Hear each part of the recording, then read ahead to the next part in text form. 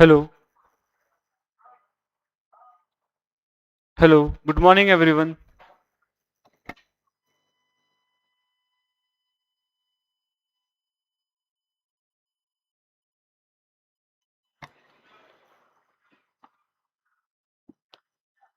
Respected dignitaries, distinguished keynote speaker, faculty members, and my dear participants. A very warm welcome to day 2 of SmartCon 2026. कल का दिन विचारों, शोध और ज्ञान के आदान प्रदान का एक अद्भुत मंच था और आज हम सभी उसी बौद्धिक यात्रा का आगे का सफर तय करेंगे। ज्ञान की यात्रा कभी समाप्त नहीं होती। हर नया प्रश्न हमें एक नई सोच और नई खोज की ओर ले जाता है। SmartCon 2026, the international conference on role of AI in shaping scientific research, emerging tools, evolving trends, and transforming impact, brings together researchers, academicians, professionals, innovators, and young minds to explore the rapidly evolving relationship between artificial intelligence and scientific research. Research begins with curiosity, but it reaches new horizons through innovation. So, once again, a very warm welcome to all the distinguished speakers and the dignitaries. तो आइए बिना किसी विलंब के हम ज्ञान और संवाद के नवाचार से परिपूर्ण डे 2 ऑफ स्मार्ट 2026 का शुभारंभ करते हैं। I am delighted to introduce our first keynote speaker, Dr. Max Caruso, sir. Thank you. It's a pleasure to be here. Can you So, hear it is me? now time to begin the intellectual session of the day.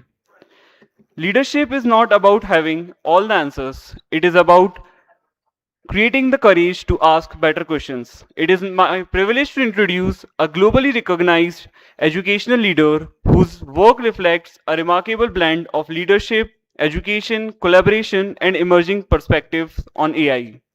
Dr. Max Caruso has been recognized amongst the top 50 leaders in the world by CIO Today magazine. He is the co-principal of Wuxi United International School, Shanghai, and the founder principal of Luma Executive Coaching Consultancy.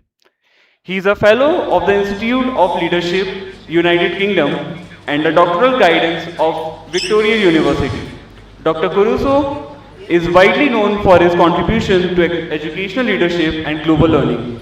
His work focuses on building cultures of collaboration, understanding the cognitive and AI related challenges in education and fostering the concept of ancient resonance, a deeper connection between civilizations that enriches our understanding of teaching, learning, and human flourishing. So, ladies and gentlemen, with immense pleasure and great respect, I invite our distinguished key speaker, Dr. Max Caruso, to please address the gathering and share his valuable insights with all of us. A huge round of applause for Dr. Max Caruso, sir. Over to you, sir. Thank you so much. Can you hear me? Can you hear me? Yes, sir. Right, thank you very much. Well, what a journey we have had this morning just getting to this point. Thank you all so very much for your patience in connecting. It's been very, very difficult as we know, but it's my great honour and my great pleasure to be with you today. So, good morning everybody. I want to begin indeed by thanking the organising committee of JNCT Professional University for the warm invitation to be here today. It is a genuine honour to address this distinguished gathering of researchers, academicians, industry professionals and students at this MPCT sponsored international conference on the role of AI in shaping scientific research. Today I want to explore a question that sits beneath all the technical discussions about AI. What happens to the human being at the centre of all this change? My talk is titled From Cognitive Crisis to Cognitive Resilience, the human behind the researcher. I will suggest that the path forward lies not in the technological solutions alone, but in the fundamental reorientation of research culture toward human judgment, cognitive resilience, and the development of what I call the human behind the researcher. May I have the next slide, please?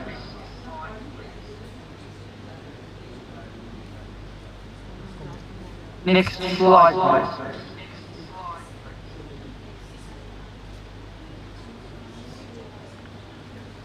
So, where does wisdom begin? Could we move on to the next slide, please?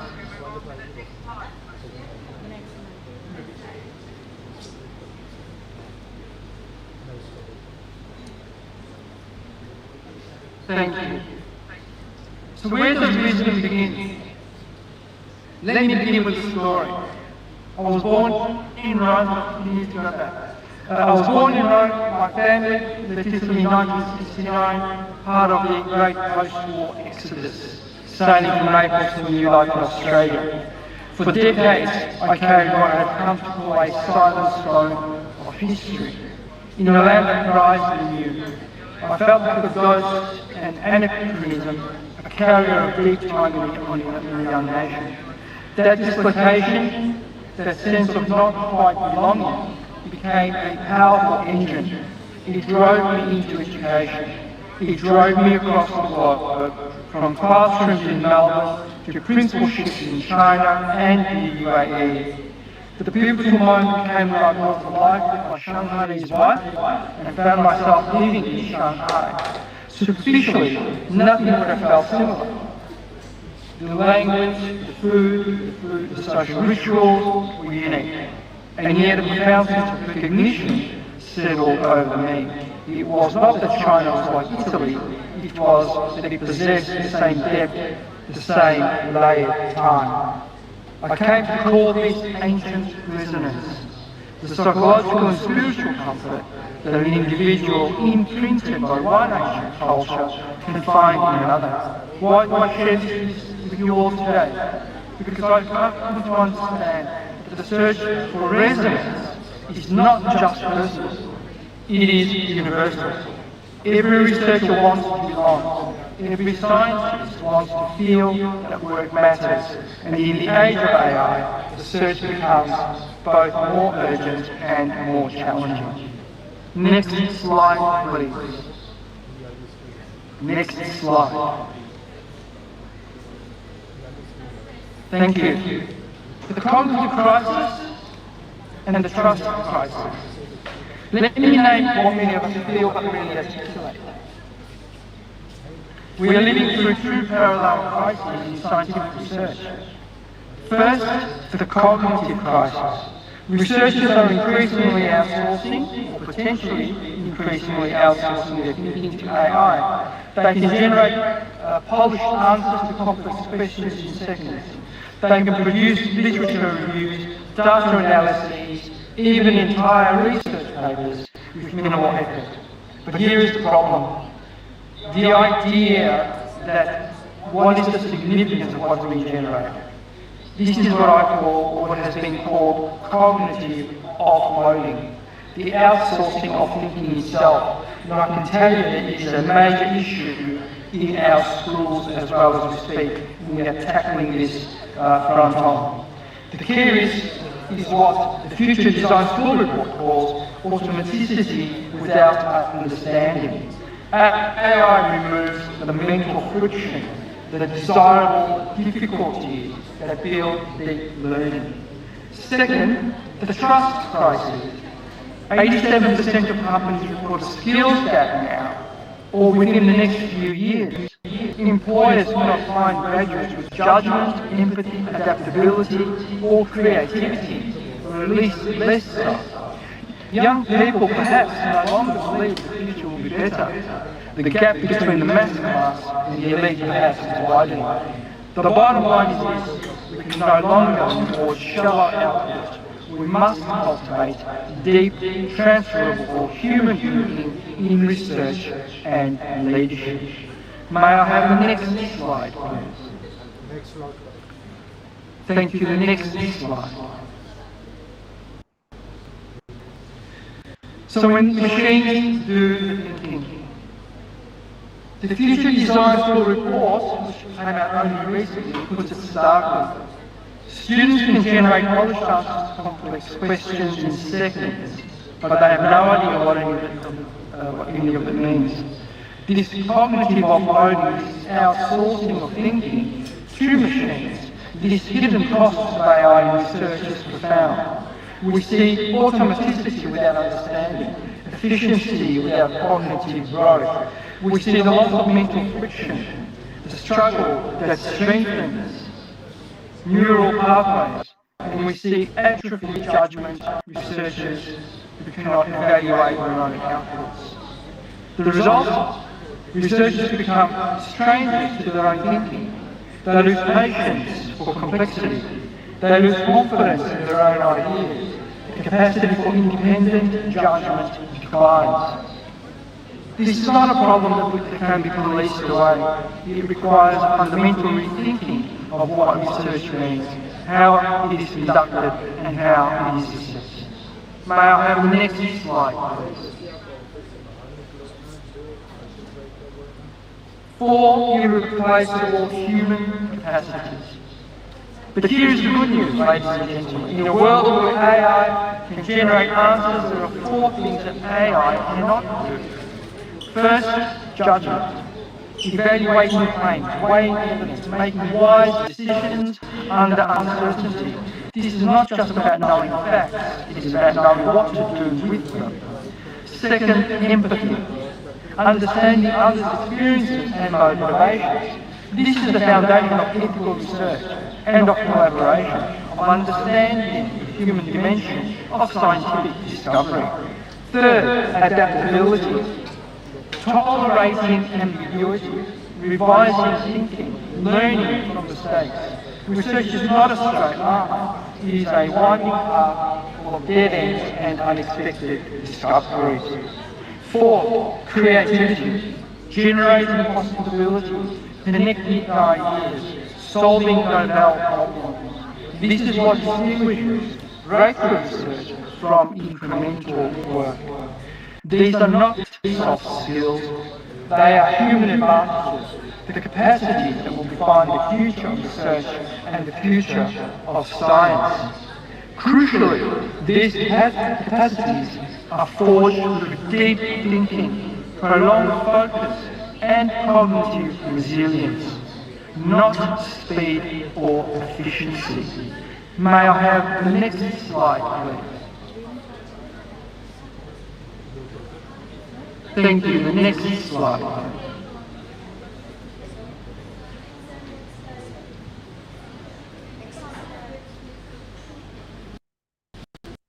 Thank you so much. 6 human qualities in artistic research mentorship.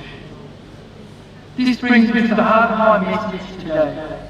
I've been deeply influenced by the work of Claire Pedrick and Sia Baldelli in their book, The Human Behind the Coach. Their central insight is simple but profound. Artful coaching is not about doing better techniques, it is about being more human.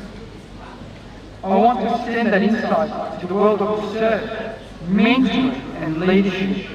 What have we thought about the human behind the researcher? Drawing on their framework, I want to offer 6 human qualities that underpin artful research mentoring. First, silence. Yes, silence is so important. Silence is where the real work begins. In research mentoring, silence creates space for researchers to think deeply, to wait for insights to emerge, to process complex ideas without interruption.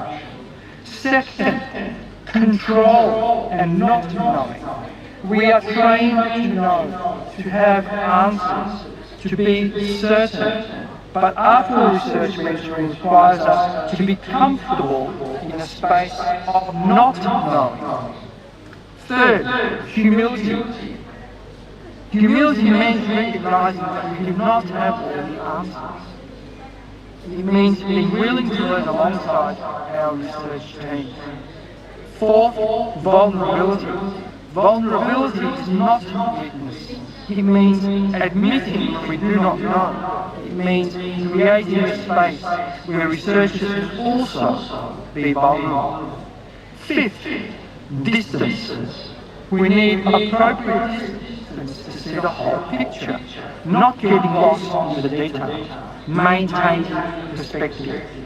Sixth, courage and insight. Courage to take intellectual risks. Courage to pursue difficult questions. And insight.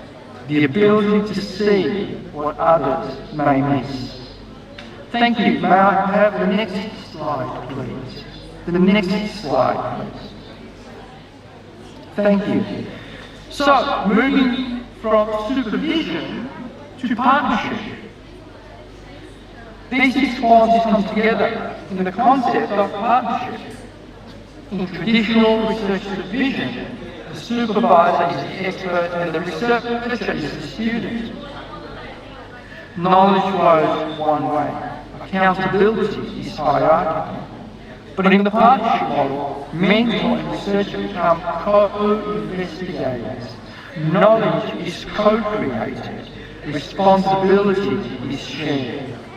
Key principles for research partnership will include the concept of right sizing, agreeing on what works need to be done, how and how we will know it is complete, checking in, frequent, gentle recalibration to ensure that we remain in sync, a shared responsibility.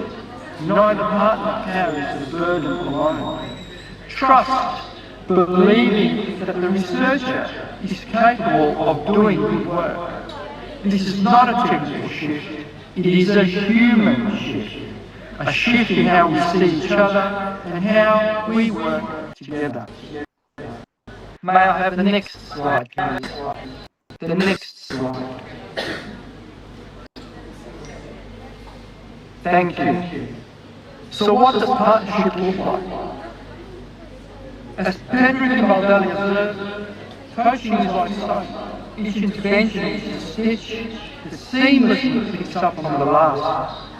Each intervention is not a new and disconnected question. It gently moves the conversation forward, connecting back to their previous answer. In research mentoring, partnership means listening for what is not being said. Let me repeat that. It means listening for what is not being said. It means allowing silence for insights to form. It means moving with the researcher, not ahead of them. It means creating conditions for thinking and not thinking for them. The most important moment in any mentoring conversation is the space between the answer and the next question. That transitional moment, that pause, is where the deepest learning happens. May I have the next slide, please? The next slide. Thank you. I have been working with Baldwin Gill's work since my early working as a master's student in the middle 1990s. This formidable research by Baldwin and Gill continues to be applicable today, and in fact, Baldwin and Gill themselves continue to update their research. So we're up to, I believe, the 8th edition of their seminal work. So Baldwin Gill's four frames and applying the concept of the four frames to research. Their four-frame theory offers a powerful lens for understanding how AI is reshaping potential research institutions. The four-frame team briefly, structural frame, focuses on research infrastructures, laboratories, data management, role, policies and procedures. AI integration requires rethinking these structures.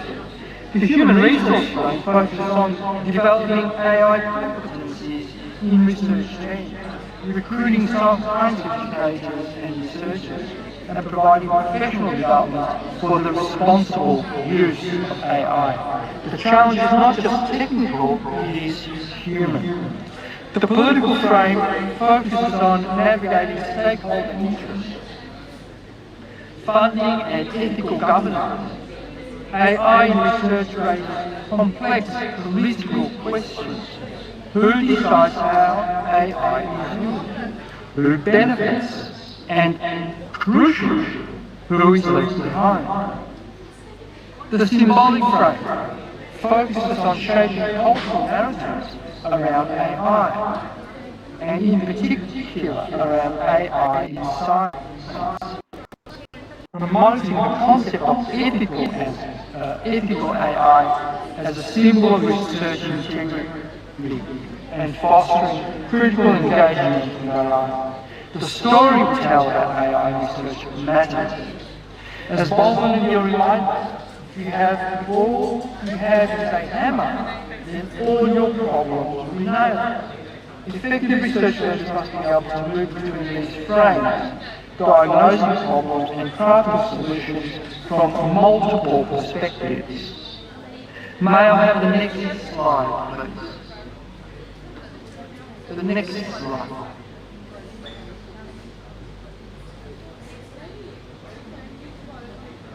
Thank you.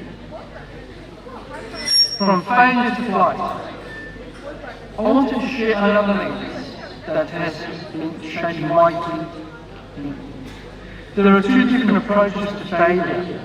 The Apollo 13 approach, I'm sure you all are aware of the story of Apollo 13, and the SpaceX approach. They are certainly very much in the news as we speak. But in Apollo 13, failure is an external threat to be overcome by rigid structures and unwavering belief.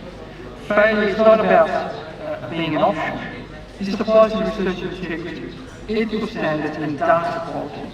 We must have zero tolerance for failure in this area. But in SpaceX, failure is an internal tool to be harnessed for rapid learning and breakthrough innovation. Elon Musk says, if you are not failing, you are not innovating enough. This applies to hypothesis generation, experimental design, and methodological innovation. The overlap exists in both approaches. Failure is not a multi-frame response is required. As research leaders, we must hold both mindsets simultaneously. We must be architects of structure, coaches of human potential, diplomats of competing interests, and storytellers of meaning. May I have the next slide, please? The next slide. Thank you. Building cognitive resilience in research. 4 pillars. How do we build cognitive resilience in research? I'm proposing 4 pillars. First, project-based research. Real-world problems extended in time. Interdisciplinary collaboration. Research that matters is research that connects to the world beyond the laboratory. Second, slow, effortful thinking. Protocols that require sitting with uncertainty and deep analysis. In a world that prizes speed, we must deliberately slow down. Third, memory and retrieval practice. Low-stakes physics, spaced repetition, brain dumps. Memory is not obsolete in the age of search techniques. It is the foundation of reasoning. Fourth, metacognition, metacognitive reflection. Weekly reflections, research journals, before, during, after thinking frames. Metacognition is thinking about thinking, as you know, and it is the capacity to notice our own cognitive processes. Delivered, I made the following statement. The deepest road is not forward, it is downward into your own roots. In other words, that deep personal reflection that we should engage in. May I have the next slide, please? The next slide. Thank you. Rethinking research evaluation. If we are to cultivate cognitive resilience, we must rethink how are we assessing. Traditional final product assessment, a researcher can generate a polished paper in seconds. What are we actually assessing? The alternative is journey-based assessment, which triangulates evidence from observations, conversations, and products over time. It values the research journey over the endpoint. Integrity is secured through design, not detection. It makes thinking visible. It requires process, documentation, assess reasoning, and not just results. This is not about catching researchers out. It is about empowering them to show what they truly know and can do. Next slide, please. Next slide, please. Thank you. What AI cannot do is science. Let me return to the 4 human advantages and explore what they mean for research. Judgment, evaluating claims and evidence, making wise decisions under uncertainty, understanding context and nuance. Empathy, understanding the human dimension of research. Ethical decision making, building trust in research communities. Adaptability, tolerating ambiguity, revising thinking, learning from mistakes. Creativity, generating novel research questions, connecting problems that don't yet exist. As I like to say, AI provides answers, but researchers must ask the right questions. Reflective practice ensures AI's discovery and not the other way around. May I have the next slide, please? The next slide. Thank you. Building a culture of cognitive resilience. So what can research leaders do? Let me offer, I hope, what is a practical framework. First, start with why. Revisit your research mission and vision. What is the purpose of your research? Second, protect deep thinking time. If cognitive resilience matters, protect the time, embed it in research schedules. Third, make thinking visible. Require process documentation. Ask researchers to explore not just the destination. Model constructive doubt. Show your research team that uncertainty is not weakness, it is the beginning of wisdom. Fifth, create safe spaces for failure. Celebrate productive failure. Normalise iteration and revision. Sixth, invest in human development. Develop AI fluency, mutually exclusive. May I have the next slide, please?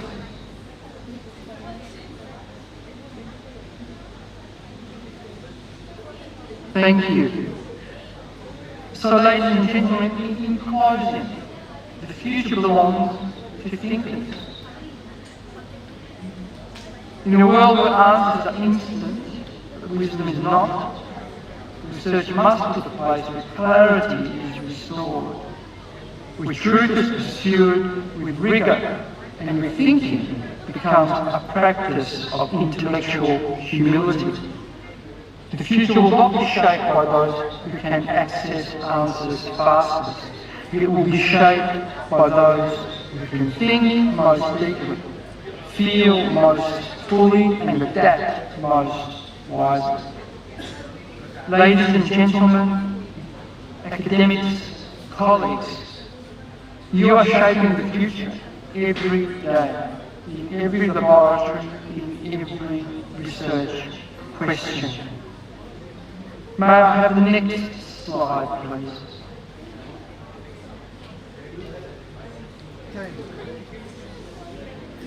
Thank you. In closing, before we move to questions, if you have any, let me leave you with this thought. I've come to understand that every human being wants to belong. Every human being wants to feel that their work matters. Every human being wants to be a part of something larger than themselves. So as researchers, we have the joy of creating that something. We create it in our laboratories, we create it in our research teams, we create it in the moments, we create it in the private conversations between colleagues sharing what works. You are the architect of your research culture. You are the storytellers. You are the ones who breathe life into the symbol. This lovely quote, the interplay and emotional exchange between people, culture and education results in unique lives. Ladies and gentlemen, thank you. Io imparo means I learn. We learn together. Thank you very much. Thank you so much, Dr. Max Caruso, sir, for your truly inspiring and thought-provoking session.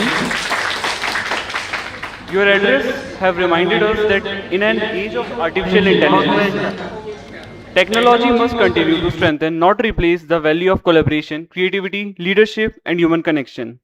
Technology may change the tools of learning, but wisdom will always shape its purpose. So, thank you once again, sir, for sharing your valuable perspectives and enriching SmartCon 2026 with your presence. Let's have one more big round of applause for the sir. Thank you. One day I hope to visit you in person. Thank you, sir. Now, I am delighted to introduce our second keynote Thank you. speaker Bye bye. of day two. Yes, sir.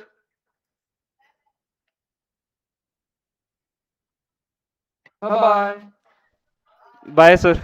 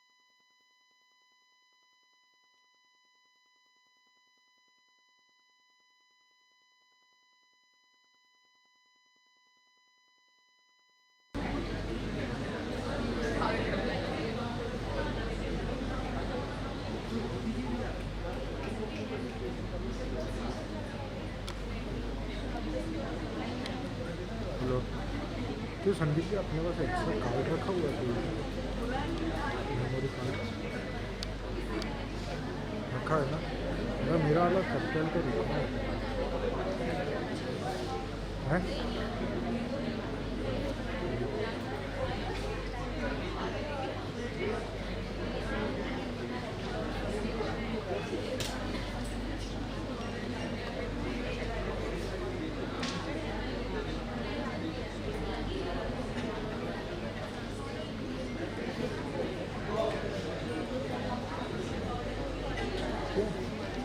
अब ये बताओ किसी और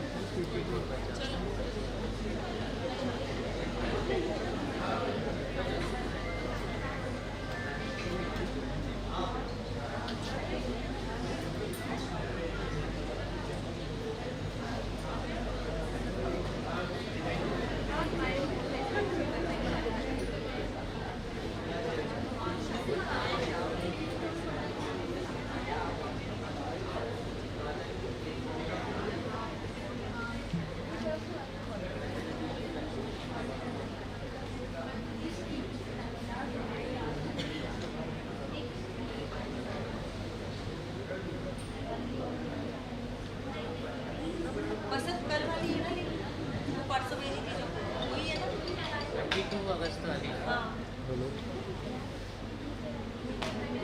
hello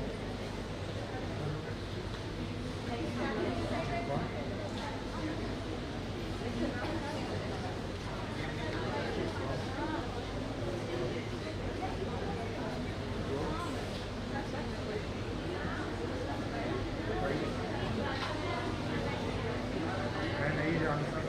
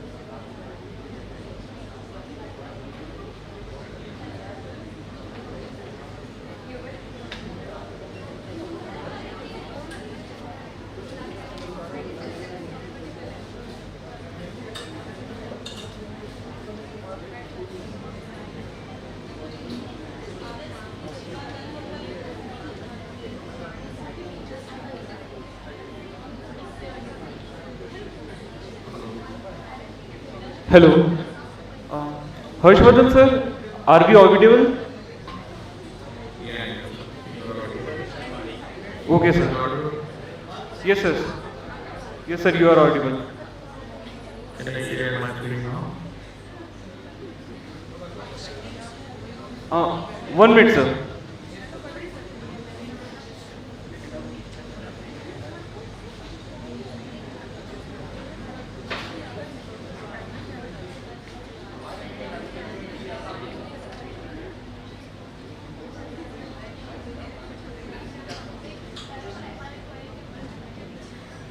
So once again guys, we are now beginning with the keynote speaker session of our second speaker, Dr. Harshvardhan Tiwari sir. So research has no borders. When ideas travel, innovation grows.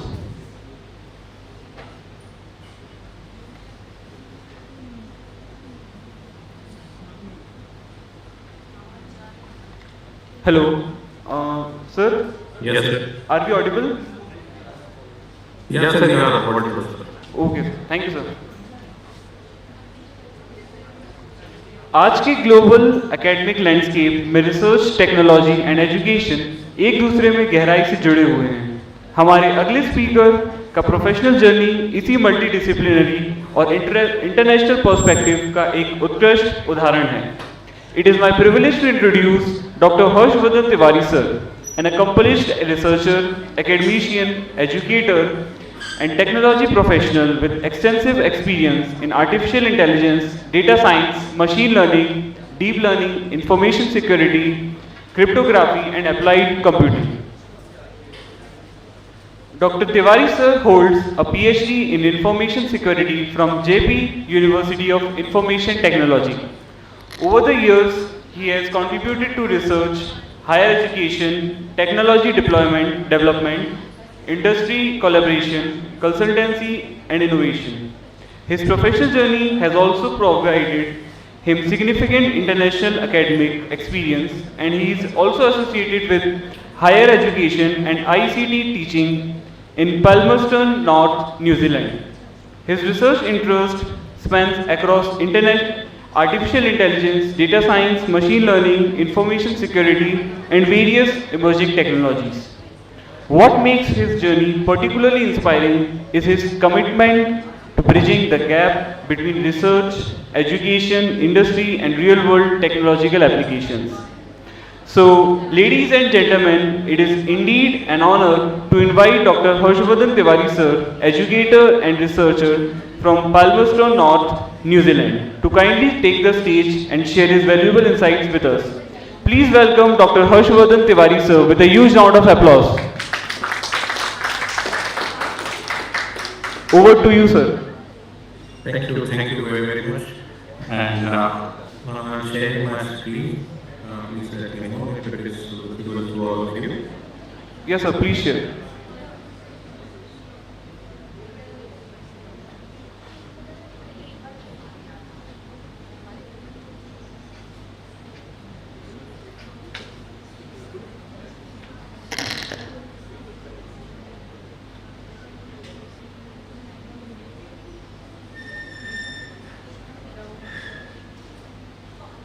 Is my screen visible?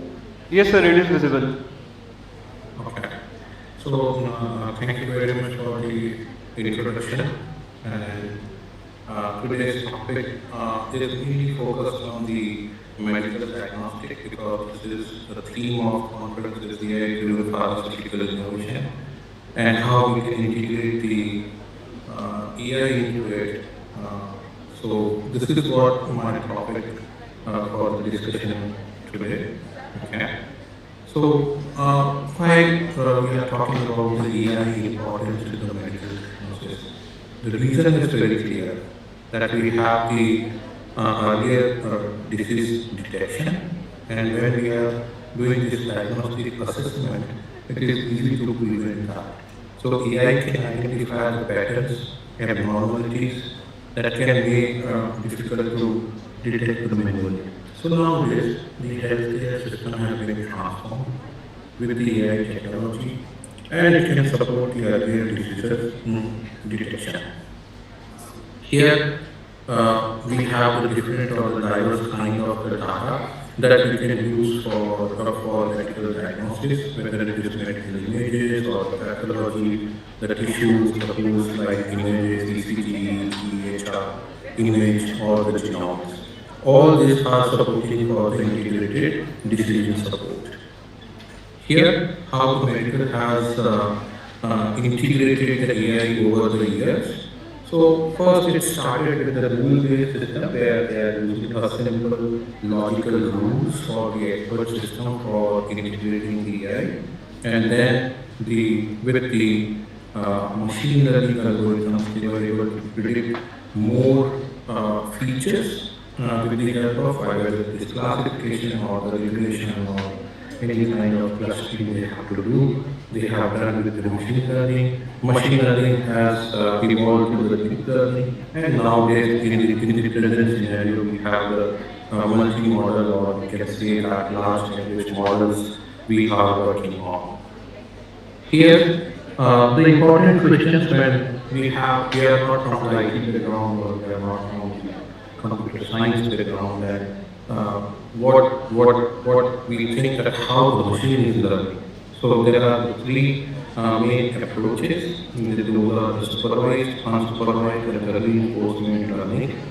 So what happens that when you have the examples and those labeled examples when you are using for identifying the diagnosis, whether it is the X-ray or the occurrence of a disease, whether a person is diabetic or not, or the pneumonia is there or not. This kind of supervised learning, when you have the examples, you have the existing examples for that or the historical data you have, then you can use the supervised one.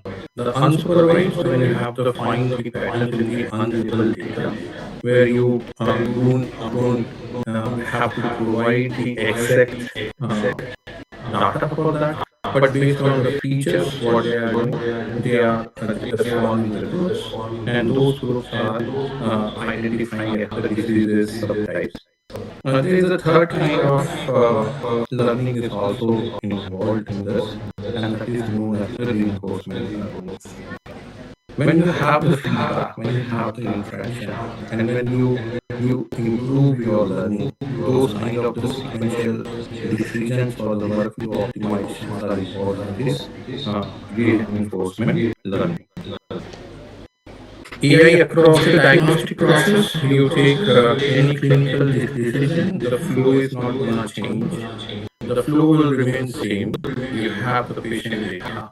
The data preparation you have to do, no data is clean, and if you are fortunate, then only you will get the such clean data, but you will have to clean that, and that's what known as the data preparation, applying AI or the AI models and the prediction, validate whether the predictions are correct or not, and then you can use that decision making or the clinical interpretation of the predictions what they have provided. Here, anyone can build the AI diagnostic system.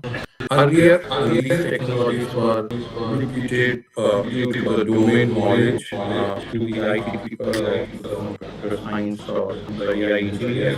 But nowadays, uh, with the no code platforms or the no code logics, anyone can build the AI diagnostic system, and I think this will bring a drastic change in the way the people are thinking about the AI. They can have their clinical problem.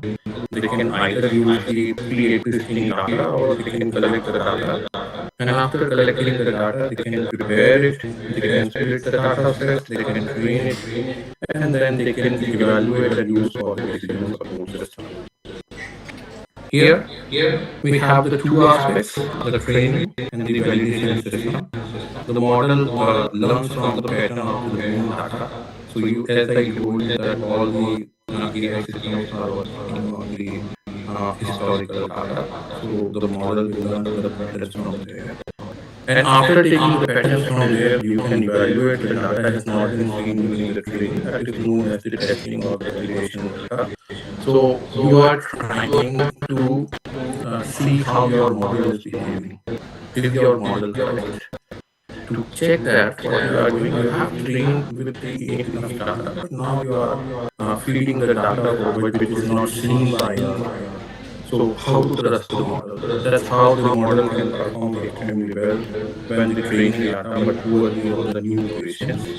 So such things or the such challenges are there, and those are coming under the underfitting or the overtraining. So here, when we are using it, so key question nowadays has come like, can the model generalize beyond the data used to build it? That's what we have to see next. So here, one simple example is given that neural network, that is the I should say the next evolvement of the machine learning models, where you have the not only the numbers or the numerical features for that, you can have your images, or nowadays there is the natural language processing also you can do. So you can provide your X-ray, MRI, then you will have some input layers, and some number of hidden layers, and they will process and they will generate the required output.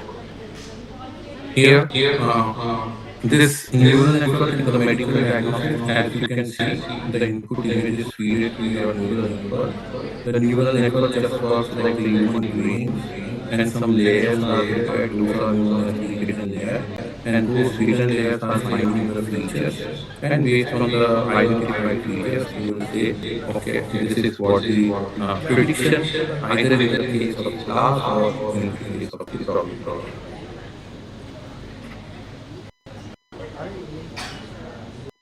There are some evaluation methods because we cannot trust models blindly. So those are known as sensitivity, specificity, the precision we call ROCPC, and those are dealing with that how well does the model identify the people who have the disease, or how the model identify people who do not have the disease, or what the patient predicted positive, how many actually are positive, and did the model identify the correct actual positives or not.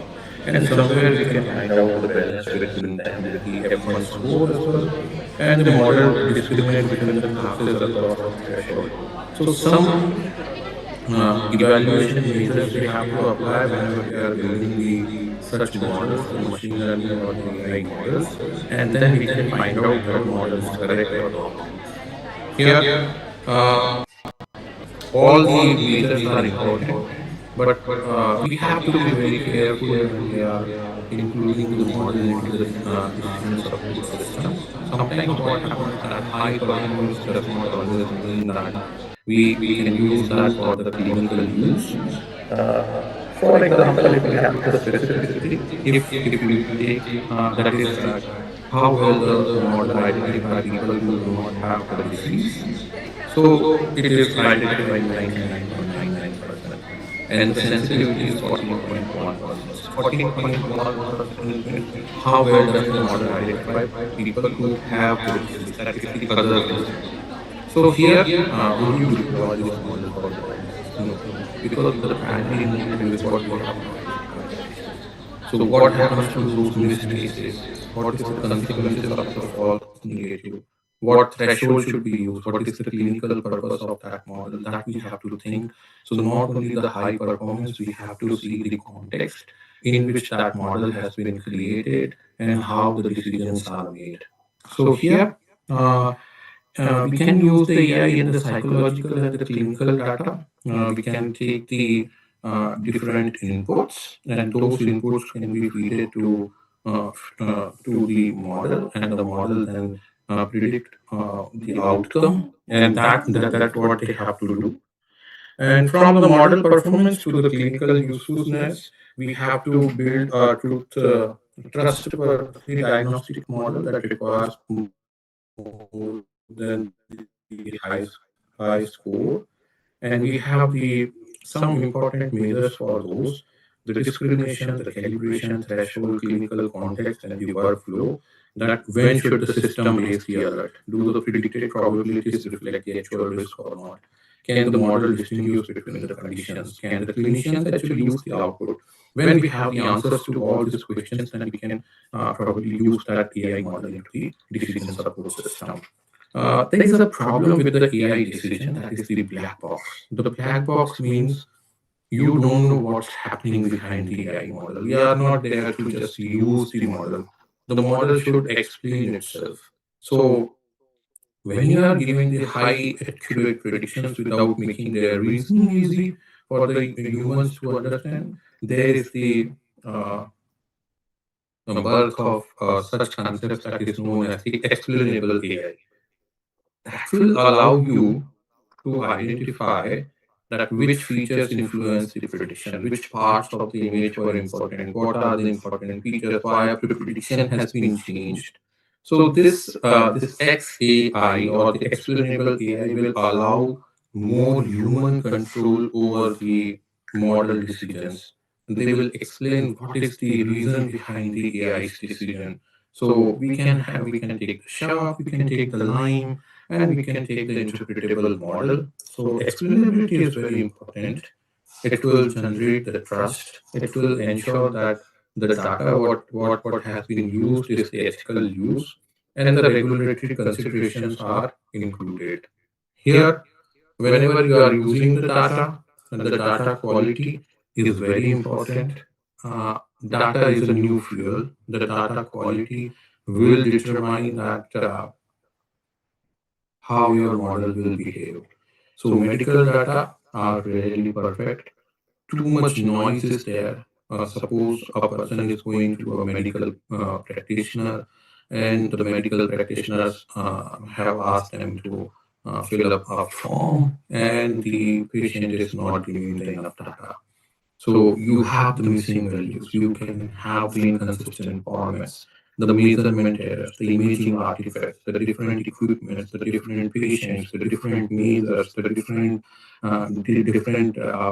formats, incomplete labels. All these are the problems where we have to deal with the data quality. So make sure when you are considering the AI model alone cannot predict the data. It only depends on the quality of the data. If the quality of the data is not there, the prediction of the AI model will not be good. So, before giving the data to the model, you need to clean that, normalize them. You have to bring that to the general or the scale, the feature preparation, feature importance, the quality checking you have to perform. There are few challenges related with the AI models, and those are bias, generalizability, the model drift, the interoperability, and human factors. When you are training the data, you have to check that are you not missing any kind of the patient population? Are you missing on some classes? If suppose there are the three or four classes, and the one or the two classes have the more samples than the other samples, then the class imbalance problem could be there. A model trained on one population may perform differently elsewhere. The performance can decline as population practices and diseases, the prevalence changes. Data may fragmented across the system, and the clinician need the understandable, usable, and the trustworthy AI output. So bias and interoperability, the human factors, the generalizability, how well you can apply that to the other situations that you have to think of. So mitigation to all these challenges is the external validation you can see with the other data, multi-site testing you have to perform, what are the calibrated ways you can apply to those and control the model updates, and clinical integration and the governance is very important. So you have to include some governance like the EU, the European Union has brought to the Europe.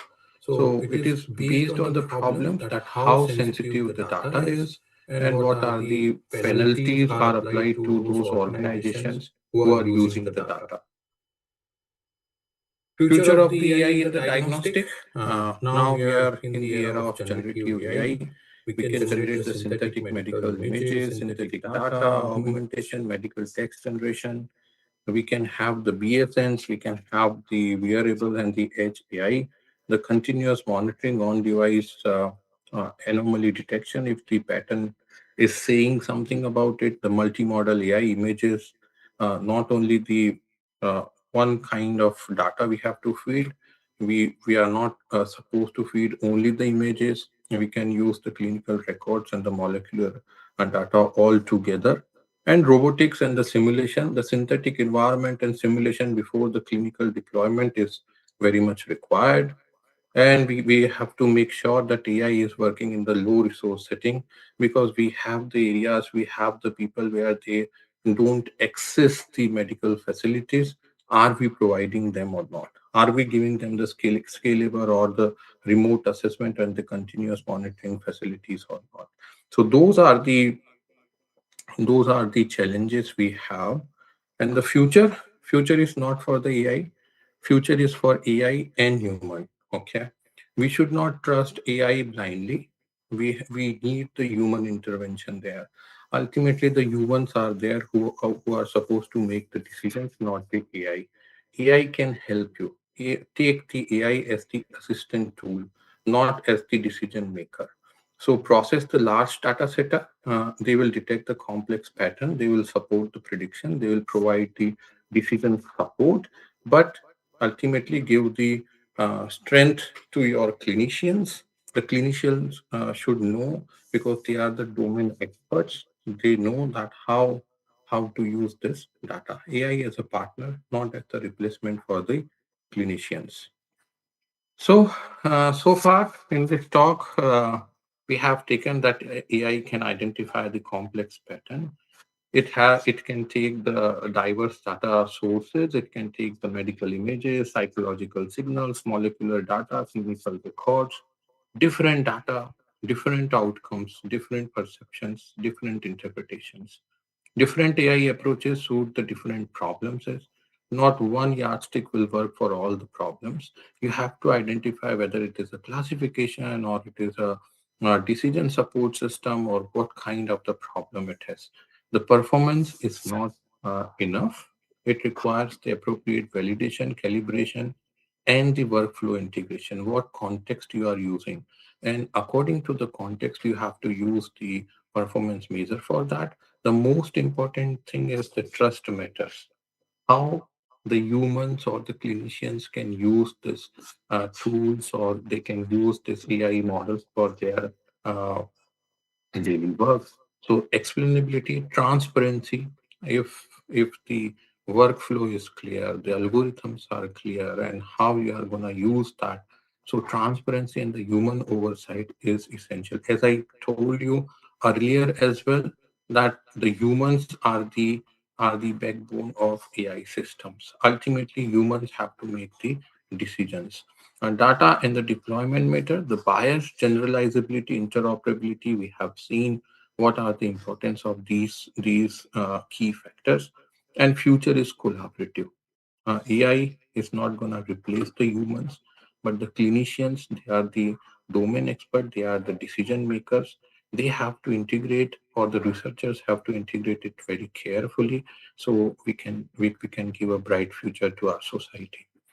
Thank you very much. If you have any questions, please do let me know. Thank you, sir. From the audience side, do you have any question? Anyone want to ask something? You can ask.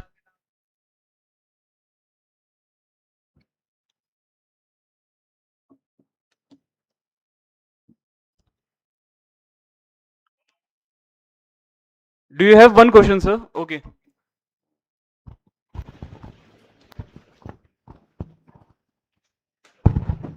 Hello. Hello. Good morning, sir. Myself. Hello. Yeah, sir. Good morning, sir. Myself, Dr. Venkat Suresh.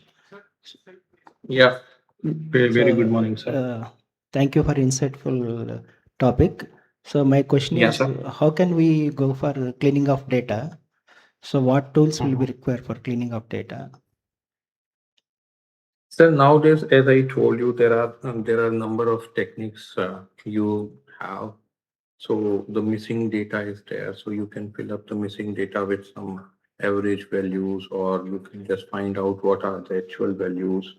If the data is in the different range, suppose you are collecting the feature for the diabetes prediction, and you have the two features, and the one feature is the age. So normally the age will be from 1 to 100. Okay, if I take, and if you want to take any other feature like salary, that will go in thousands.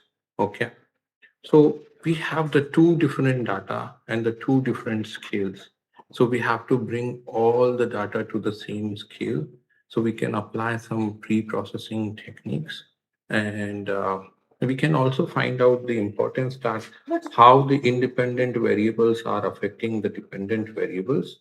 So those data cleaning we can apply. So data consistency, the duplications, the cleaning, the format, all this stuff are required for for the data cleaning. But as I told you, now you don't have to worry about the data cleaning and all things because these are the rules of data scientist or the data analyst, but not everyone can become the data scientist. So you can use the low code or the no code platform where you can synthesize the data and you can apply the data cleaning techniques. You can make your own pipeline and the system will automatically perform those stuff. Thank you, sir. Thank you. Thank you. Thank you, sir. Okay. Any other question from the audience side? Anyone want to ask something? Or we should continue? Okay. I think there is no more questions. So thank you so much, Dr. Harshvardhan Tiwari, sir, for such an insightful and Thank inspiring you. session. Your journey Thank you across very much. research, education, industry, artificial intelligence, and emerging technologies truly demonstrates the importance of interdisciplinary learning and global collaboration. A Thank meaningful you very much. innovation is not measured only by its complexity, but by the positivity changes it creates. So, thank you once again, sir, for your valuable time Thank you. and Thank you. It's contribution my to. privilege to talk to your conference because I'm is it is like feeling home to me. So thank you very much for inviting me and giving this opportunity. Thank All you, the sir. best for all participants. Yeah. A huge round of applause for sir. So here we are continuing our presentations. All the students or the participants will be called one by one in the conference room. Till then we all have to sit here.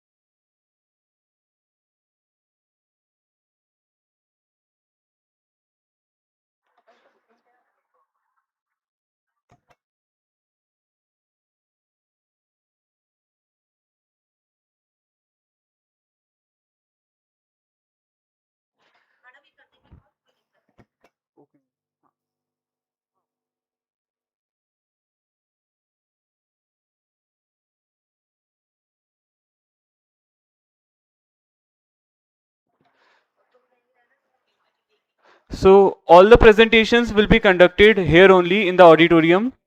Soon we will begin it in a sequence and that would be announced by the Priyanka ma'am. Okay? Thank you.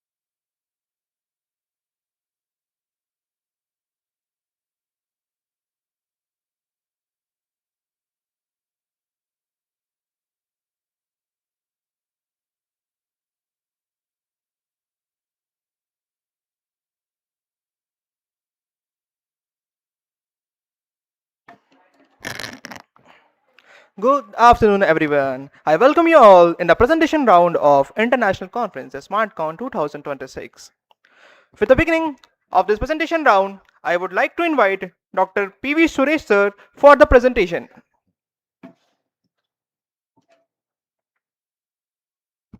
Please present कर दीजिएगा.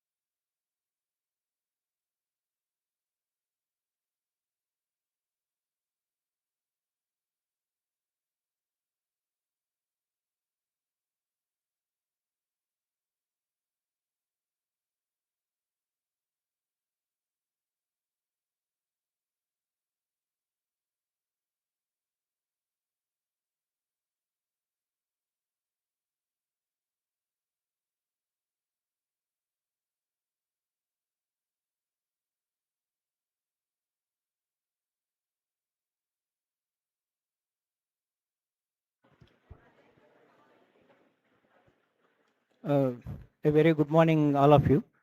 So it's my privilege to interact with you as well as to present my research work on development and validation of calorimetric device and estimating the protein content in herbal samples. So myself, Dr. Venkat Suresh Punnuru. So I am working as a professor in Department of Pharmaceutical Sciences, Department of Pharmaceutical Analysis. So the main motto of this research work is, so nowadays most of the pharmaceutical analytical samples were analyzed by using of routine samples analysis were analyzed by using of UV spectrophotometer. So in general, the UV spectrophotometer means it requires a huge expense. So if you take any manufacturer like Shimadju or any other type of manufacturer, so we need to invest around up to 8 lakhs or 9 lakhs. So apart from that, it requires a uh, maintenance as well as training, as well as the space will be occupied. So the main thing is, so if you want to analyze any samples by using of this EV spectrophotometer, so we need to bring the samples to the laboratory and we need to analyze. So based upon the remarks, so we have designed one of the device so that can analyze the samples where the samples has been present. That means it can be used work as a field analysis where the samples has been present. Like for example, if any clinical diagnosis, if you want to analyze the cholesterol levels, serum levels, as well as if you want to analyze any water testing, so we can take this device directly. It's like a pocket device. We can place this device in a pocket, and where the sample can be analyzed, in that place we can take it as a device. That is the advantage. So next slide, please. So these are the basic objectives. The main objective is design of a device and whether the device is working correctly or not, validating the device, and after that applying the device to the real samples. Like we estimated the protein content in some of the herbal samples. These are the three main steps involved in the research work. Next slide. Next slide, please. Next slide. So these are the few of the advantages of the design device. So it is an economical as well as, so why it is economical means, so the total cost of this equipment is the device is around 5 to 6,000. So most of the what are the parts we have used for designing of the device, which is available in the Amazon market. So we have procured all these assembled devices and we assembled that and we make the device. So the total cost is around 5 to 6,000, and it is also related to the sustainability also. So economical and sustainable. So why it is sustainable means because so it requires less power consumption. That does not require any electrical. It is a inbuilt rechargeable battery, as well as it can be take to the field analysis, and it consumes very less carbon load. That means carbon emission will be very less comparing with that of routine analytical equipments. That is the one of the advantage of this device. So next slide. So this is the operating instructions of this device. So if you observe that red color, so that red color name is called as a M5 stick. So this stick is already, it is in inbuilt, contains a rechargeable as well as USB port device. So it will be available in the Amazon market. So we have purchased that device, and to device we have connected a sensor. So that sensor will be connected to the device, and apart from that we have designed one black body. So to place this device inside of the black body, that black body has been printed by using of a 3D printer. So what is the use of this black body means? To hold the entire M5 stick. So M5 stick is nothing but like a processor. So how we are using the CPU, so how it controls the entire system in the same way. So the application of this that red color M5 stick is useful for data processing, displaying, as well as it will give the long duration. So up to 3 to 4 hours, it will maintain the power inside of the device. That means it contains inbuilt rechargeable battery, as well as it will useful for displaying purpose, as well as it will decode the what are the data has been given by the sensor. That is the purpose of this device. So it is a LED screen, that color screen you can observe, it contains a LED screen. So this device has been placed inside of the black body. That black body has been, we have printed by using of a 3D printer. The 3D printer will be designed that black body. So why you have taken only the black body means because so it will stop the external sources like sunlight or tube light, like a stray light we can call as a stray light. So it will stop the external source of light inside to the device, and it will not allow the light which has been given by the sensor. So generally here we are having the one more different types of accessories are there. In that one is a sensor. Sensor will be act like a detector. So it will having one LED light. So when the power is switched on, automatically the LED light, it will pass the light to the sample. So that sample, that light will be passed on to the sample, and sample will absorb depending upon the concentration, and remaining it will reach to the sensor. So that sensor will sense the how much amount of light has been given by the sample, and it will again send the data to the M5 stick. So M5 stick is like a main body, like a heart. So it like a process the digital data into the numerical data. How we are observing that data, that will be processed by a M5 stick. So these are the major accessories which are present in the device. So it contains a buttons, one black button A and button B. So button A is useful for for selecting of main functions. So majorly 90% of functions will be operated by using of a button B. So when button A we have to use means when you are inbuilting any softwares, during that time we require a button B. But button A is useful for selecting of a wavelength. So we can select the wavelength from 400 to 800 nanometers. That is the advantage of this button B. And M5 stick is also having one main button, M5 stick button, that is a switch off and switch on the device. In front, it is a front view. So this is the operating steps involved in the device. Next slide, please. So these are the accessories what we designed for making of a device.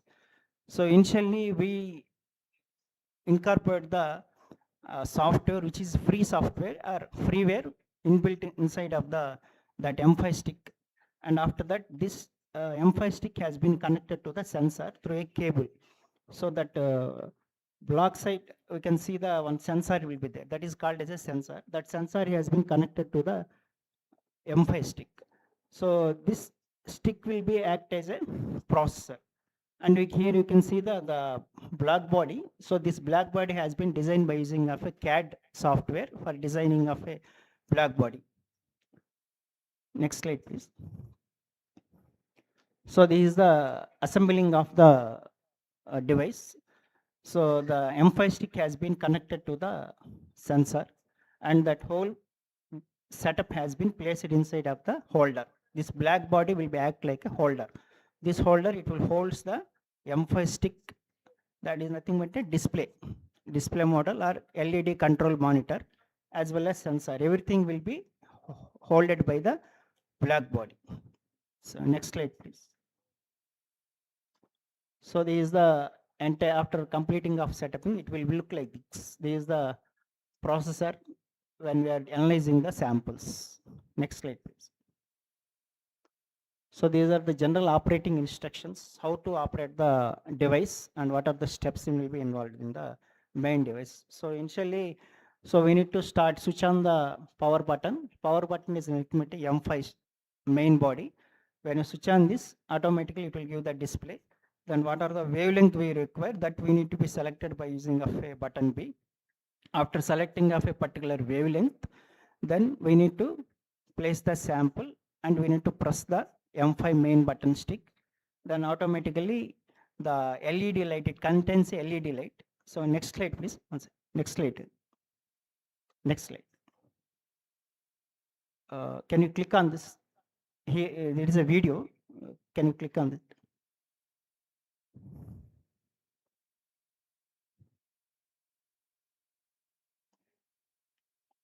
So these are the operator steps involved in the analyzing of samples by using of a device. So that is the power B. Then we need to select a wavelength. So after selecting, we have some gain and integration term. Those are the inbuilt settings. So once you have setting the operation, then automatically it will the light will get illuminated and sample will be absorbed, and within fraction of seconds the absorbance will be detected by the equipment. This is the process involved in the device. So next slide, please.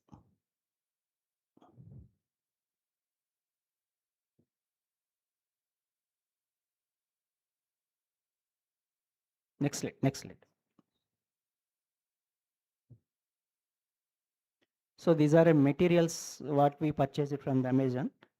So one is M5 stick. It is readily available. So it cost around 1500. And spectral sensor.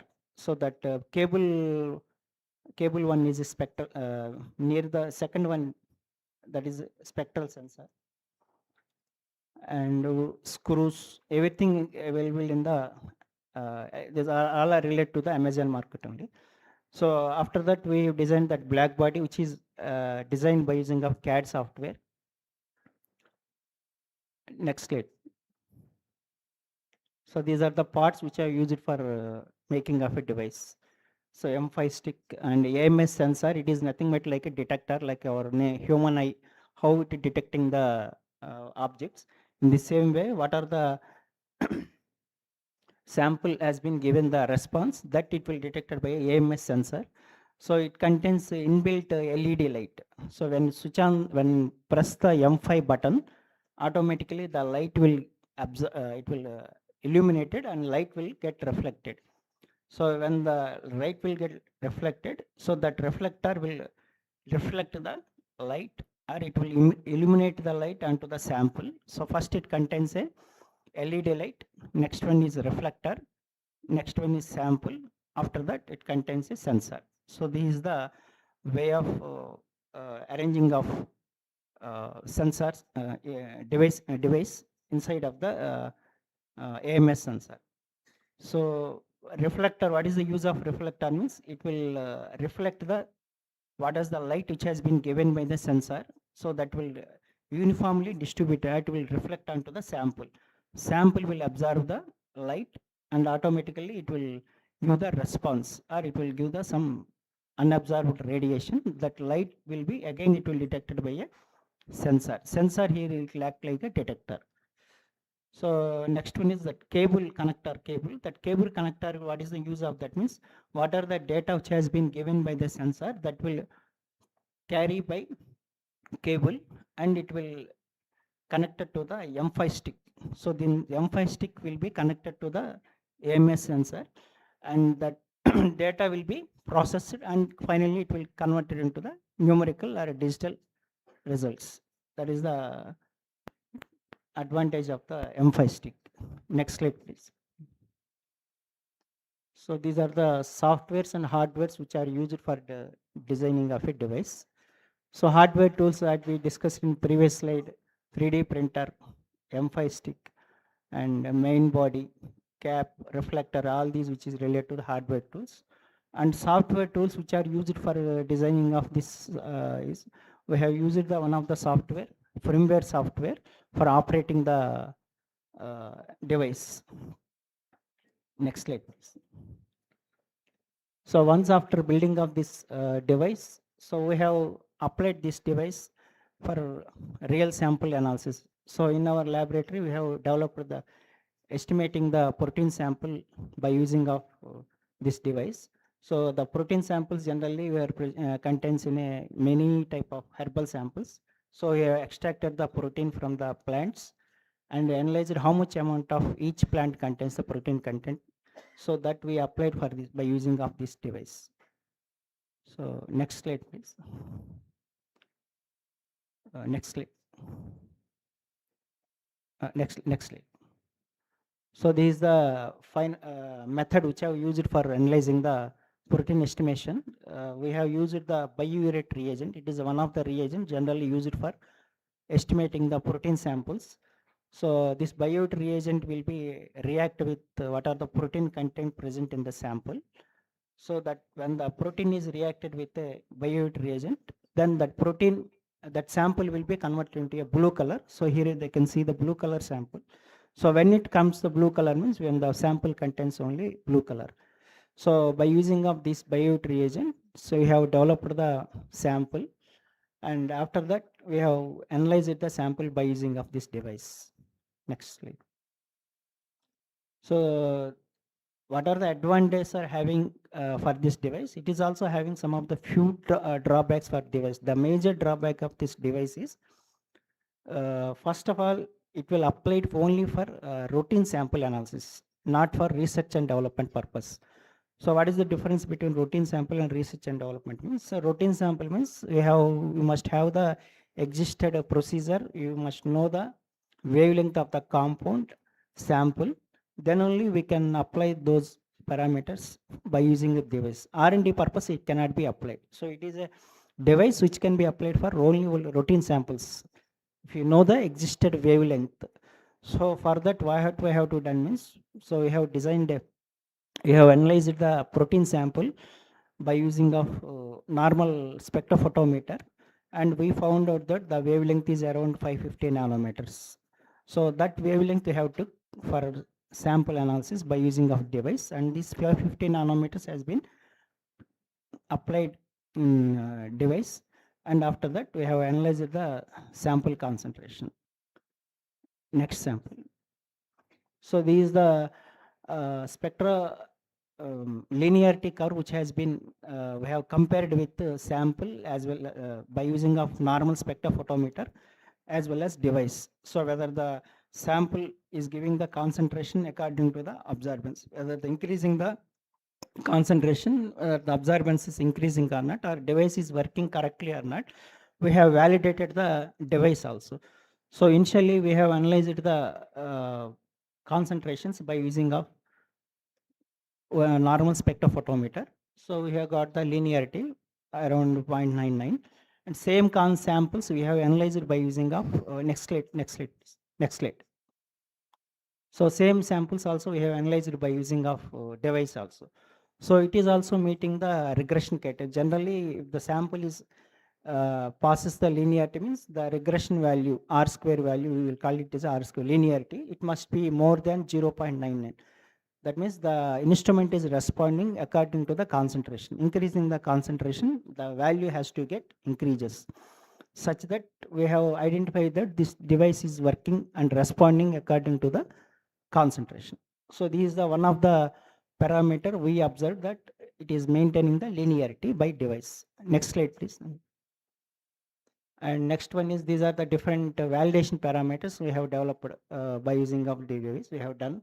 So most of the parameters are meeting the criteria, acceptance criteria, linearity, system suitability, accuracy. Next slide. Next.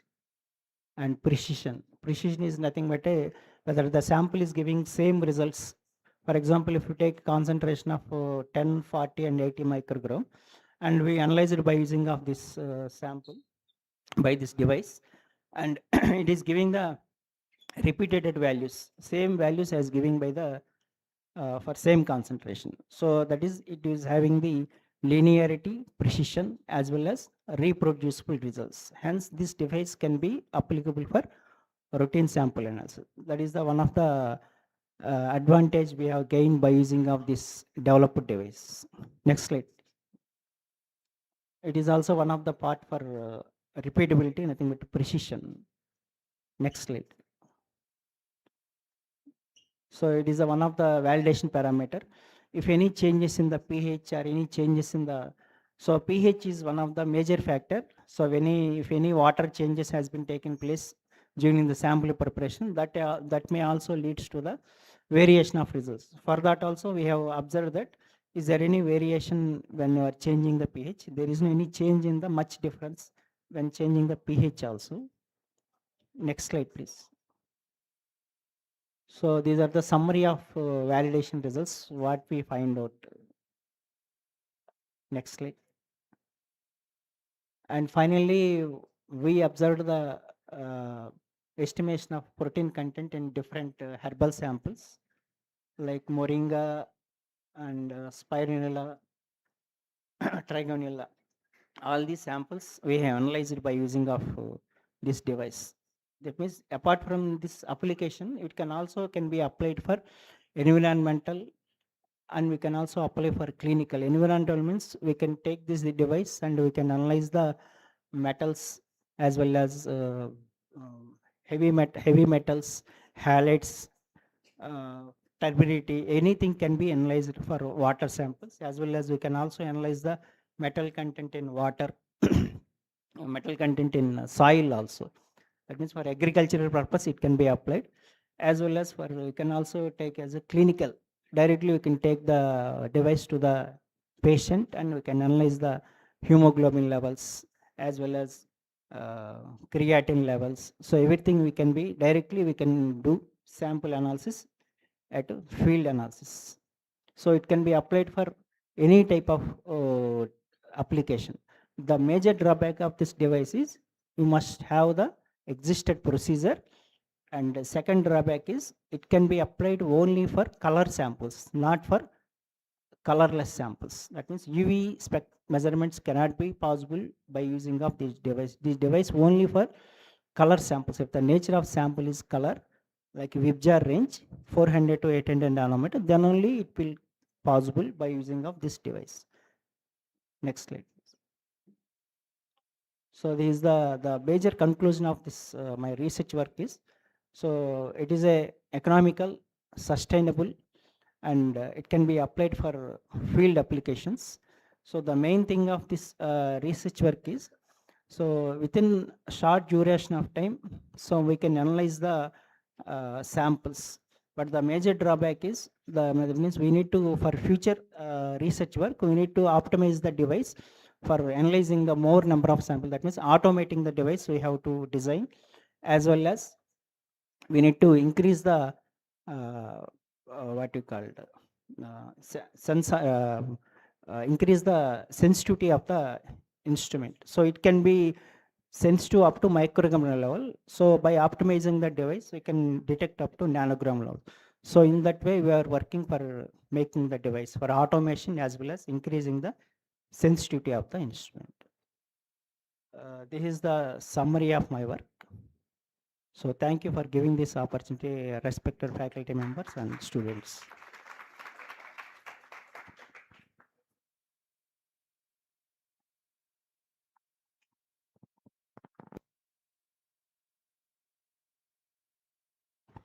Thank you so much, Dr. P.B. Suresh, sir.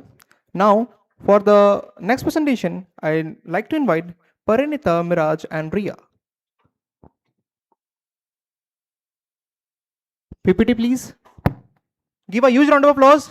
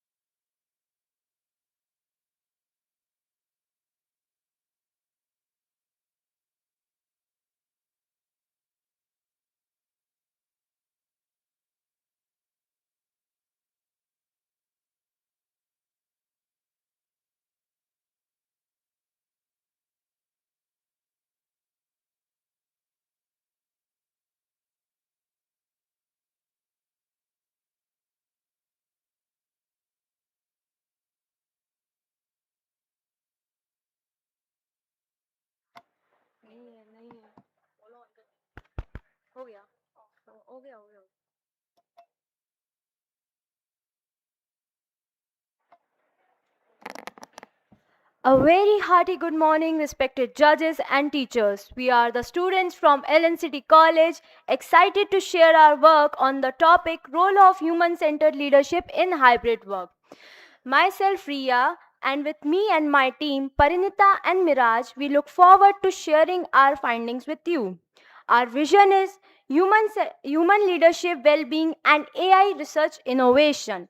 Our main focus is the challenges come on digital culture and AI transformation in hybrid work environment. Next slide, please.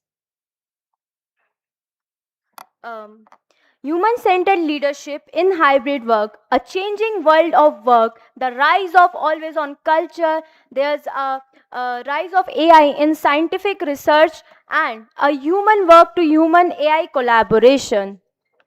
Next slide. Always on culture. As we all know, in our today's environment, in our corporate world, there are the two scenarios were going on. One is always on culture, which is we basically called a digital transformation, which is going on. And one which scenario is right now is going on is AI transformation. What are people used to say digital and AI are the same thing, but not. It's a very a thin line difference used to have. In always on culture, there's a digital connectivity, constant availability, blood boundaries basically when an employee has to become with where he or she cannot find their time between personal and professional scenario. Work life imbalance, definitely.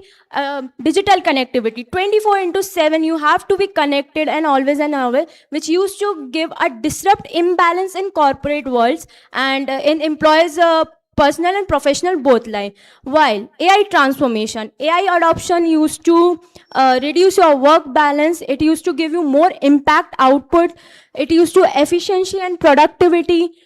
Dependence bias ethical concerns are there related to our data, but the need for human oversight, as we all said, AI hai job to le hi lega, but actually not. We know, and this is the myth, this is a very big myth, AI never going to snatch your job. Yes, we used to say जहां हम 5 लोग काम करते थे आज शायद 3 की जरूरत पड़ती है, बट येट हमें ह्यूमंस की भी जरूरत है जो एआई को वॉच करेगा, उसको अंडरस्टैंड करेगा. So research gap, existing research focus, identification gap are research focus.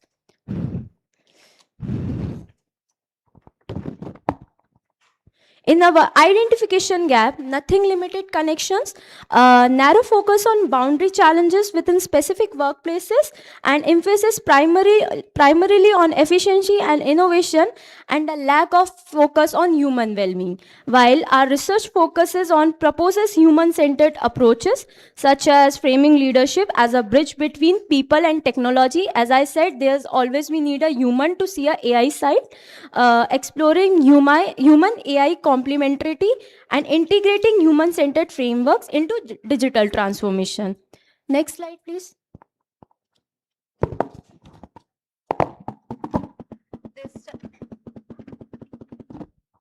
This study focuses on the changing relationship between technology, work, and human well being. The first objective is to examine how the shift towards hybrid work and continuous digital connectivity can contribute an always on work culture and affect work life balance.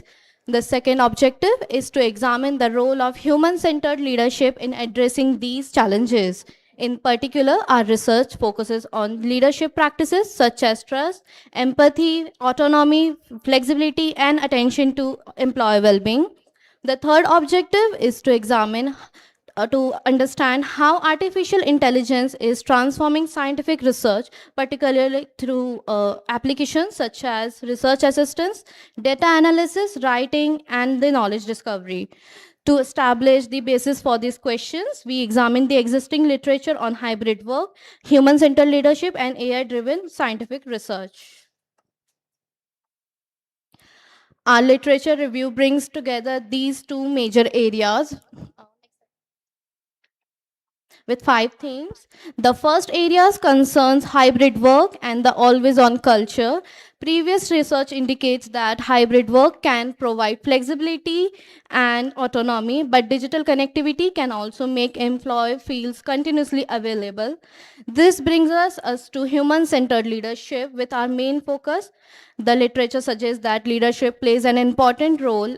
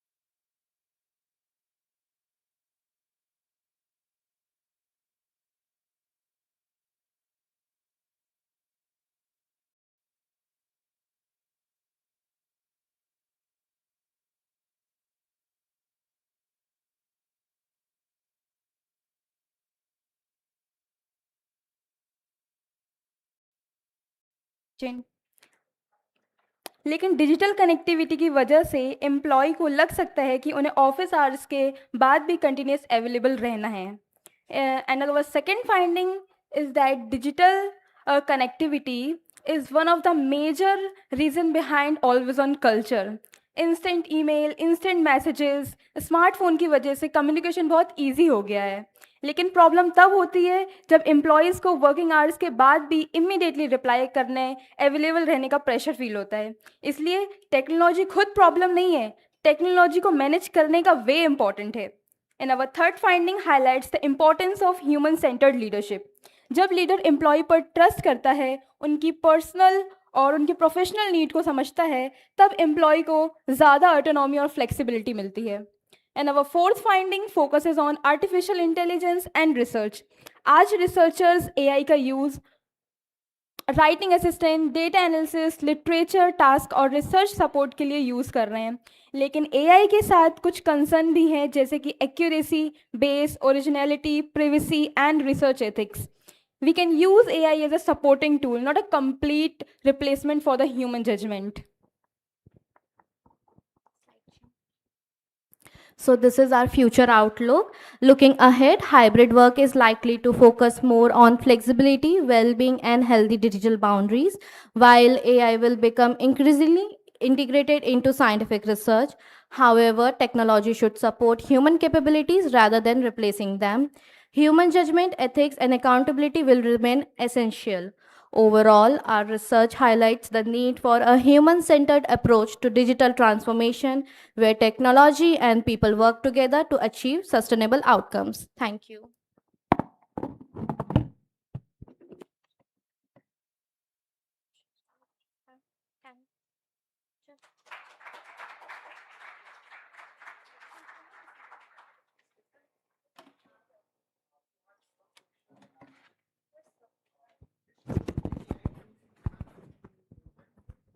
Which AI tools? Yes, sir.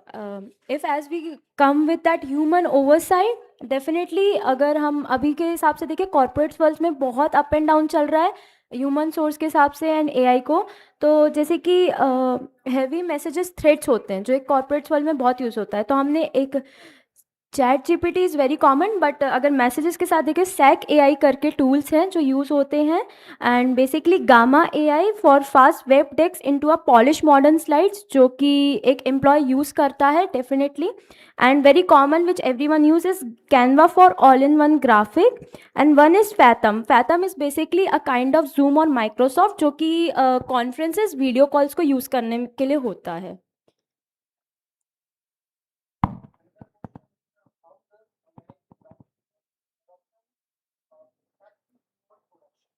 How does AI affect human production? इसको देना. Sir, for example, in this not, but if we see like human productions को कैसे है, जैसे कि human productions को कैसे वो इफेक्ट कर रहा है, जो हमारी जनरेशन बाय जनरेशन है. जैसे कि हमारी जनरेशन को अब एआई की टेक्नोलॉजी है, बट येट जो हमसे अडल्ट हैं, जो हमसे बड़े हैं in the age between of 30 above, तो कहीं ना कहीं सब कंप्यूटर्स जानते हैं, बट येट अभी बहुत से लोग एआई के टूल से इतने वो नहीं हुए फ्लरिश्ड कि हमें आता है. कहीं ना कहीं वो चीज़ इफ़ेक्ट कर रही है बहुत ज़्यादा कि एआई एज आई सेड कि पहले 5 काम करते थे, आज वहीं 2 काम करते हैं. तो कहीं ना कहीं वो इसलिए इफेक्ट करता है, एआई एज एक बर्डन कम कर रहा है, और लोग उससे इतना नॉलेजेबल नहीं है एआई से, एंड वो उससे इतना एजुकेटेड नहीं है, कि जिस वजह से वो कहीं ना कहीं ह्यूमन पे इफेक्ट कर रहा है लोगों को, क्योंकि लोग उस चीज़ को, उसकी एजुकेशन हमें इतनी प्रॉपरली मिल नहीं रही है कहीं ना कहीं, जिससे वो ह्यूमन के रिसोर्सेज पे अफेक्ट कर रहा है अभी इस वक्त. Methodology. What is the process? We uses two methodologies is always on culture, human-centered leadership. We use the two methods, that qualitative and quantitative data through survey, interviews, real interviews, and literature.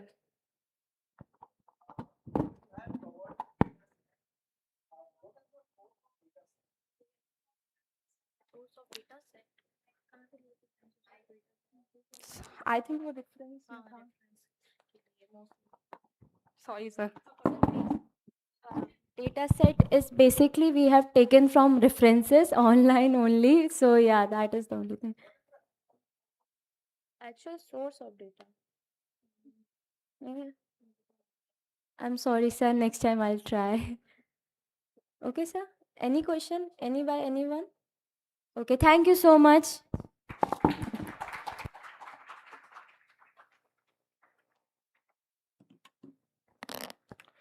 Thank you so much, guys.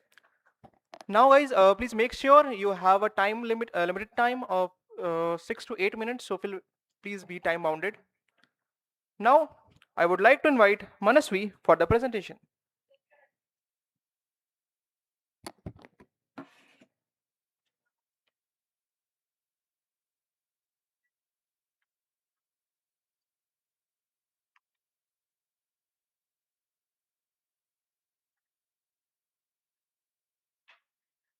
Can I have the slide, please?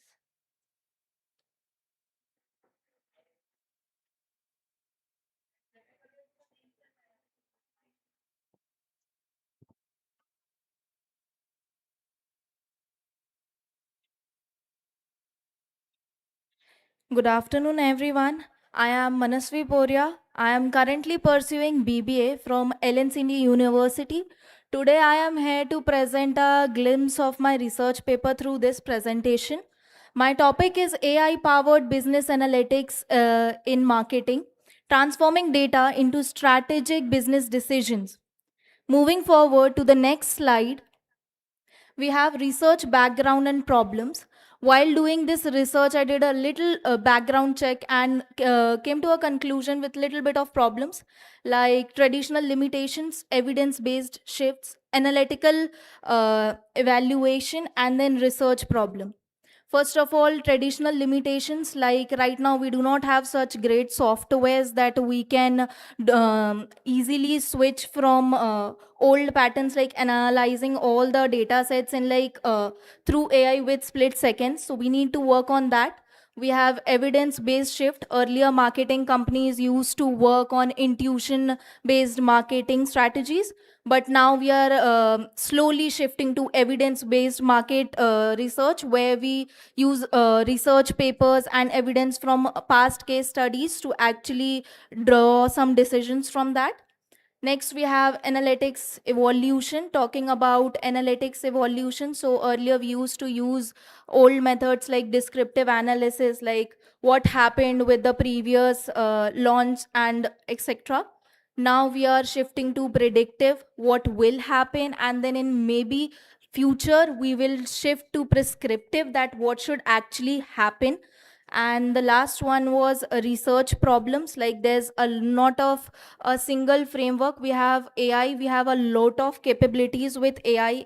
AI can do a lot more than it is doing right now. So if we draw some great softwares, if we bring some nice softwares, applications that can help marketing field, so that will be a great opportunity in the future.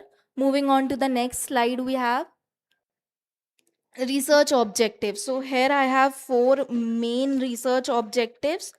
The four main research objectives. My research has four main research objectives. First, to understand how AI generate customer and market intelligence from data.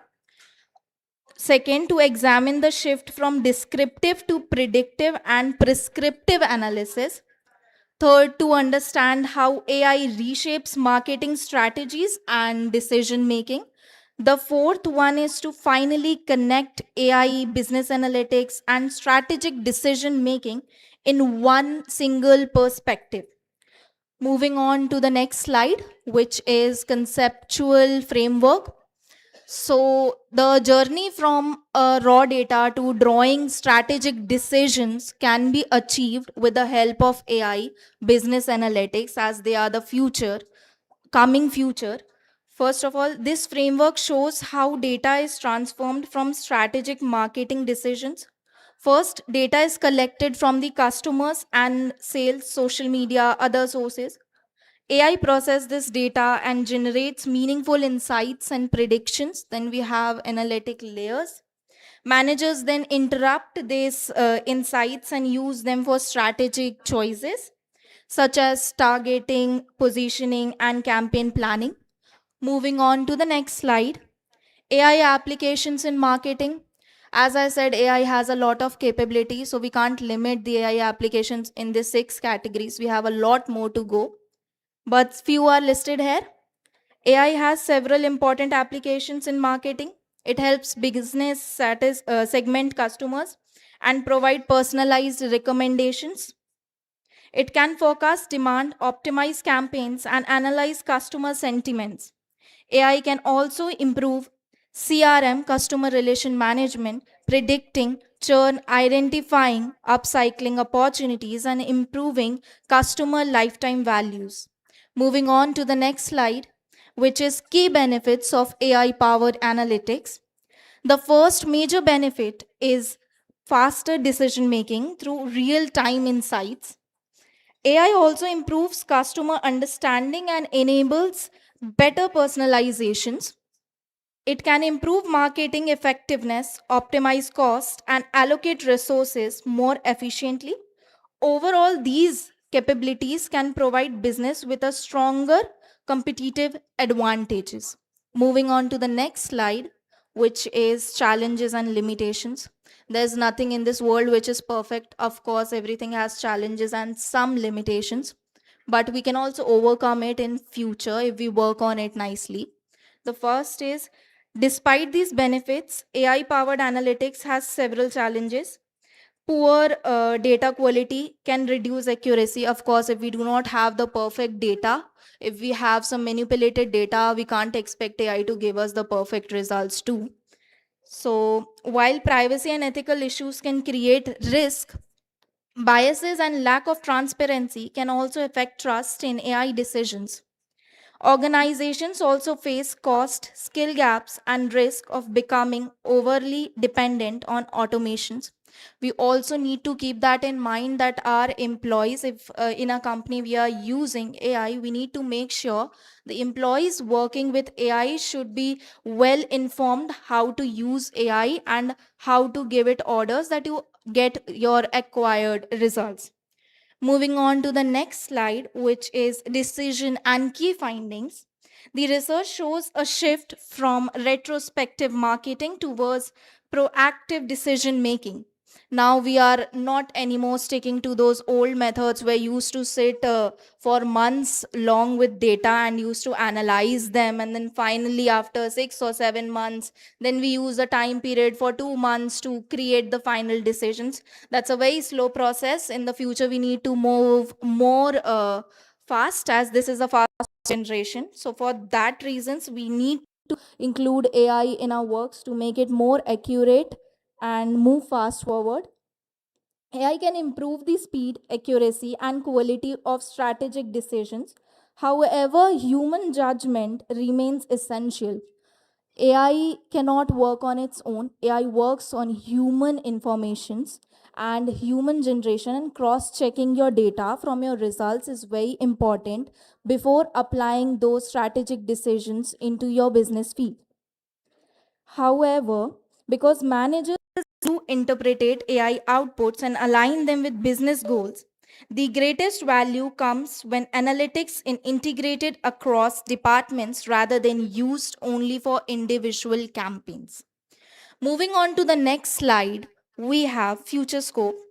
In the future generation, AI can turn analytical research into recommendations and stimulations. AI against agents may also automate repetitive data, intrusive marketing tasks, real time predictive analytics can continuously improve pricing, promotion, personalization. AI, the same time responsible and explainable, AI will become incredibly important. Last but not the least, moving forward with the conclusions. To conclude, AI powered analytics can transform marketing data into strategic insights. However, its success depends on data quality, governance, readiness, and human judgment. Businesses that combine AI insights with fast execution can achieve stronger competitive advantages. The future of marketing analytics will be more intelligent, connected, responsible, and strategically aligned. Thank you. Any questions? Yes, sir.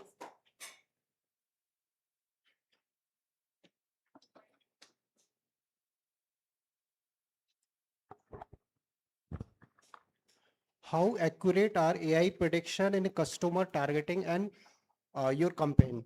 Sir, actually, AI's accuracy depends completely on the data and the environment and the situation that the company is facing currently. If you give it the correct data without any manipulations, and if your AI knows the complete situation, what's going on right now, how are your customer feedbacks, etc., that it may be pretty accurate. You have covered in your presentation. What is the difference between data and information? So data and information depends on what we have collected from customers, our knowledge. And data is a properly structured format where we write down, where we conclude all our information that we have connected in a single format. A data is always structured or unstructured. Both the So formats. structured. Are you sure? So pretty sure? Not Are you sure completely 100%? No, sir, not completely sure. And how to check the data quality and which parameters you have used in your presentation? Sir, I am sorry How for can this you one. identify? There are some parameters you have used. How to measure the data quality? So you have covered in the presentation. Yes, sir. Actually, I am a little short on this one. Okay, thank you. Thank you, sir.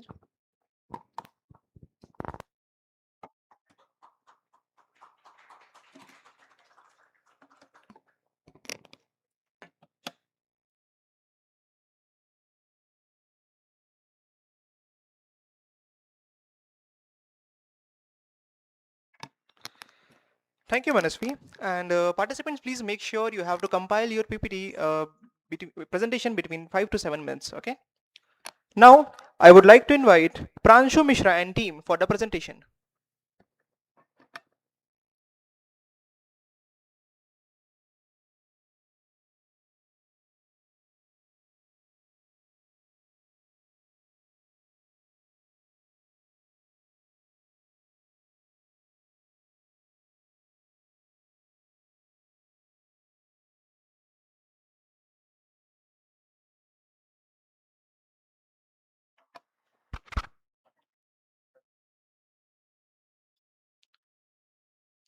So, very good afternoon, everyone present here. I am Pranshu, and this is our team, Kishore Uddar, Mahendra Singh Rajput, and Nisha Kumari. And we are a student of Bachelor's of Business Administration from LNCT University, Bhopal. So, before we begin, I want to ask you guys a simple question. How many of you made payment through UPI today? Probably most of us, right? So just think of it, scanning a QR code and making payment within a second. This shows how revolutionized the digital payment system is in India. So, digital payment completely changed the payment ecosystem in India. Technologies like UPI, QR code, card, banking, and wallet made India a majorly cashless economy. UPI, which is launched on 2016 with only 20 banks, according to a report of NPCI, which is National Payment Council of India. In financial year 2025-26, UPI already processed 24,000 crore plus transaction worth of rupees 314 lakh crore. With 700 plus bank. So our study mainly focuses on 5 to 6 questions, that how rapidly this technology is growing in India. What are the role AI, artificial intelligence, can play in this technology. Impact of this digital payment technology in MSME and contribution in startup growth. How this technology is making disruptive business model. And lastly, we will discuss about the challenges and future opportunities from this technology.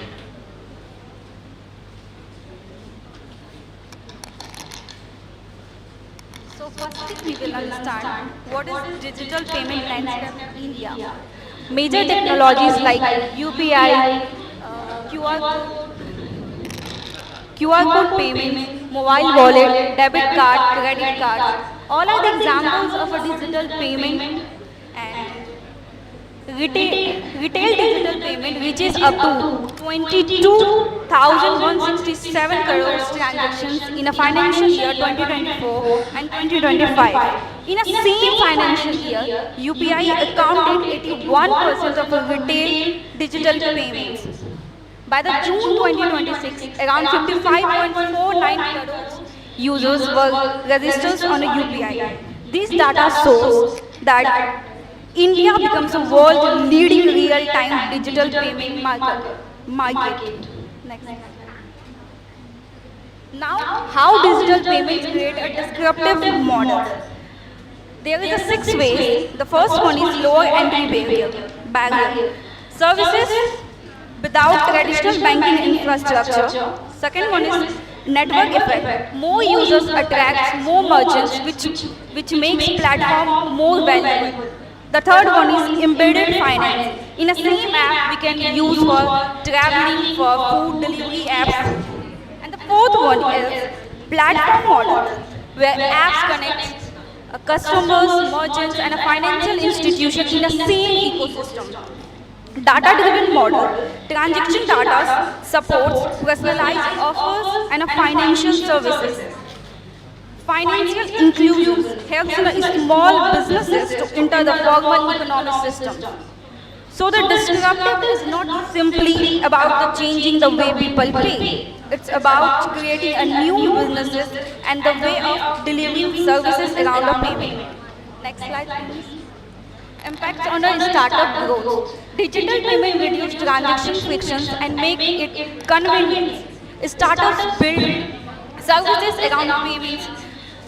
Services around payments like wealth maximization, expansion management. Example of such platforms are like Google Pay, Paytm, and many more. This type of platform helps payment faster, which helps in cash flow, which increase the cash flow and help in a wealth maximization. Payment history help creating credit scores and a lending solution. QR payments help small retailers to accept digital payment in a minimal infrastructure. So, therefore, digital payment is not only about supporting existing startups, they are also helping creating complete new business opportunities.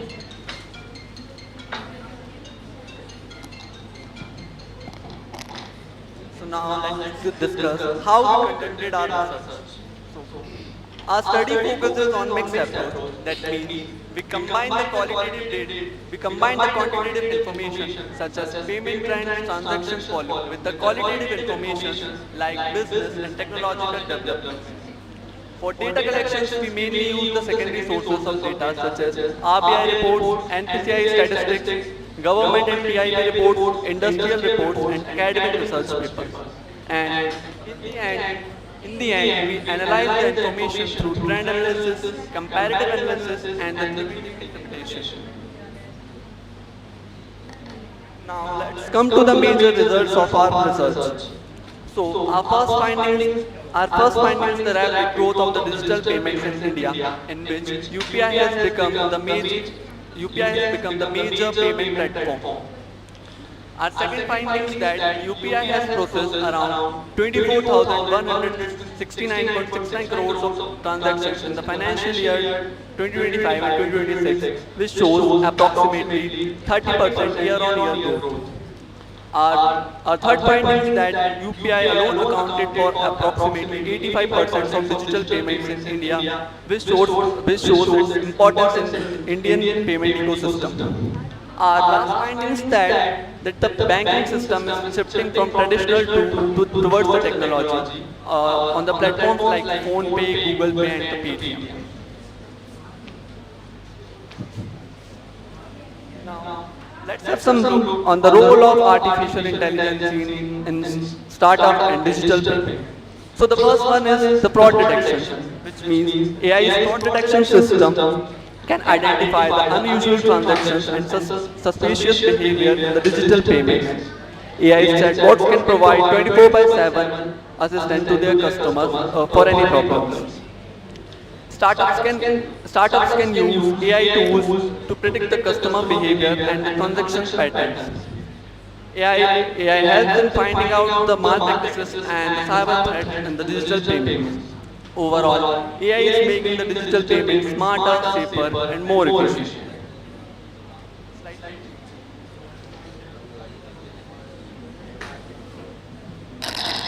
Challenges in future scope.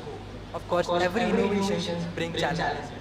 Cyber fraud, digital literacy, and connectivity. But these challenges also create opportunities through AI fraud detection, offline payments, cross-border UPI, and AI-powered lending. Conclusion. So, what does our research finally tell us? Digital payments are reducing payment friction.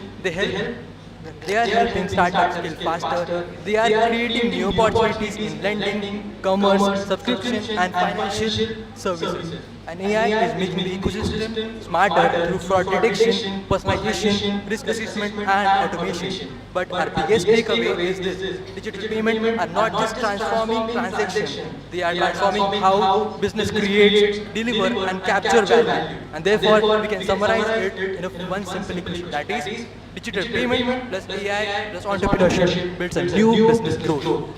Next slide. Acknowledgement. We sincerely thank RBI, NPCI, government sources, academic sources, and our faculty for providing the data, guidance, and support for this research. Thank you. I would like to end this with one thought. The biggest change brought by the digital payment is not that we can pay faster, it is that we have made it possible to build business faster. And when we combine the digital infrastructure with AI and entrepreneurship, we are not just creating a smarter payment system, we are creating a smarter, more inclusive and entrepreneurial India. Thank you. We are happy to take your questions, sir. In 2026, RBI launched a new guideline for the UPI. How to prevent the fraudsters. Suppose you have payment more than 10,000. So what is the actual guideline? 2026. Sorry, sir, we are unaware about this. Okay, we can detect by because there are something like you have said कि like 10,000 of transaction हो रहे हैं और हमें पता नहीं चल रहा कैसे तो एक तो ऐसा सकता है कि it may be a gang mafia ऐसा नहीं होगा।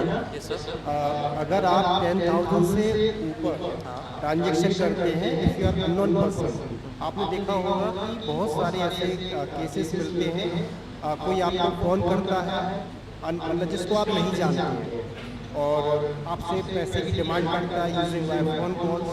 तो आरबीआई ने अगर आप किसी व्यक्ति को अननोन पर्सन को जो आपके कॉन्टैक्ट में सेव नहीं है, if you are transaction about more than 10,000 rupees, that amount will not be credited to X person, उसके अकाउंट में पैसा क्रेडिट नहीं होगा 1 आवर। आपके पास जो कूलिंग पीरियड होगा वो 1 आवर का होगा, जिसमें आप अगर आपको लगता है कि ये मैंने फ्रॉड हो गया मेरे साथ चीटिंग हो चुकी है, उस पैसे को आप रिवर्ट कर सकते हैं। ये this is the new guideline for RBI. इसलिए बात करता हूँ सभी के लिए, क्योंकि सभी को पता होना चाहिए कैसे हम यूपीआई के थ्रू अपने आप को बचाएं। क्योंकि आज आप देख रहे हैं कि बहुत सारे ऐसे चैनल्स हैं, बहुत सारे ऐसे मोड्स हैं जिनके द्वारा फ्रॉड किए जा रहे हैं। This is the new guideline for RBI. Thank you. एक क्वेश्चन और आपने यूपीआई की बात की, अभी आपने डेटा की बात की। 55.9 करोड़ लोग जो हैं वो यूपीआई से कनेक्ट है आज इंडिया में। India is a top leading country. तो टोटल 5 कंट्रीज कौन कौन सी हैं जो यूपीआई का मोस्टली यूज कर रहे हैं, वो मुझे नाम बताइए। Top 5 countries. यूपीआई तो इंडिया में ही बना है, तो इंडिया ऐसा इज नहीं है बेटा, इंडिया सबसे ज़्यादा लीडिंग है यूज़ करने में। इसके अलावा और भी 4 कंट्रीज हैं जो सबसे ज़्यादा मोस्टली यूज़ कर रहे हैं यूपीआई पेमेंट के लिए। उन कंट्रीज के नाम बताइए। सेकंड कौन है, थर्ड कौन है, just I want to know. First one is I guess India, and India तो है ही मोस्ट लीडिंग इस यूपीआई में, and the second one is I guess USA side में ये बहुत ज़्यादा यूज होता होगा।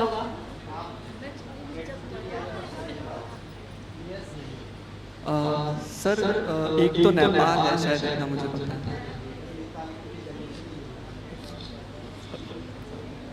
अगर नहीं पता है कोई बात नहीं, उसको आप देख लीजिएगा जब भी हम तैयारी करते हैं तो पूरा वी डेटा विल available लव है। टू सी सर, देख लूंगी, बट अभी हम लोग को इसका आंसर नहीं आया था, बट ये पता है कि India one of the most leading है।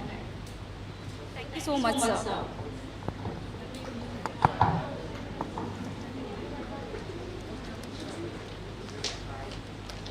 Thank you so much. Now, for the next presentation, I would like to invite Dr. Diksha Singh ma'am.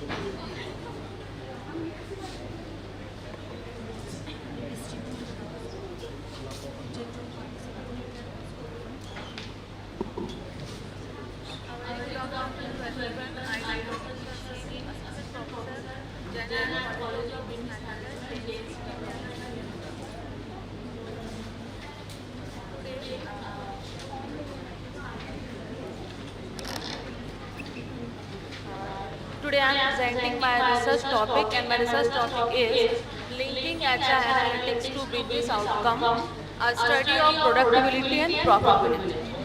Basically, this study examines how HR analytics can move beyond reporting and become a strategic capability. The central argument is that a better workforce information can improve organization decision and ultimately support productivity and profitability.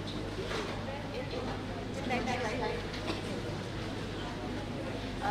In the first slide, I will explain the background of the HR analytics. Basically, HR analytics employ को data को analysis करके useful insight provide करता है।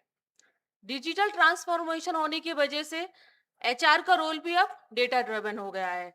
अब organisation only data collect नहीं करती है, बल्कि उस डेटा से बेटर डिसीजन लेती है।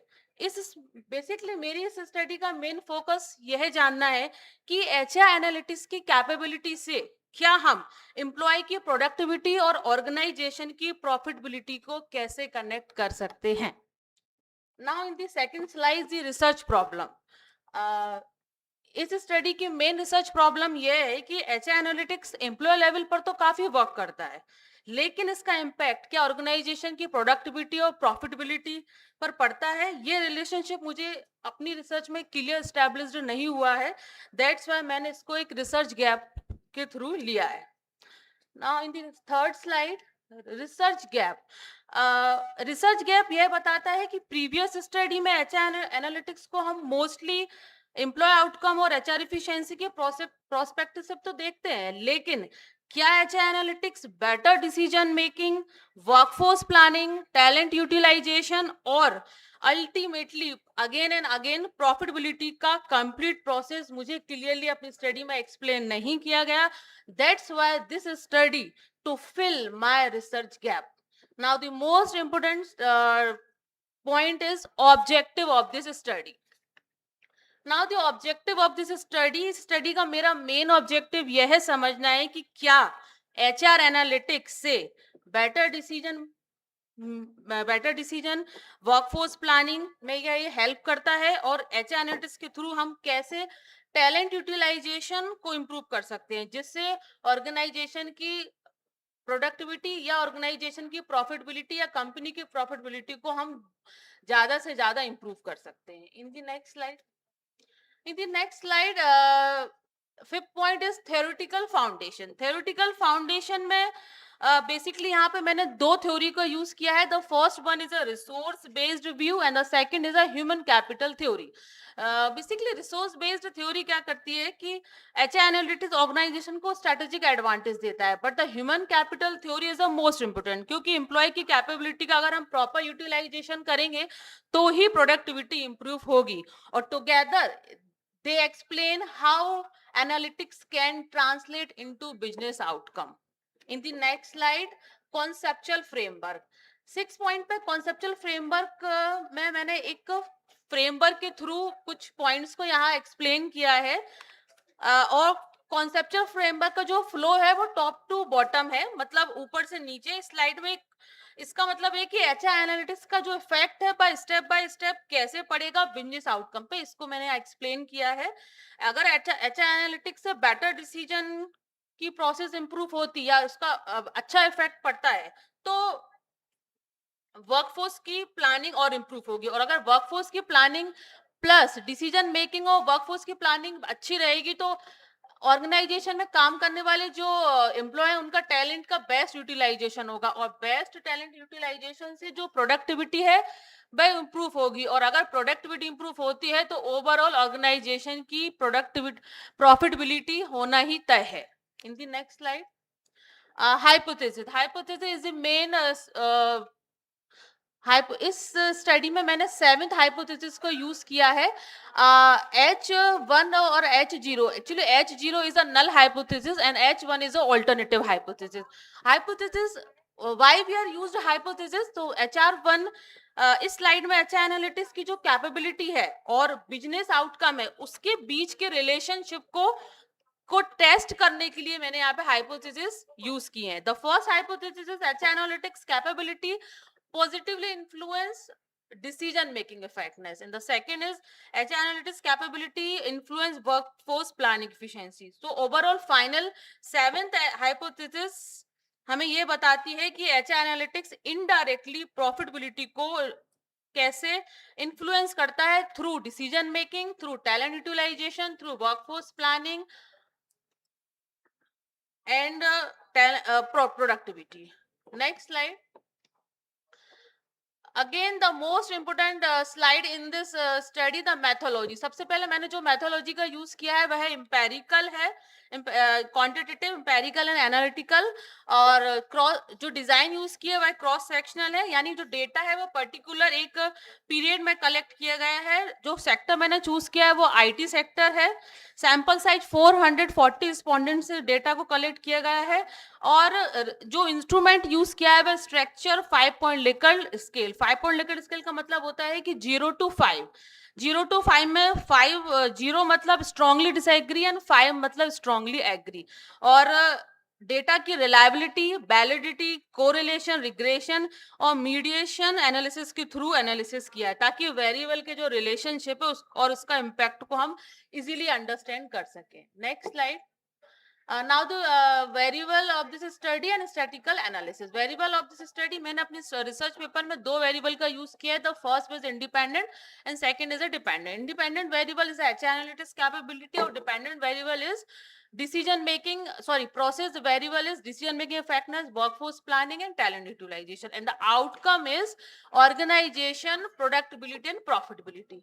And 10th is a statistical analysis. Static analysis में सबसे पहले डेटा को एनालिसिस करने के लिए डिस्क्रिप्टिव स्टैटिक्स का यूज किया है.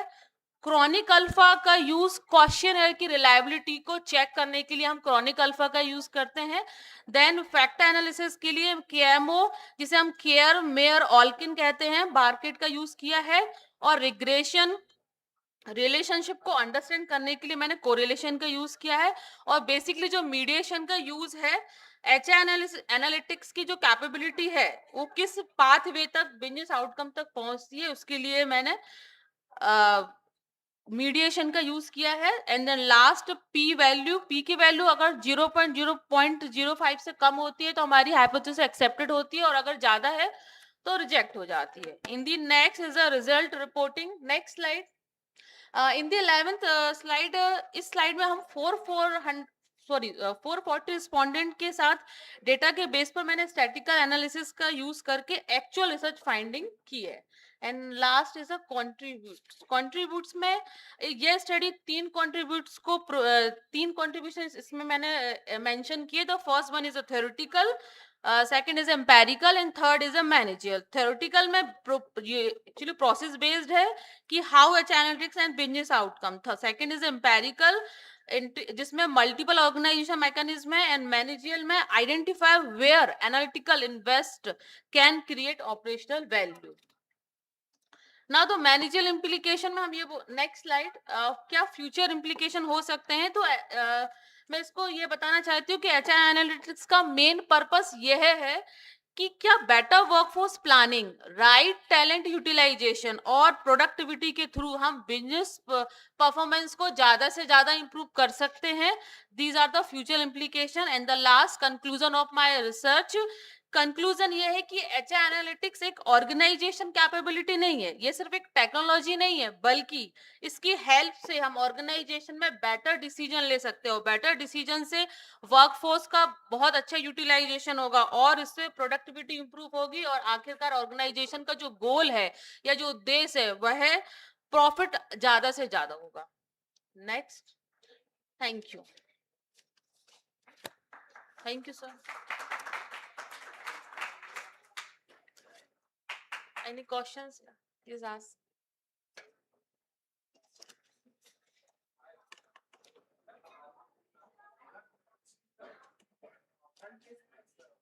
Uh,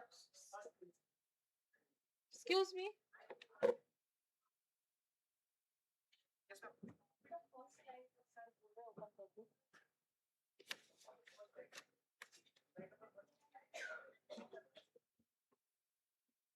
Introduction, sir. Background. Topic. At first, जो slide है topic.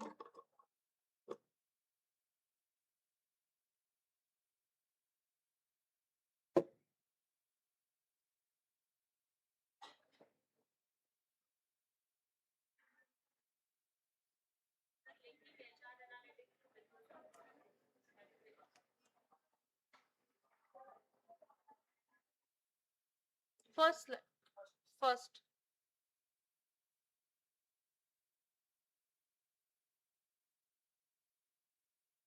मैम जैसे आपका जो टॉपिक है linking HR analytics to business outcomes, तो जैसे मैंने अभी तक देखा हुआ है, जैसे हम कोई भी प्रॉफिट है तो एक डायग्राम के थ्रू, मतलब उसका कोई चार्ट है जिसके द्वारा उसको मेजर किया, जैसे कि आपका प्रॉफिट किस रेशो में आपका इंक्रीज हो रहा है, ग्रोथ हो रहा है ऐसा कुछ? नहीं, एक्चुअली दीज आर द अभी टेंटेटिव है।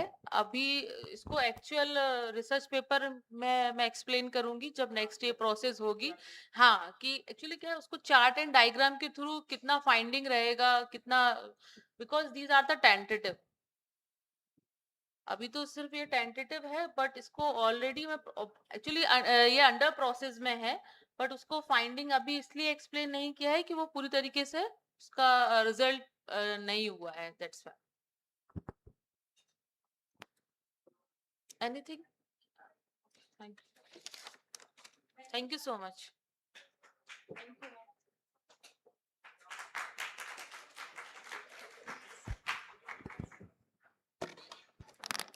Thank you so much, Diksha ma'am. Now, I would like to invite Arpita Mukherjee for the presentation.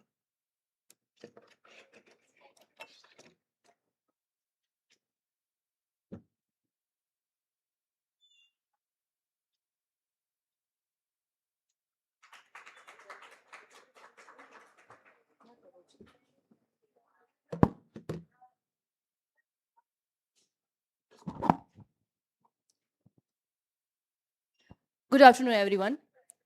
My topic is a study on the impact of artificial intelligence on patient satisfaction, Bhopal.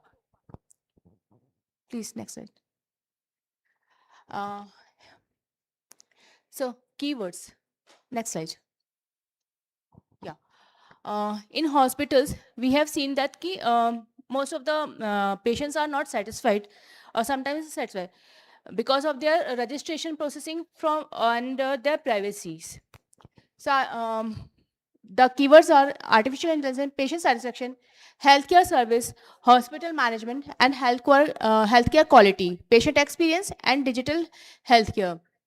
Trust and service quality, हम किस तरीके से hospital में क्या provide कर रहे हैं from registration, अगर पेशेंट आता है तो रजिस्ट्रेशन किस तरीके से होता है, पेशेंट को किस तरीके से गाइड किया जाता है, स्टाफ कैसे उनको हैंड ओवर करता है, चाहे वह ओपीडी से आईपीडी में हो या आईपीडी टू जाने का उनका हो, फाइनल उनका अमाउंट कितना होता है, कैसे क्या होता है, वो सारी चीज़ें हम इसमें प्रोवाइड करेंगे.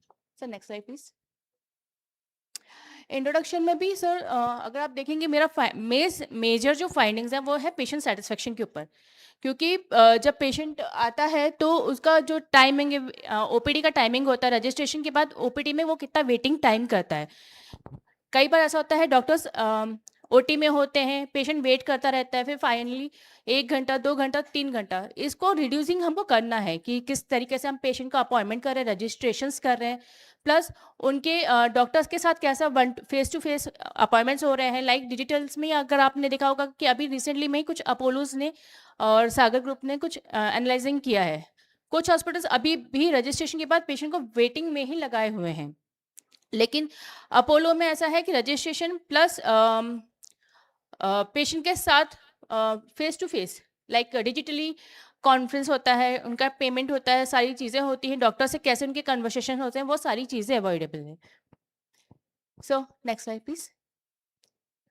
मेरे मेन ऑब्जेक्टिव्स जो है वो है to assess the effect of AI enable service efficient on patient satisfaction. Main मेरा यही है कि उनसे हम जब फीडबैक्स फॉर्म भरवाते हैं तो किस तरीके से वो प्रॉब्लम्स सॉल्व करते हैं, कि क्या उनकी क्वेरीज होती हैं, किस तरीके से उनको इश्यूज होते हैं, चाहे वो हाइजीन के इश्यूज रिगार्डिंग हो या फिर डॉक्टर्स का कन्वर्सेशन हो या उनकी कोई प्राइवेसी चीज़ हो जो सिस्टर्स या कोई स्टाफ ने लीक कर दी हो, वो सारी चीज़ें हमें इसको रिड्यूस करना है. Sir next slide please.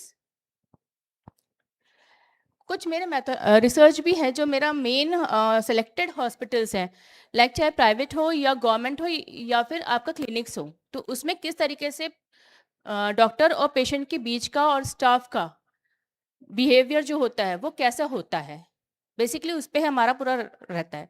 Sir next slide please. Excuse me sir, next slide देंगे प्लीज. डन. इसमें हमने कुछ प्राइमरी जो डेटा हमने कलेक्ट किया है वो क्वेश्चनर के ऊपर किया हुआ है. सेकेंडरी हमारा है कुछ डाटाज या कुछ रिसर्च या फिर बुक्स वगैरह से भी हमने कुछ डेटास लिए हैं. Sir next.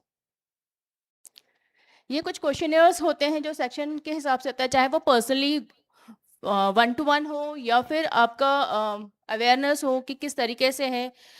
कुछ हेल्थ पैकेजेस के भी होते हैं कि हम एक हेल्थ पैकेजेस भी देते हैं ताकि जो पेशेंट है वो आए और हेल्थ की पैकेजेस लें ताकि वो अपना रेगुलरली ईयरली पूरा कवर अप कर सकें.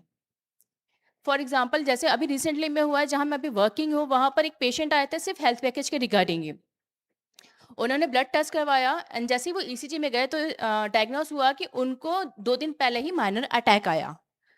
सो हमने उस टाइम पे उन्हें जल्दी से इमरजेंसी पे लेके गए हैं और उनके सारे टेस्ट इमरजेंसी में एडमिट करा के डॉक्टर्स के साथ हमने कोऑर्डिनेशन करके सीसीयू में लेके गए हैं और उनका एंजियोग्राफी प्लस एंजियोप्लास्टी हुआ. उनके 90% ब्लॉकेजेस थे. तो ऐसे में हमने पेशेंट को रिकवर किया और हमारा भरोसा उस चीज़ पे आया. So next.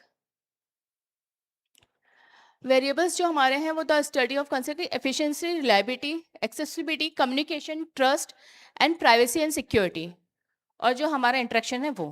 Sir next slide please. Next to next slide. Okay नजर. Sir next slide please.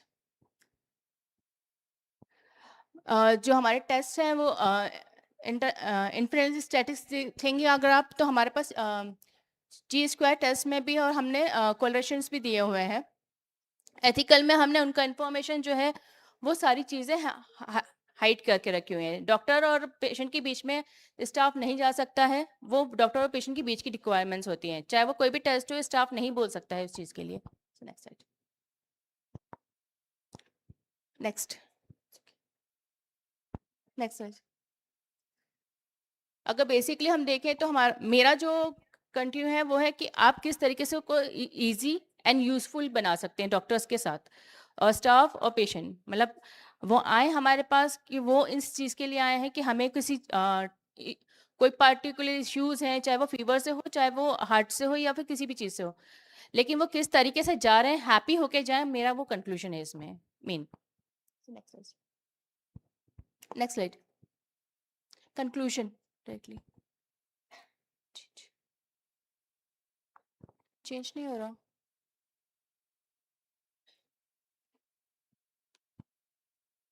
Change नहीं हुआ।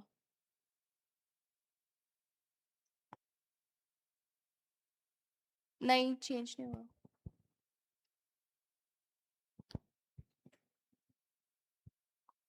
डन। फ्यूचर स्कोप जस्ट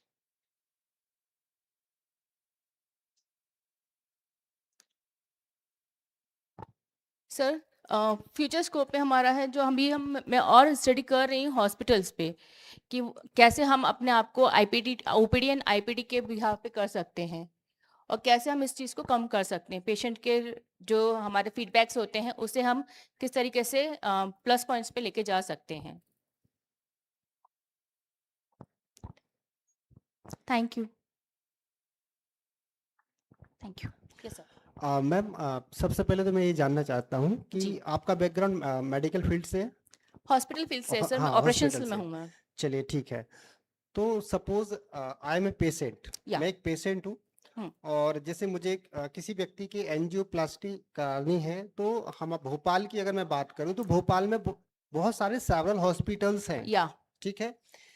अब मुझे एज ए पेशेंट का रिलेशन में समझो, या कोई भी एज ए व्यक्ति समझो, मुझे ये फाइंड आउट करना है कि जो उसकी सर्जरी की कॉस्ट है, तो हर एक हॉस्पिटल की अलग अलग है, उनकी क्या फैसिलिटीज है, उनकी क्या कॉस्ट है।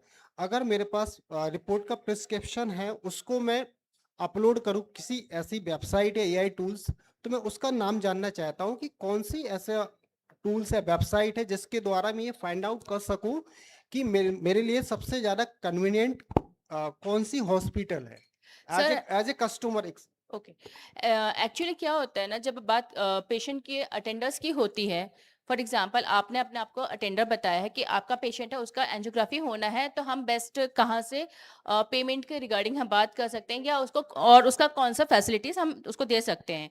सर, हर एक जो हॉस्पिटल्स हैं उनके अपने ही वेबसाइट्स होती हैं, टूल्स होते हैं। ठीक है। फॉर एग्जांपल अगर आप बात करें अपोलो के, तो अपने फीडबैक साइट्स होती हैं, उसमें आप जाके डॉक्टर से 1 to 1 बात कर सकते हैं। बाकी अगर फॉर एग्जांपल पर्सनली मैं चाहती हूँ कि अगर आप एज अ अटेंडर हैं, तो आप आपकी रिपोर्ट्स कहीं से भी अपलोड कर सकते हैं डॉक्टर्स को। डॉक्टर आपको एक एस्टिमेटेड जो होता है प्राइस बताते हैं कि मतलब ये है कि ऐसा कोई सेंट्रलाइज प्लेटफॉर्म है जिसके माध्यम से मैं ये जानकारी इंफॉर्मेशन ले सकूं? नहीं सर, मैं ये कोई जानना चाहता हॉस्पिटल आपको सेंट्रलाइज में नहीं देगा, क्योंकि उनका अपना परसेप्शंस होते हैं, अपने पॉइंट्स होते हैं। वो अपने एस्टिमेटेड रेट्स बताते हैं, वो किसी को ये नहीं बताते हैं कि आप, हाँ वो ये बता सकते हैं कि आपने किस तरीके से आप एडमिट हो रहे हैं, तो आपके क्या क्या वहाँ पर आपको ट्रीटमेंट्स मिलेंगे, कौन सा रूम होगा। फॉर एग्जांपल अगर आप बात करते हैं कि मेरा पेशेंट कैसे एडमिट होगा, कहाँ एडमिट होगा, किस जगह एडमिट होगा, क्या फैसिलिटीज़ अवेलेबल होंगी, आप वो चीज़ें बताते हैं। आपको मेडिकेशन टाइम पे मिलेगा, प्रॉपर मिलेगा या नहीं मिलेगा, वो सारी। लेकिन जो कॉस्ट होता है वो एस्टिमेटेड होता है, वो ऊपर भी जा सकता है, वो नीचे भी जा सकता है। इट इज कि नहीं, कि अगर मैं आपको बोलती हूँ कि मेरा आपका जो पॉइंट है कि पेशेंट अगर एंजियोग्राफी एंजियोप्लास्टिक ले आया है, तो मैं आपको ये बोल सकती हूँ कि 3 लाख प्लस हो सकता है, लेकिन ये नहीं बता सकती एग्जैक्टली अमाउंट मैं आपको नहीं बता पाऊंगी, क्योंकि कई बार ऐसा होता है कि मेडिकेशंस जो होती हैं वो हाई पे भी हो सकती हैं, लो पे भी हो सकती हैं, वेरी करता है उस पे। और पेशेंट किस तरीके से रिएक्ट करता है, पेशेंट एंजियोग्राफी में जाता है तो घबरा जाता है, उसको वहाँ किस तरीके से रखेंगे, उनको आईसीयू की ज़रूरत है, सीसीयू की ज़रूरत है, या किस चीज़ की ज़रूरत है, वो वहाँ पर डिपेंड होता है। पेशेंट के लिए हम ऐसे नहीं बोल सकते कि नहीं हमें एक एस्टिमेटेड आप अप्रोक्सली बता दीजिए कितना होगा। एस्टिमेटेड है कि भाई इतना हो सकता है, इससे ज़्यादा होगा या कम होगा वो वेरी करता है। Any questions? Thank you. Thank you.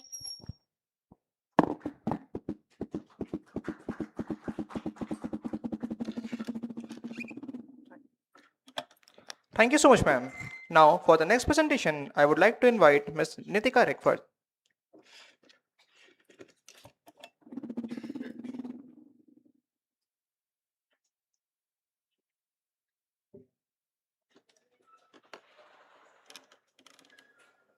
Good afternoon, sir. Good morning, good afternoon, all the faculties and all the students present here. My name is Nikita Rakwar, a research scholar from Sage University. So today I'm going to present my topic, Emerging Business Management Practice for Job Satisfaction and Talent Retention. That means new ways of managing employees that make them happier at work and help the company its talented employees. So basically the practices which I talked in this review paper is, and in this PPT is employee engagement, flexible and hybrid work, employee recognition and appreciation, digital HR and AI enabled talent management, employee branding and employee value proposition. Next slide.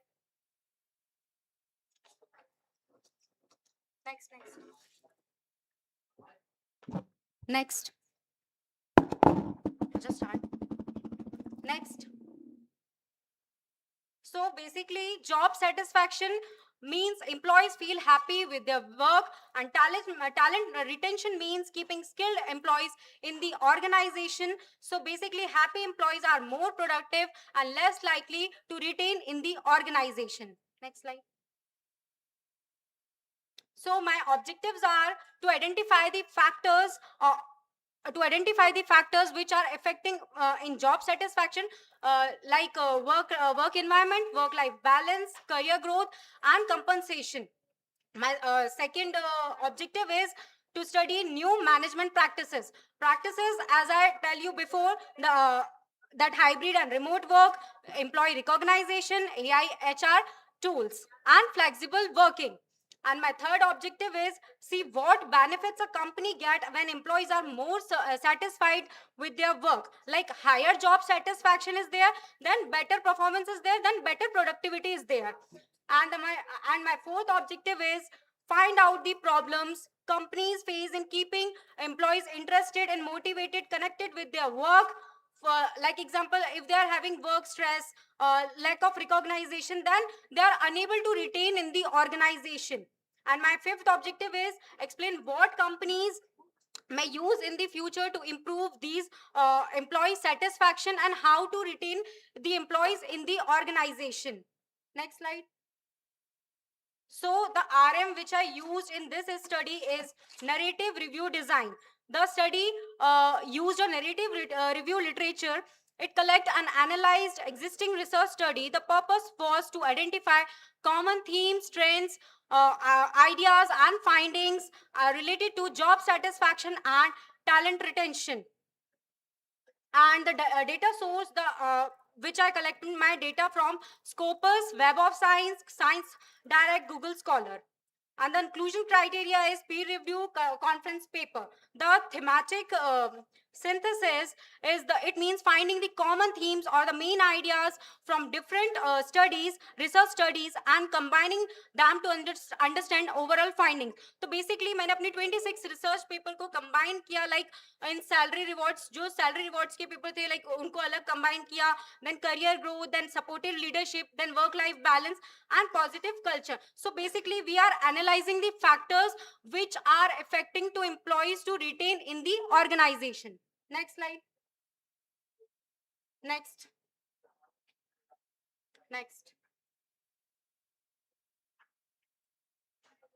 Next. Okay, next. Or next. Key points. So my key points are, which are basically affecting employees to retain in the organization, is compensation like salary, incentive, bonus and rewards. So employees feel valued when they are paid fairly. Career growth, as we give training opportunities to the employees, it will motivate the employees to work better in the organization. Leadership, the support of the guidance provided by the supervisor is most important to retain the organization, to retain the employee in the organization.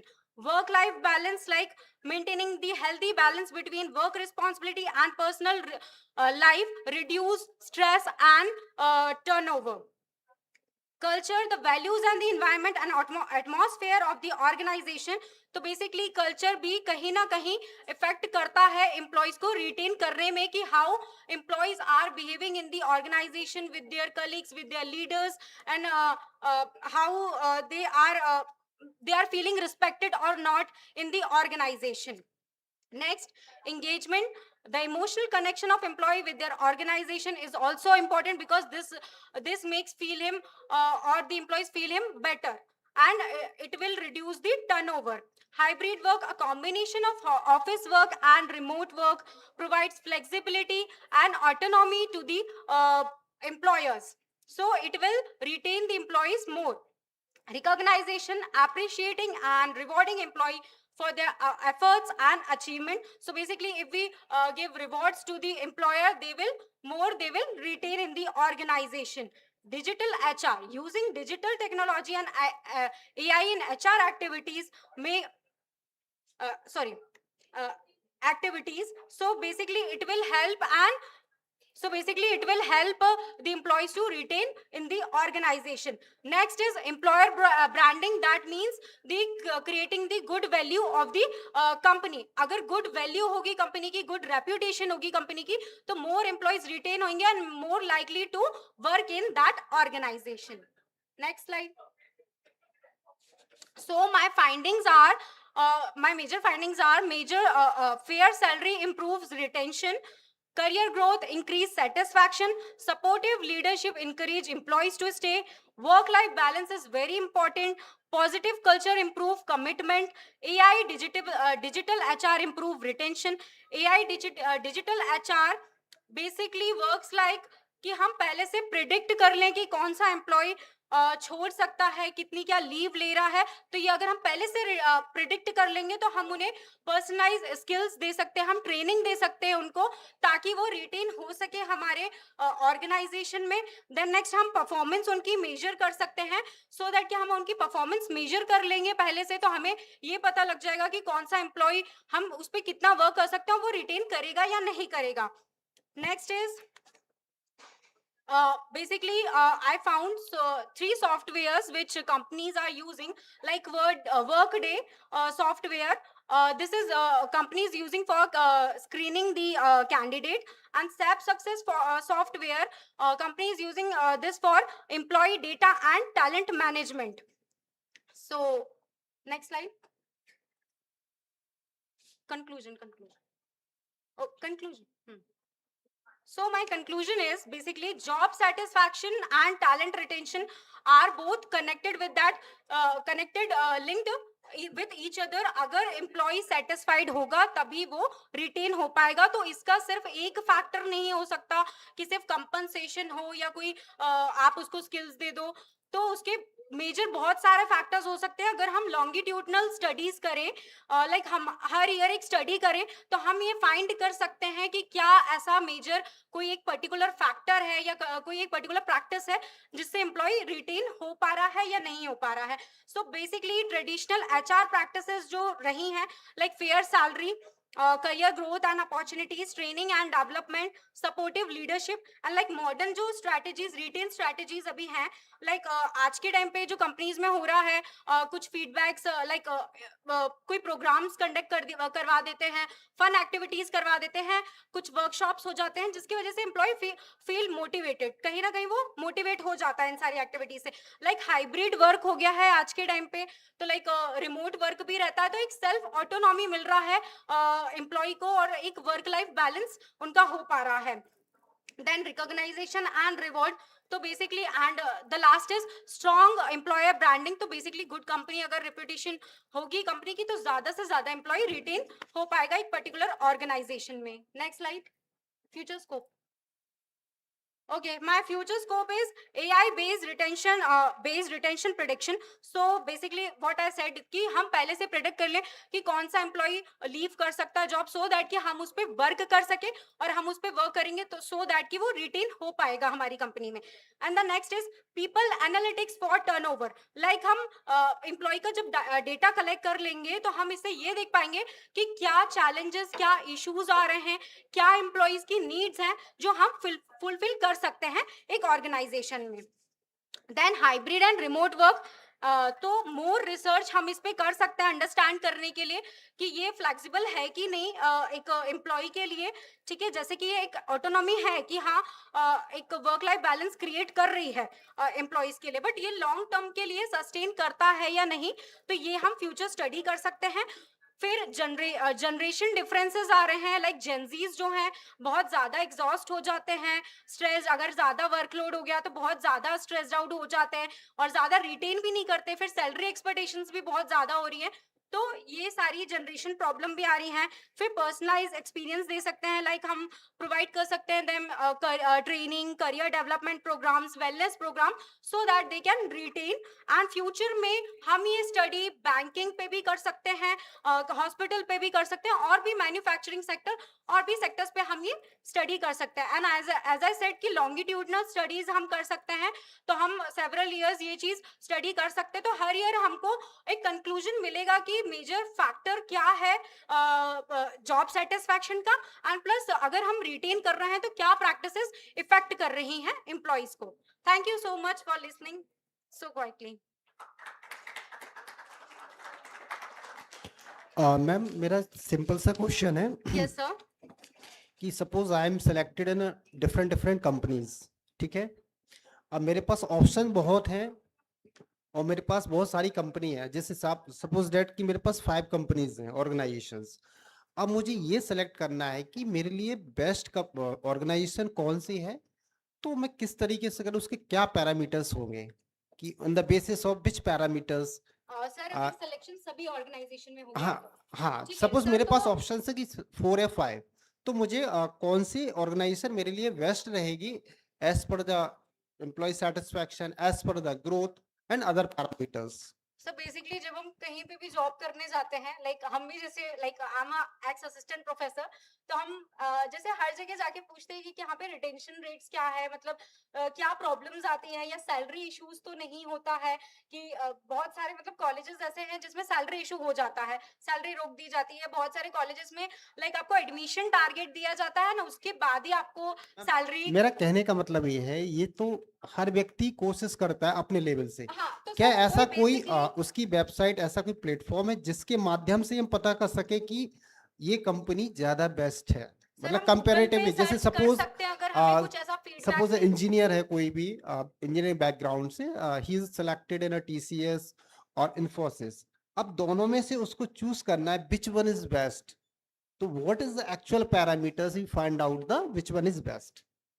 Sir हम Google पे ही देख सकते हैं basically, तो कि कौन सी company best है, और फीडबैक्स भी दिए होते हैं उसमें कि कौन सी कंपनी बेस्ट है, और फीडबैक भी देते हैं कि यहाँ पे कैसा क्या एनवायरनमेंट है, वर्क कल्चर, वहाँ का वर्क एनवायरनमेंट भी दिया होता है, तो बेसिकली वो हमें हेल्प कर सकता है, या हो सकता है इसके अलावा कोई फैक्टर्स हो। मेरा कहने का मतलब जैसे कोई व्यक्ति, अब कोई कनेक्शन होगा तब, रेफरेंसेस होगा तो वो पता लगाएगा। Yes sir. मेरे कोई रेफरेंसेस नहीं है, मेरे कोई कनेक्शंस नहीं है, तो मैं कैसे पता लगाऊं कि वहां का वर्क कल्चर किस तरीके का है, तो उसका क्या मतलब तरीका हो सकता है। सर गूगल पे ही सर्च कर सकते हैं बेसिकली, और अभी तो सर मुझे इतना कोई आइडिया नहीं है कि और कैसे हम ये चीज एनालाइज कर सकते हैं। Or further questions, sir? Okay, thank you, sir. Thank you, everyone.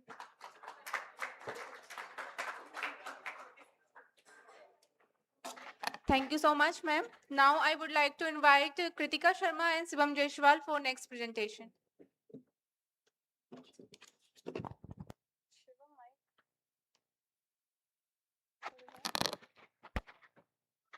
A very good afternoon, everyone. This is Kritika Sharma. Our topic is AI Sustainability Paradox. At first, this topic might seem a little contradictory, but we will see how AI, especially the technology, is helping business grow, helping economic growth, and sustainability. Our main question that we want to explore is, can technology create growth without creating new inequalities? Because AI can solve many problems, Next slide. but at the same time, its rapid growth can create new challenges. But before we talk about the paradox, I would like to show how big this transformation is. In 2025, around 6 billion people were online. At the same time, 2.2 billion people were still offline. The AI market was expected to reach $4.8 trillion by 2023. 2033. So technology growth is extremely quick, but these numbers also raise an important questions. Is everyone able to participate in this growth? Because having advanced technology doesn't means nothing if the most of the population is not able to access it. Next slide, please. Now, Kritika explain you that what was the paradox between the AI users of AI and all. I would like to tell you that what is the advantage of AI in the transformation of business. Just like we know, in the traditional business, we just use of the papers and all for the doing the business. Just like we use product, store, customer, and transactions. It's our traditional way of business. बहुत जगह अभी भी हो रहा है. It's a traditional way जहाँ पे हम पुरानी चीज़ों को यूज़ करके हमारा बिजनेस करते हैं. लेकिन राइट नाउ टेक्नोलॉजिकल ट्रांसफॉर्मेशन होना बहुत ज़रूरी है. जस्ट लाइक टेक्नोलॉजी में ट्रांसफॉर्मेशन आया तो हमारा एक टेक ड्रिवन जो बिजनेस है वो स्टार्ट हुआ होना.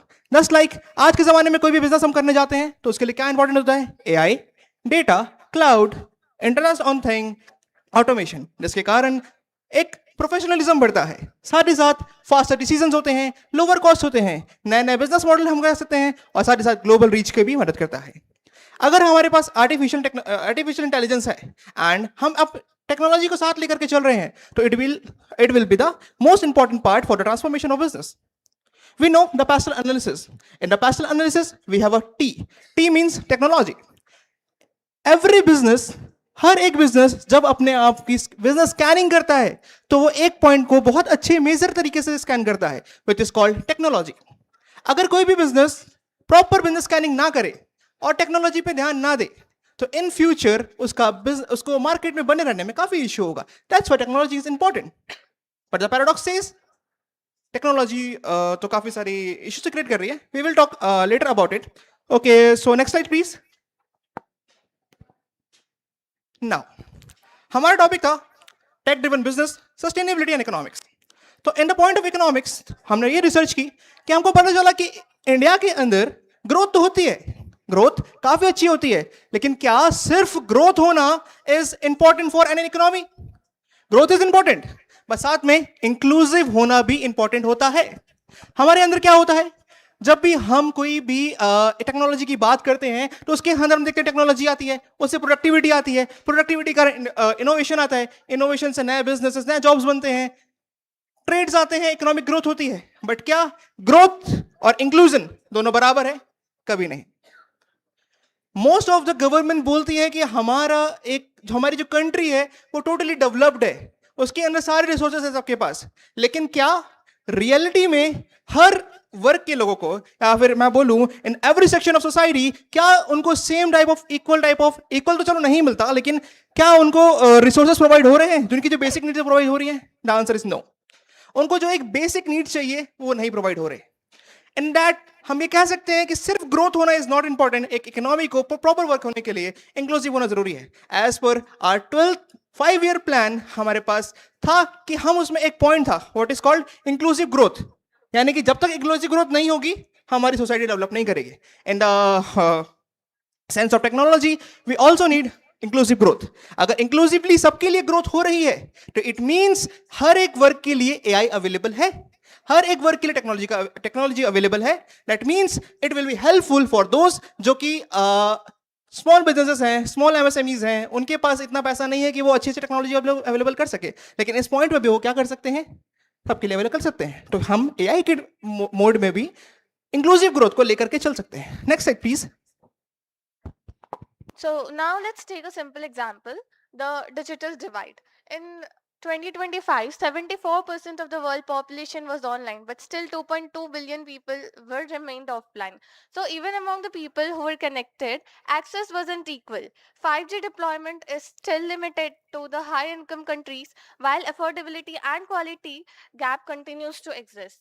So if technology continues to move forward faster than the people's ability to access it, the gap between those who can benefit from the technology and those who don't keep on increasing.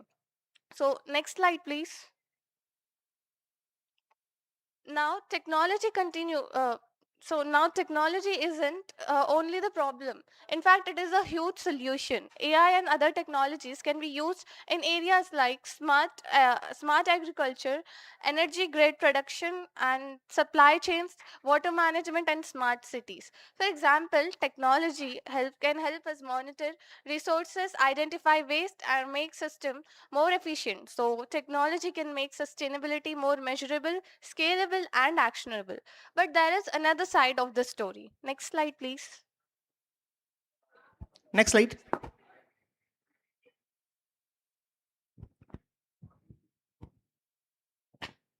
So we know हमारे पास काफी सारे चीजें हैं. हम agriculture में use कर सकते हैं, हम इलेक्ट्रिसिटी को कंज्यूम करने के लिए यूज कर सकते हैं, हम वाटर कंजम्पशन के लिए एआई को यूज कर सकते हैं. But there is a carbon footprint. एक यहाँ पे फिर एक पैराडॉक्स क्रिएट होता है कि यहाँ पे एक हमारे पास कार्बन फुटप्रिंट है. बेसिकली कार्बन फुटप्रिंट का मतलब हम सब जानते हैं कि कितना कोई भी इंडस्ट्री कार्बन एमिशन में टुवर्ड्स जा रही है. एक एआई को यूज करने के लिए, आर्टिफिशियल इंटेलिजेंस या फिर हम टेक्नोलॉजी को यूज करने के लिए हम बोलेंगे according to the data 415 terawatt per hour अभी लग रहा है करंटली, जो कि 2033 तक पहुंचते पहुंचते 945 टेरावाट हो जाएगा. इट मींस एनर्जी कंजम्पशन बढ़ रहा है, which will be not good for the our society or economy. Basically अगर ऐसी इमिशन बढ़ता रहा तो बेसिकली एक टाइम के बाद क्या होगा, काफी सारी चीजें हो जाएंगी. लेकिन इसका मतलब ये नहीं है कि हमारा चैलेंज ये है कि हमको यहाँ पे टेक्नोलॉजी को स्टॉप करना है. इसका मतलब ये है कि हमको एक ऐसा सस्टेनेबल टेक्नोलॉजी मेंटेन करके चलना है जिसके कारण हम हर एक चैलेंज को मीट कर सके. Next slide please.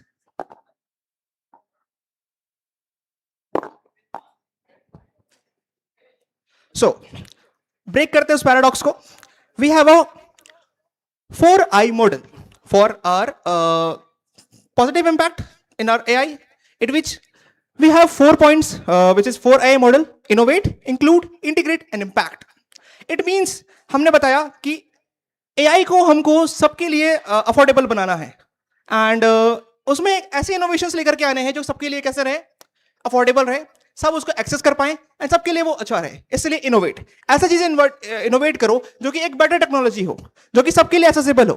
दूसरा इंक्लूड. इंक्लूड का मतलब होता है टेक्नोलॉजी को इतना अफोर्डेबल और एक्सेसिबल बनाना जिसके कारण हर कोई उसको अफोर्डेबली अफोर्ड कर सके एंड उसके लिए वो अच्छा रहे एंड स्मॉल बिजनेस भी उसका यूज कर सके. Third point is integrate. Integrate का मतलब कनेक्ट करना टेक्नोलॉजी को बिजनेस के साथ, सोसाइटीज के साथ. दैट्स व्हाई सोसाइटीज भी, अलग अलग टाइप के सेक्टर्स भी एआई का यूज करके एआई को अपने बिजनेस में यूज कर सके, टेक्नोलॉजी को अपने बिजनेस में यूज कर सके, जिसके कारण वो भी उसका फायदा उठा सके. Next, impact.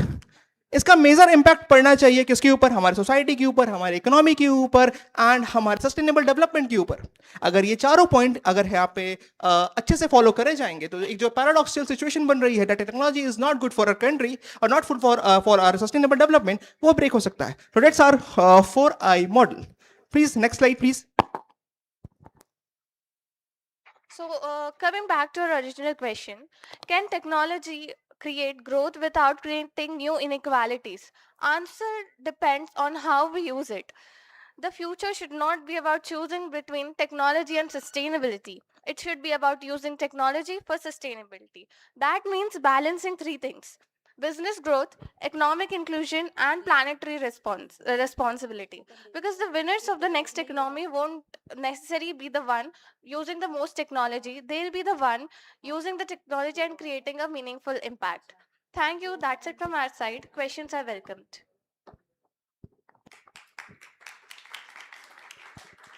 Next slide, please. What is your good name, please? Ma'am, I'm Kritika Sharma. Shivam Jaiswal, ma'am. Good, good. How to AI help in smart agriculture? Ma'am हम जानते हैं कि काफ़ी जगह सेक्टर में एआई यूज़ कर रहे हैं हम अगर एग्रीकल्चर में एआई को यूज़ करेंगे तो जस्ट लाइक हम फाइंड आउट कर सकते हैं कि जो एक मेजर सेक्टर होता है just like pesticide and all का एक एग्जांपल है ये just like pesticide and all का हम उसमें एक ऐसा एनालाइज कर सकते हैं कि एक कोई सर्टेन एकर्स ऑफ जमीन है उस एक जमीन के अंदर हमको एक certain amount of pesticide use हो रहा है तो एक फार्मर एआई का यूज करके उसको फ्यूचर में एस्टिमेट कर सकता है कि इन फर्दर आने वाले 10 सालों में उसको किस तरह के पेस्टिसाइड का यूज करना है कितना लेवल का यूज करना है तो इसके कारण वो अपने कॉस्ट का कंजम्पशन भी ठीक कर सकता है एंड साथ ही साथ उसकी एक जो कॉस्ट सेविंग वाला पॉइंट है वो भी उसका होगा और वो प्रॉफिटेबल रहेगा एंड बेसिकली एआई का यूज करके उसको एस्टिमेशन मिल जाएगा फ्यूचर के बारे में कि कैसे वो उसको ठीक से चला सकता है My question is that actually smartly use, like that use of drones. So, explain about that. Yes ma'am technology के अगर हम बात करें एग्रीकल्चर में तो काफ़ी सारे आज आ भी रहे हैं एंड बहुत सारे एमर्जिंग भी हैं जस्ट लाइक आपने बताया मैम ड्रोन्स होते हैं ड्रोन के साथ साथ स्पेशल एजुकेशन सिस्टम्स होते हैं जो कि बेसिकली टाइमिंग के हिसाब से अपने आप को रोक लेते हैं या टाइमिंग के हिसाब से अपने आप को चालू कर लेते हैं एंड आने वाले और काफ़ी सारे एमर्जिंग टेक्नोलॉजीज जो कि हेल्प करेंगे उनको उस पॉइंट पे Okay, okay, good, very good. Thank you Now so much next, please. Thank you so much all of you Thank you, everyone.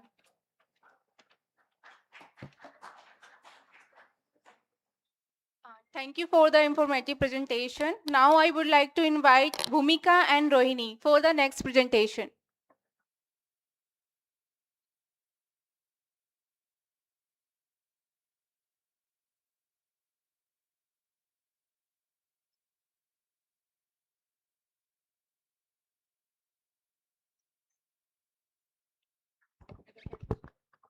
Your time limit only 7 minutes, okay?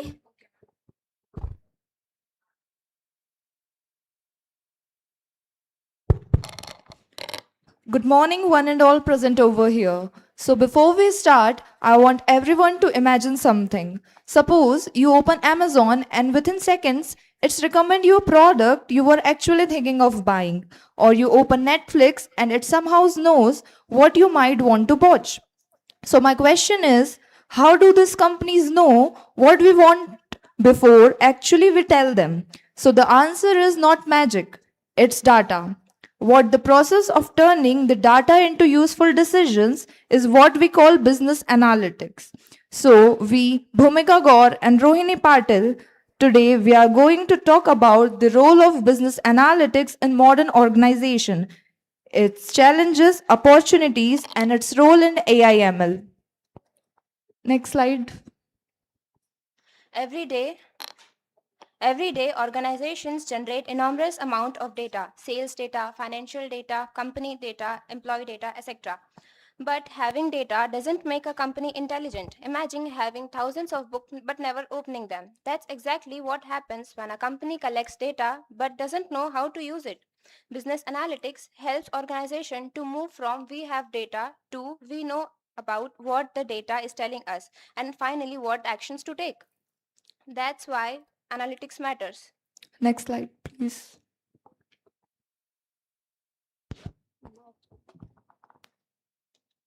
So, while studying this topic, we didn't want to look at business analytics only as a technical concept. We wanted to understand 5 things: what exactly business analytics is, where it is used in organizations, and how AI and machine learning changes it. And most importantly, what does the future of business analytics look like? Next slide, please. Now, before making any conclusion, we need evidence. So, this research wasn't based simply on our personal opinions, but this study is based on secondary research. We referred to books, journals, research papers, and websites. Then we collected, analyzed, and interpreted the information to understand the role of analytics in our organization. So, now what did the existing research actually tells us? Let's look at that. When we looked at previous studies, we found that different researchers used different approaches, and most of them reached to a similar conclusion. Organizations perform better when they use their data effectively. Research also highlights that data driven strategies and AI are becoming increasingly important. So, business analytics is not just a temporary trend, but it is becoming a core part of how modern organizations operate and grow. Now, let's not make the business analytics sound perfect because the analytics isn't perfect.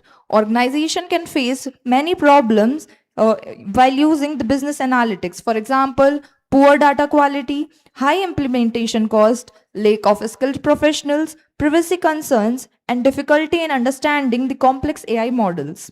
And even the most sophisticated model working on the bad data can still give a bad decision.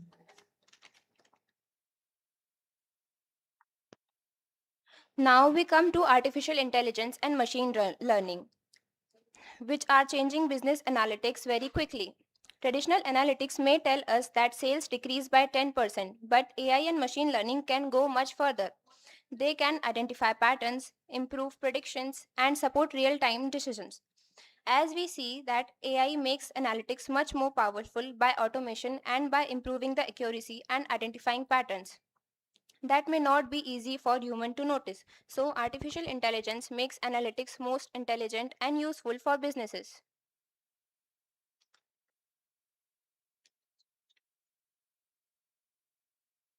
Opportunities. Now let's look at the other side. Every challenge has its opportunities also. It can improve customer experience, it can make businesses more efficient, and it can also help companies compete in global markets. And for students like us, this is particularly important because future businesses don't need people who only work hard. They need people who can understand data, interpret it, and make decisions from it. Conclusion. So, after looking at the research, what did we find? The major takeaway is quite clear. Organizations using analytics tend to show strong performance, and interacting AI can further improve effectiveness. The study also indicates that data driven strategies can outperform traditional decision making approaches. Next slide. So, if we had to conclude our slide in just one sentence, it would be business analytics help organization to stop guessing and start deciding with evidence. It helps businesses to make smarter decisions, improve efficiency, and remain competitive. Of course, there are challenges, but the benefit make analytics an important tool for long-term organizational success. So thank you. That's all.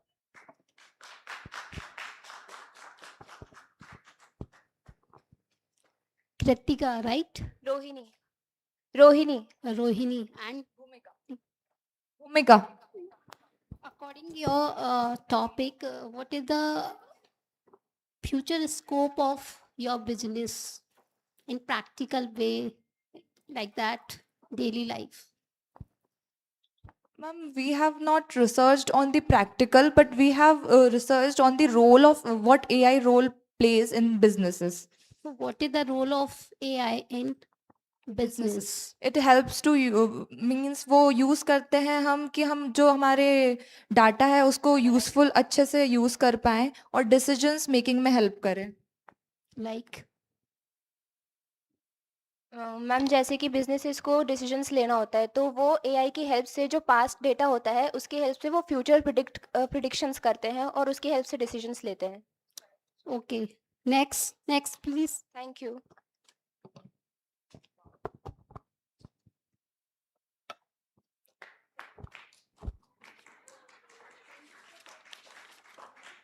Thank you for the wonderful presentation. Now I would like to invite Rishabh and team for the next presentation.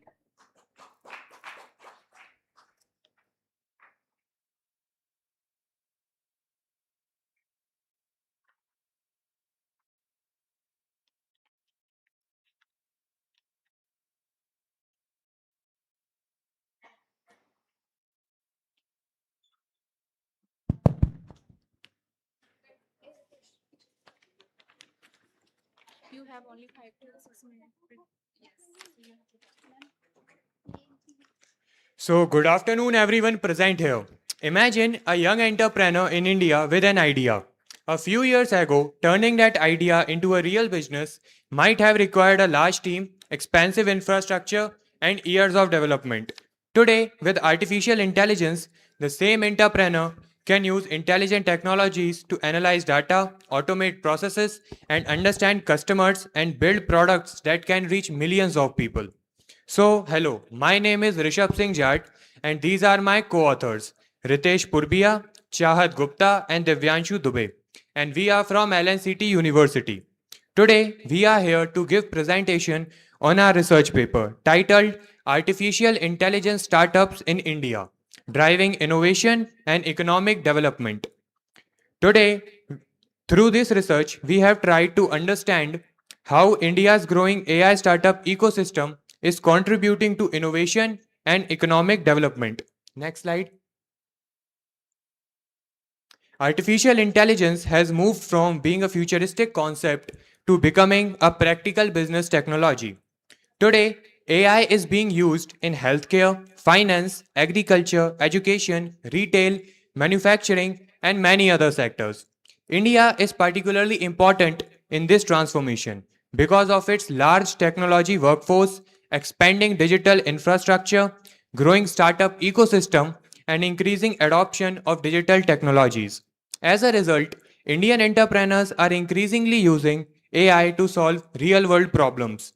So, AI startups are not just simply creating technology, they are creating new ways of solving problems. And when these problems scale, they can create innovation as well as economic value. Let's talk about objective of the study. Our research focus on six major objectives. The first one is to examine the growth of AI startups in India. Second, to understand their contribution to technological and business innovation. Third, to analyze their contribution to economic development. Fourth, to identify major challenges faced by those startups. Fifth, to examine their future opportunities and prospects. And finally, to understand how business governments and digital infrastructure can support the AI startup economy. Next slide, please. Let's talk about research methodology. To study those objectives, we use a descriptive and analytical approach. Our study is primarily quantitative and conceptual in nature based on secondary data, verified academic research papers, journals, government website, and relevant online sources. The information was reviewed and thematically analyzed and identify major patterns related to AI startups, innovations, and economic development in India. Our review of existing literature shows that AI is increasingly recognized as an important driver of digital transformation. Previous studies highlights its potential to improve productivity, automate processes, and support data-driven decision making. Research also identifies India's technology, talent, its digital infrastructure, and entrepreneurial environment as important strengths. Several challenges are repeatedly appear in the literature, including shortage of specialized talents, high investment requirements, data privacy, and regulatory concerns. And this led us to an important research gap.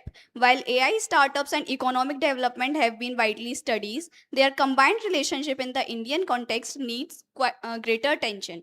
And therefore, we have the next slide, which is the Indian AI startup ecosystem. Now let us look at the ecosystem itself. Imagine an AI startup as a small seed, and in that small seed we have idea, which is its key element. And the idea obviously can't grow alone, so it needs investment, skilled people, technology, infrastructure, customers, and the most important, supportive policy environment to grow. So, India is gradually developing these supporting elements, and AI startups are emerging across sectors such as healthcare, fintech, agriculture, education, retail, manufacturing, logistics, and cybersecurity.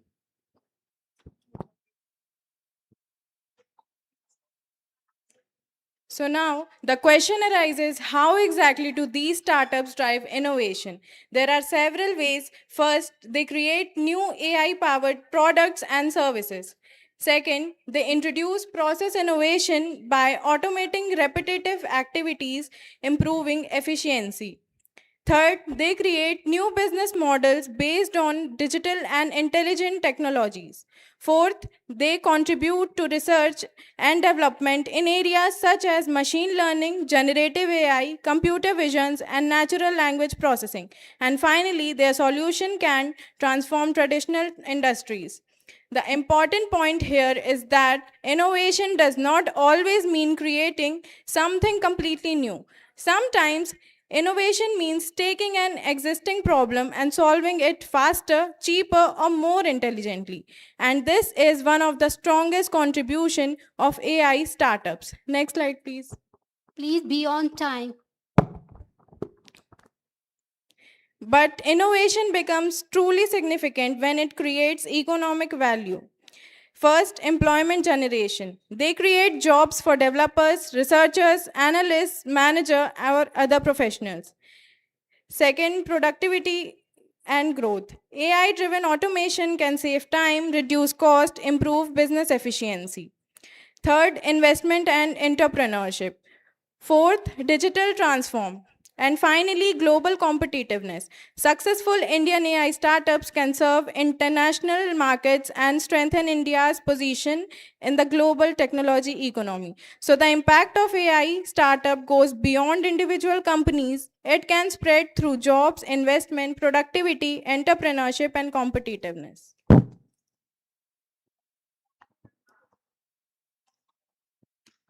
And at last, to conclusion, one more slide. And at last, to conclude, our research paper shows that AI startups are becoming an important part of India's emerging technology ecosystem. They are driving innovation through new products, services, processes, and business models.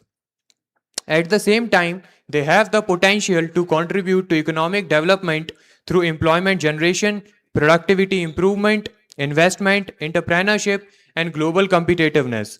However, technology alone cannot guarantee sustainable growth.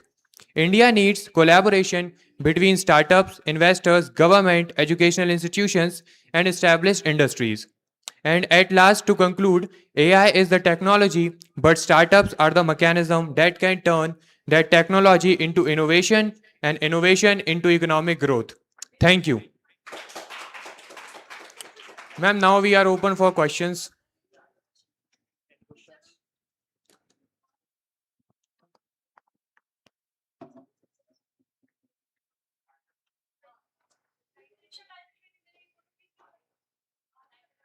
Thank you for the presentation. Now I would like to invite Bikram and team for the next presentation.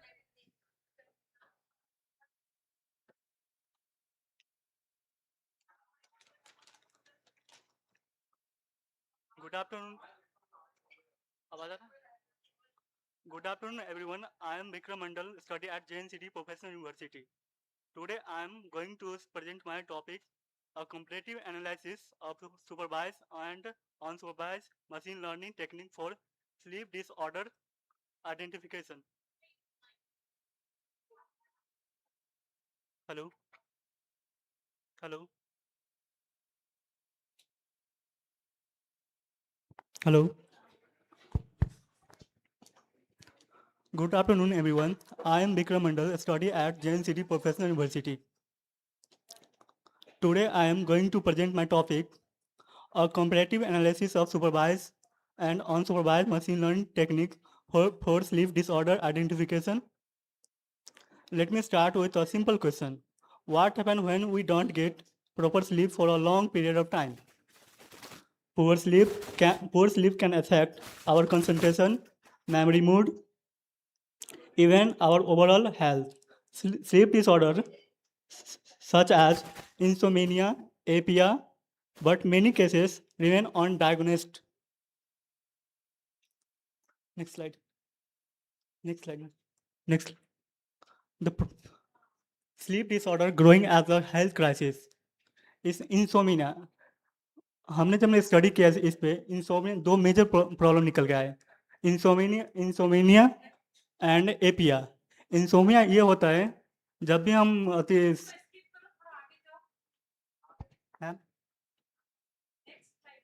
Next slide, limitation traditional diagnosis, time consuming. और traditional देखा जाए तो पहले overall overnight study करना पड़ता था। किसी patient को अगर स्टडी किया जाए तो ओवरनाइट ट्रेडिशनल बिना मशीन लर्निंग मॉडल के तो ओवरऑल स्टडी करना पड़ता है ओवरनाइट। इससे बहुत ज़्यादा टाइम लगता था। एक्सपर्ट डिपेंडेंसी, अगर अभी अभी अभी के ज़माने से मशीन लर्निंग मॉडल की यूज किया हम लोगों ने, लेकिन अगर पहले देखा जाए तो एक्सपर्ट पे डिपेंड करते थे। Escalative challenge, health care system उतना तो थे नहीं पहले। नेक्स्ट स्लाइड, इसका सोल्यूशन आया machine learning model.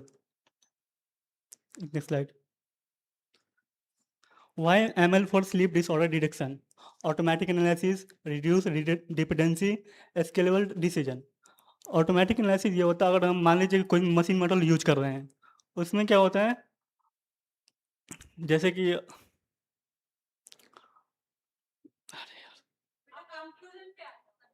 Conclusion, result ये था हमने मशीन लर्निंग मॉडल यूज किया। इसमें हमने कुछ डाटा ऑनलाइन लिए, कुछ सर्वे से लिए, पुराने रिसर्च पेपर से। उसमें एक्यूरेसी आया था 98%। अगर 100% आता तो ओवर फिटिंग हो जाता, अगर 95% से नीचे आता है तो अंडर फिटिंग हो जाता है, जिससे कारण से एरर के चांस बहुत ज़्यादा बढ़ जाते हैं। Future direction, diverse population, wireless sensor explain AI। Diverse population मान लीजिए अभी इंडिया में कितने 150, लगभग 150 पॉपुलेशन है, और उतना देखा जाए तो डिपेंड एक्सपर्ट का बहुत ज़रूरत है। लेकिन वही ML आता है, ML आपका सेंसर यूज करता है। Next slide, future explain AI, future importance, transparent logic, link integration. Next slide, इसमें हमने दो मेजर मॉडल यूज किए, sequential assembly learning, refined hypermeter optimisation. Sequential वो होता है अगर मान लीजिए हम 5 मॉडल बनाएं तो उसमें से एक मॉडल दूसरे दूसरे मॉडल को ट्रेन करेगा। अगर मान लीजिए एक मॉडल में एरर आ रहा है तो दूसरे मॉडल वो होता है उससे एरर को रिड्यूस किया जाए, ऐसे ऐसे कर करके। आप कंक्लूजन पे आ जाइए। नो मैम, कंक्लूजन मैम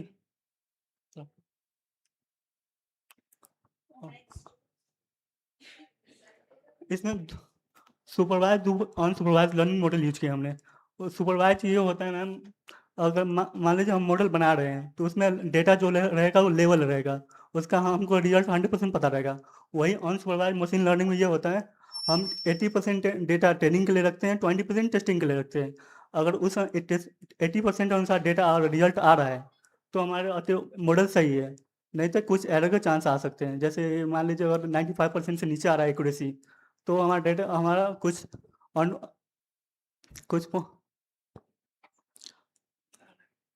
अगर 95% से नीचे आ रहा है तो कुछ में एरर हो सकता है। चलिए ठीक है। एक क्वेश्चन है मेरा। जी सर। एक्चुअल आउटपुट और टारगेट आउटपुट का जो डिफरेंस होता है उसको क्या कहते हैं? What is the difference actual output and target output? What is called actual output जो है और टारगेटेड आउटपुट, दोनों का जो डिफरेंस है उसको क्या कहते हैं मशीन लर्निंग मॉडल में? या प्रेडिक्टेड, आप एक्चुअल और प्रेडिक्टेड दोनों का जो डिफरेंस होता है उसको हम मशीन लर्निंग मॉडल में क्या कहते हैं? सिंपल। सर स्क्वाड मिरर से निकालते हैं उसको हम लोग। वो भी नहीं है। सॉरी चलिए सर, ठीक है, okay, thank you. Thank you sir.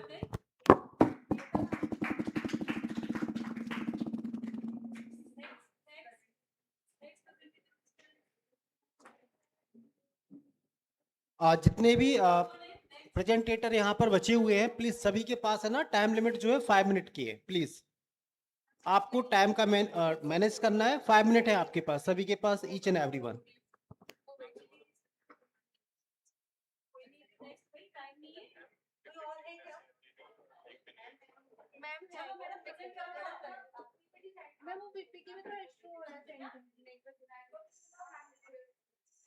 Next candidate जो है वो रेडी रहेगा।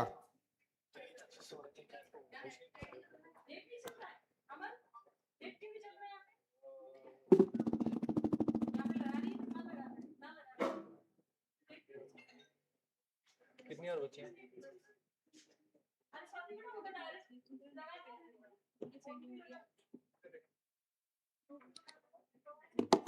क्या हो रहा है? किसको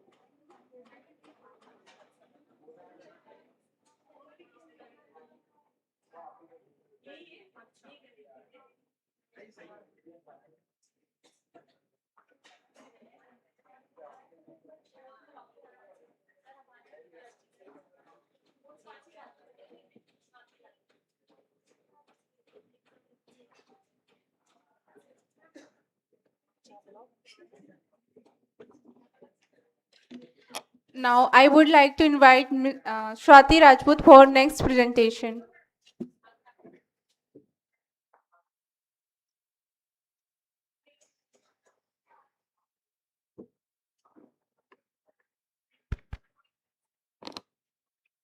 I'm ready to start. Good afternoon to the jury members and all the research followers and all the dignitaries. Myself, Ms. Swati Rajput, Assistant Professor from JNCT Professional University. Today I am here to present my research presentation. Next slide. My study is a study to evaluate the effectiveness of self-instructional module.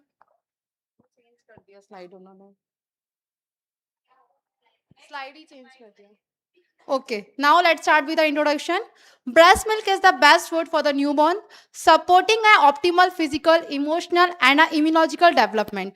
Early initiation of breastfeeding prefer within a 1 hour of birth. Colostrum is the first yellowish milk, act as an infant first immunization. Exclusive breastfeeding for the 6 month, it can be help to for a newborn baby. Dispute its benefits. Many mothers discontinue breastfeeding before 6 months due to some economical conditions. Working mothers may face problems such as insufficient breaks for a milk expression, breast encouragement, milk leakage, and difficulty in balancing work with a child care. Therefore, adequate knowledge, support, and working facilities for a breast milk expressions are important for sustaining a breastfeeding among employed mother. Please next slide. Why it is important to provide a breast milk for our babies? So first one is for a complete nutrition, for strong immunity, early digestion, support for brain development, for reduced illness, promote healthy growth, mother-baby bonding, benefits for mother, as well as convenient and economic. It will not cost any charges. Please next slide. So as we all are a working women, so we have to face some challenges. So what challenges are? Difficulty in maintaining regular breastfeeding or milk expression during our working hours, inadequate time and privacy for expressing mother. If we bring a child for our office, so it is difficult, so we can give a breastfeed to a baby. So lack of sustainable lactation rooms or a cleanliness facilities in a workplace, limited access to refrigerate or safe breast milk in a storage long working hours and inflexible working schedule, separation from the infant for extended periods, breast discomfort, encouragement or leakage when milk expression is delayed. Fatigue and stress while balancing work and childcare responsibilities. Limited workplace support, awareness or supportive policies. Difficulty in maintaining a milk supply after returning to the work. Please, next slide. So why we have to do the study? The need of the studies, breastfeeding is a vital for infant survival, growth and development and exclusive breastfeeding for the 6 months. It is recommended by WHO and UNSOFO. These both are the medical healthcare bodies. They have organized some policies also for promoting a breastfeeding that we known as BFHI. A large proportion of mothers return to work soon after childbirth, making continued breastfeeding difficult. Early returns to the work and adequate maternity leave, lack of breastfeeding facilities, and insufficient breakdown can lead to a premature discontinuations. Working mother may experience difficulty in storing and expressing the breast milk. Expressing the breast milk and storage of breast milk enables mother to continue breastfeeding even when separated from the infant. Please next slide. Please next slide. So the problem statement is a study to evaluate the effectiveness of self-institutional module on knowledge regarding the expression and storage of breast milk among employed mother attending a primary health center in selected hospital, selected rural area of Bhopal. So I have done my study in the rural area as we have completed with Gunga and Barasia, where we have completed the study in their area only. Please next slide. So objective of my study to assess the knowledge regarding expression and storage of breast milk among employed mother, to assess knowledge regarding practice of breast milk expression and storage among employed mothers, to provide a self-institution module on breast milk expression and storage, to evaluate the effectiveness of the self-institution module among employed mother, to determine the association between the knowledge practice score and selected demographical variables. Please next slide. Next slide. So the research hypothesis, there was null hypothesis. There will be no difference between the pre-test and post-test knowledge. Then H1, it is research hypothesis. There will be a significant difference between mean pre-test knowledge and post-test knowledge score regarding expression and storage of breast milk. Then the significance is 0.05 level of significance. Then as to its associated hypothesis, there will be a significant associate between the pre-test knowledge level regarding the expression and storage of breast milk while employed working mother with selected demographical at 0.05 level. Please next slide. So this is the review of literature from the where I have taken the references. Please next slide. Please next slide. So now the methodology. I have selected the research approach. It is a quantitative experimental research. Research design is pre-experimental, one group, pre-test and post-test. Then setting, I have taken the nursing homes and the primary health care centers, as I have told you. From a Gunga and Barasia, I have collected the samples. Then the population is employed mother attending regular checkups. Then sample size, I have taken a 40 employed mothers who are working. Then sampling technique as a non-probability convenience sampling. And the research design is pre-test and the post-test. Next slide. Next slide. Research methodology, I have selected the three structure questionnaires. In first one is demographical variable, another one is 40 knowledgeable questions, and another one is a tool that have consist of the questions used to assess the knowledge and the practice that how they are taking the breast milk.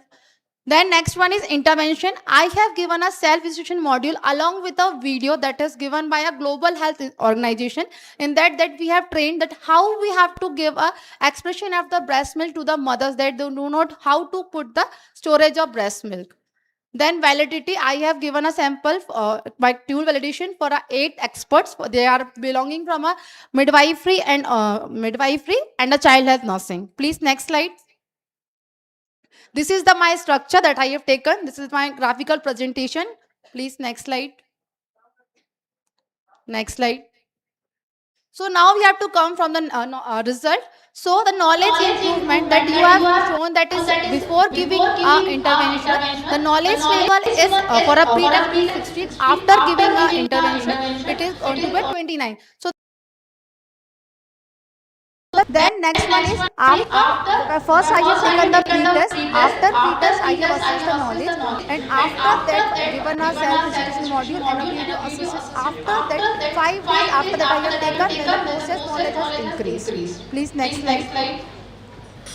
So now I will come to the conclusion. The self-decision teaching program was effective in improving knowledge and practice regarding expression and storage of breast milk among our employed mothers. Mothers demonstrate better post-test knowledge and practice compared with the pre-test. Religion and occupation show no significant association with the post-test knowledge and practice. Age, education, family income, type of family and area of residence show an association between the post-test knowledge and the practice. So overall conclusion is structured education can help employ mother safely express and store milk and support continued breastfeeding. Please next slide.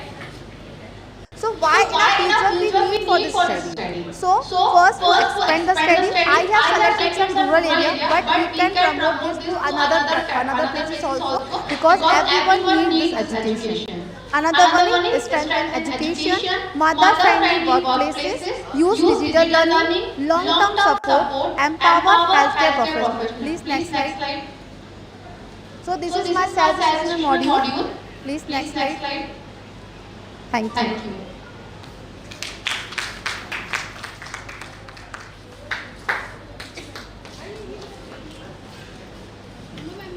Thank you so much, ma'am. Now I would like to invite Satyam Minsi.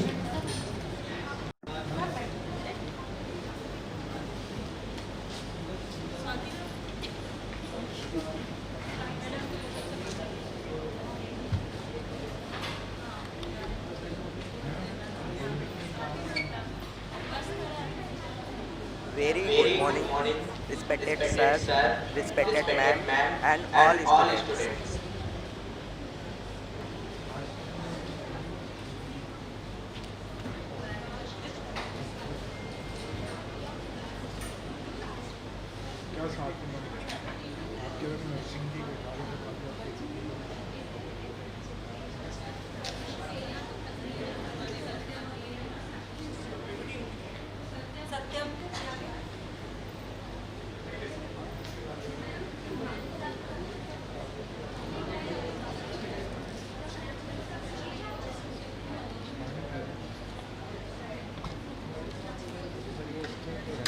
क्या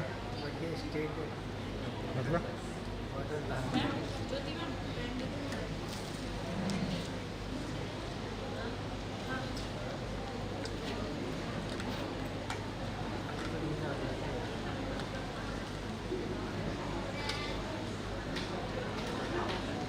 अभी 3 घंटे और आता है मैं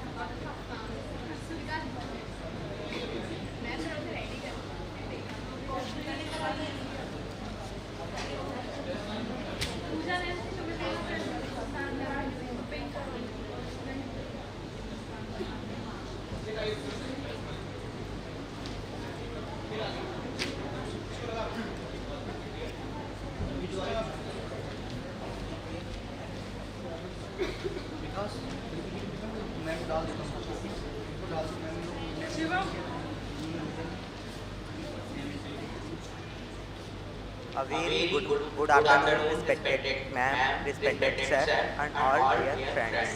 Myself DPS Kumar Soni. Today I present here PPT on this topic.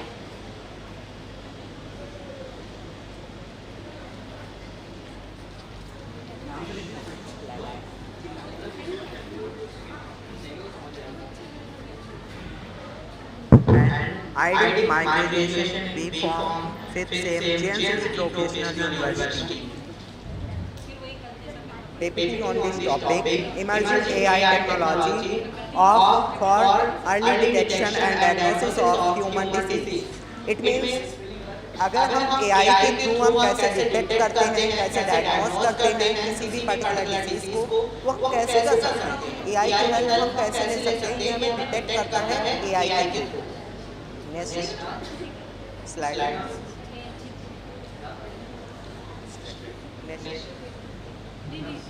Introduction, Revolution, Treatment, AI design of personalized therapy based on genomic data. It means कैसे AI के through हम जीनोमिक डाटा पेशेंट के clear उसकी disease को clarity दे सकते हैं, कैसे diagnose कर सकते हैं, कैसे उसका ट्रीटमेंट करने में हेल्पफुल होता है, ये हम इस पीपीटी में देखते हैं उनकी जीनोमिक डाटा के बेस में। बट ड्रग डिस्कवरी, अब AI का हम हेल्थ केवल न्यू डिसीज के डेवलपमेंट में उनके ट्रीटमेंट में नहीं कर सकते, बट ड्रग डिस्कवरी में भी हेल्पफुल होता है। जैसे न्यू फार्मूला की स्टडी में, प्री फॉर्मुलेशन स्टडी में, उसके इन्वेस्टिगेशन में, किसी भी न्यू फार्मूला को जनरेट करने में, वैक्सीन हो गया या अगर कोई न्यू ड्रग फार्मूला है तो उसे जनरेट करने के लिए हमें AI की हेल्प लेनी पड़ेगी। Next slide, what is AI in health care? AI क्या है हेल्थ केयर में? तो AI से हम किसी तरह हेल्थ केयर में कैसे उसे डेवलपमेंट ला सकते हैं, 90 से 100% कैसे उसे आगे ग्रोथ फैक्टर होते हैं AI में, उसे हम कैसे उन डाटा का हम यूज करके AI में हम कन्वर्ट कर सकते हैं या हमें हेल्थ केयर प्रोफेशन में यूजफुल होता है। तो AI refer to computer system that perform requiring human intelligence. It means AI computer के सिस्टम द्वारा हमें हेल्प करता है न्यू ड्रग डिस्कवरी में, ट्रीटमेंट में, डिसीज के डायग्नोसिस में, एक्यूरेट रिजल्ट के फॉर्म में कन्वर्ट करने में।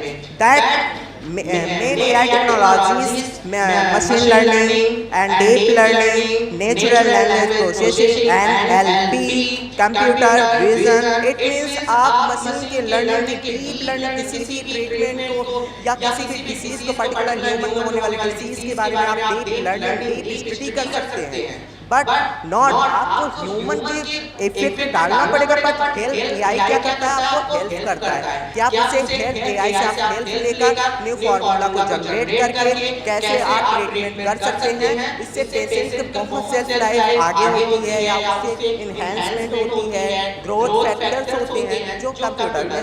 Slide please. AI medical imaging. AI is a revolutionizing medical imaging by improving accuracy, speeding up our diagnosis and enabling early disease detection. It means आप कोई भी अगर डिसीज होती है in vitro in vivo human organs में, तो आप in vitro जब ह्यूमन ऑर्गन्स में डिसीज होती है तो आप देख सकते हैं उसे इमेज के फॉर्म में क्रिएट होता है। जैसे हार्ट, अगर हम हार्ट पे अगर हम डिसीज देखे जाए तो उसमें आप इको जांच होती है, इको जांच में आप प्रॉपर उसके heart beat, heart rate, arteries, blood vessels कैसे वर्क कर रही है, आप प्रॉपर उसका डायग्नोसिस कर सकते हैं। एक्यूरेट रिजल्ट जब आएगा तभी तो आप ट्रीटमेंट प्रॉपरली ट्रीटमेंट हो पाएगा। अगर प्रॉपर ट्रीटमेंट होगा तो उससे पेशेंट को भी क्लियरिटी मिलेगी, आप भी कैसे डायग्नोस कर सकते हैं आगे AI के थ्रू। फिर enhance image analysis, AI algorithm analysis medical images with a higher precision and detect stable patterns that might be missed by the human eye. कई बार क्या होता है हम नेकेड आई से नहीं देख सकते, जैसा आपने प्रैक्टिकल हमने किया है कि आप माइक्रो ऑर्गेनिज्म को नेकेड आई से नहीं देख सकते, बट आप माइक्रोस्कोप से देख सकते हैं। सेम एआई वही तो फील्ड वर्क कर रहा है कि अगर हम एआई के थ्रू हम बॉडी के इन विट्रो ऑर्गन के डिसीज को डायग्नोस डिटेक्ट कर सकते हैं, ऐसे रिलेटेड कंडीशन कर ला सकते हैं, कैसे इमेज के फॉर्म में कन्वर्ट करता है और हमें डिटेक्ट करने में, वो अच्छे तरीके से डायग्नोस करने में हमें हेल्पफुल करता है।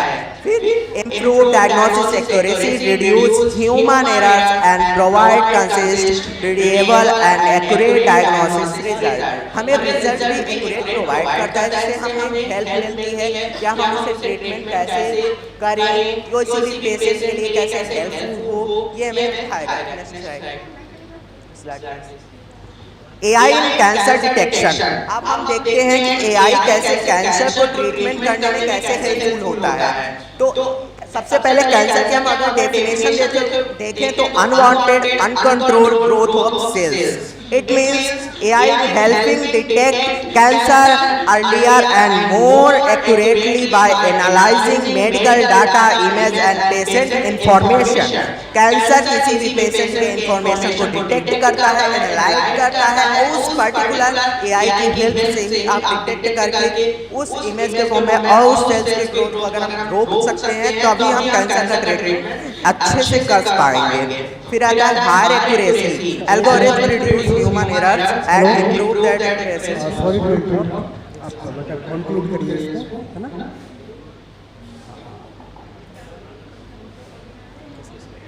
Conclusions. AI has a power to transform healthcare, improving outcomes, enhancing efficiency, and enabling personalized care by enhancing innovation responsibly.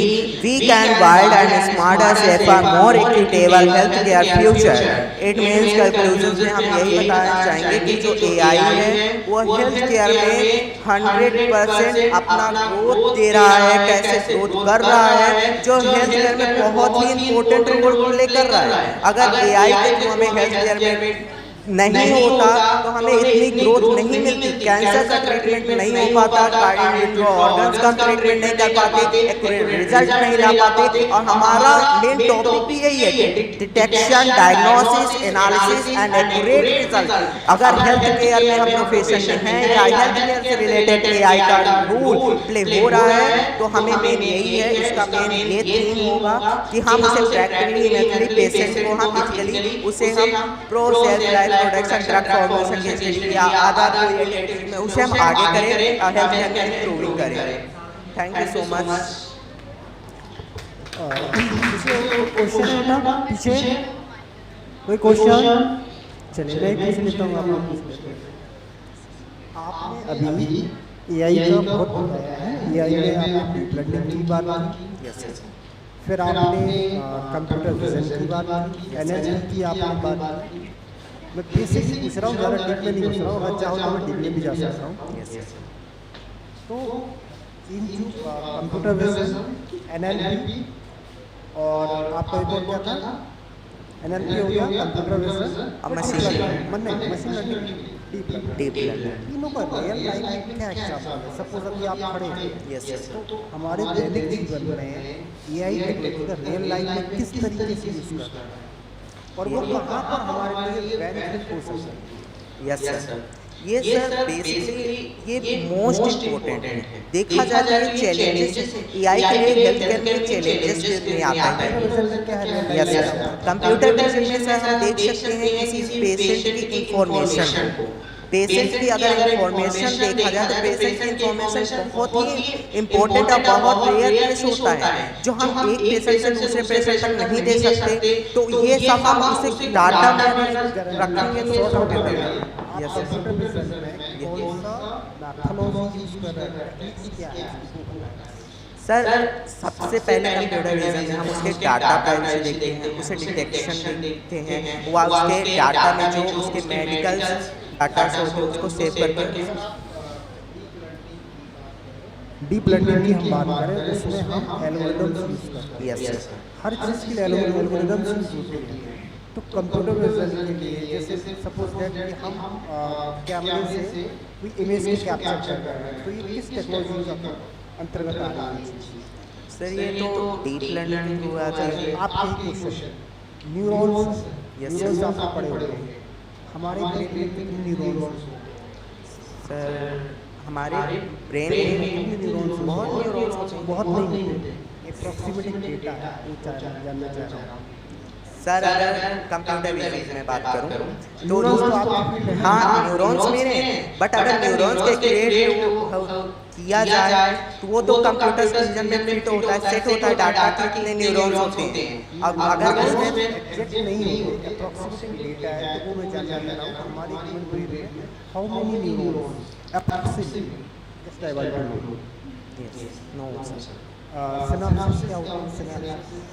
सिनैप्सेस, synapses dendrites, synapses, axons, yes ये सब बॉडी में होते हैं, सिनैप्सेस होते ये हैं। आपकी फील्ड है। Yes sir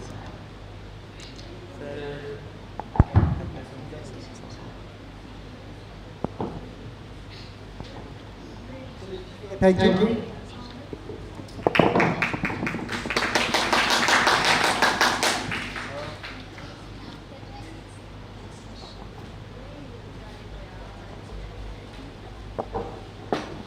According to your point of view, AI can see very micro organisms. So how can you define micro organism आता है ग्रोथ प्रोसेस, लिविंग ऑर्गेनिज्म होते हैं। और इसमें बैक्टीरिया क्लासिफिकेशन में देखा जाए तो bacteria, protozoa, fungi etcetera and living and non living organism, micro organism. how to help AI? Health तो मैम माइक्रो ऑर्गेनिज्म जो होते हैं Use of AI in see very micro organisms तो हम सर एक्चुअली like हम AI के through अगर micro organism की वो देखें तो हम उसे डाटा माइक्रो ऑर्गेनिज्म के डिटेक्ट करता है, बैक्टीरियल इन्फेक्शन वगैरह हुआ। No, my question is that according to your point of view, we can see very micro organisms. Suppose I have number of the bacteria, viruses, and dust particle also. You have all, but I can see without help of microscope. So, according to your point of view, how to AI help? Ma'am इसे vision करने में help करता है, देखने में help करता है। Microscope, projected microscope से हम देख सकते हैं। वो एआई इसका हेल्प करता है कि अगर कोई माइक्रो ऑर्गेनिज्म बॉडी के अंदर है तो उसे डिटेक्ट करने में हेल्प करता है कि उसको हम देख सकते हैं प्रॉपर। मेरा जैसे लेजर से जो ट्रीटमेंट होता है, जो ऑपरेशन में यूज़ किया जाता है, तो अभी आपने बताया जैसे कि एआई हेल्प करता है, तो कैसे करता है, कैसे वहाँ तक इंसान करेगा? मेरा क्वेश्चन ये है। इसके लिए मैम प्रॉपर डिटेक्शन चाहिए तो तभी वो पता है ना? यस जो उसमें एआई में पहले से ही डाटा फिक्स होता है, जो इमेजेस में देख सकते हैं उसमें एक इमेज फॉर्म क्रिएट करता है। जब हम उसे डाटा के एविडेंस के बीच में डिटेक्शन होता है तो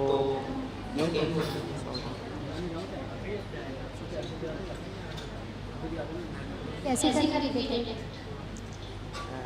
एक्चुअली मैम अगर उसके हम प्रॉपर चेकअप होते हैं तभी हम कर सकते हैं। आ जाओ। और कोई बचा हुआ है?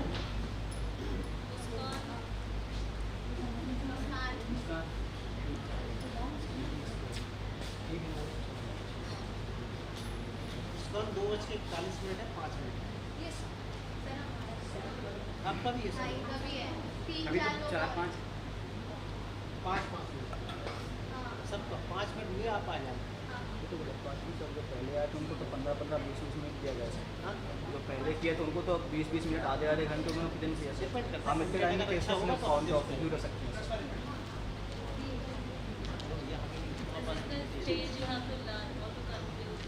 Good afternoon, everyone. My name is Muskan Kumar, a student of JNCT College of Pharmacy.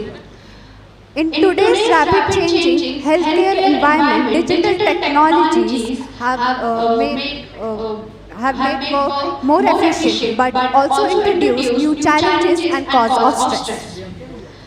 Through this presentation, I will discuss the major causes of stress among health professionals, its impact, and some practical strategies to manage it effectively. So let's begin. What is stress? The body's physical and emotional response to challenging situation. Source of stress in healthcare, heavy workload like long duty hours and all, emergency situations, high stakes decisions under time pressure, digital work pressure, technology demand adding to an already demanding role. Stress affects both professional performance and personal well-being. Next slide, please. Digital technology transforming healthcare, like electronic health records, which helps to manage all the patients' data, all the informations, the allergies and checkers and laboratory reports and everything. Telemedicines, which is really ongoing and famous right now, like having the consultations on mobile through electronics, so you can consult a doctor from anywhere, even at your home. So mobile health applications, all the applications which detects our heart rates and etc. Artificial intelligence, which helps in enhanced diagnostics support. Key benefit: faster diagnosis and timely clinical decision, improve patients' outcome. Next slide, please. The digital paradox, new stressors, information overloads, constant data streams and alerts, continuous notifications, always on expectations, digital documentation burden and administrative overhead, excessive screen time, eye strains and fatigue, cyber security concerns, data protections responsibility, work-life balance, imbalance, blurred professional boundaries. These factors contribute to mental and physical exhaustion. Next slide, please. How stress manifests in health professionals. Physical effects, headaches and fatigues, persist tiredness and recurring headaches from sustained pressure, sleeps disturbance, high blood pressures, psychological effects like anxiety, depression, burnout, reduced concentrations and all. Next slide, please. The ripple effect, impact on healthcare services, increased medical errors, compromise patient safety when professionals operate under chronic stress, reduced productivity, lower efficacy, output, and poor communication, breakdown in team coordination, diminished patient care, lower quality outcomes, and decreased job satisfaction leading to higher turnover rates. Stress professional cannot deliver optimal care. Next slide, please. Stress management techniques, healthy lifestyle practices, regular exercise, adequate sleeps, mental well-being strategies, meditations and deep breathing, mindfulness. Next slide, please.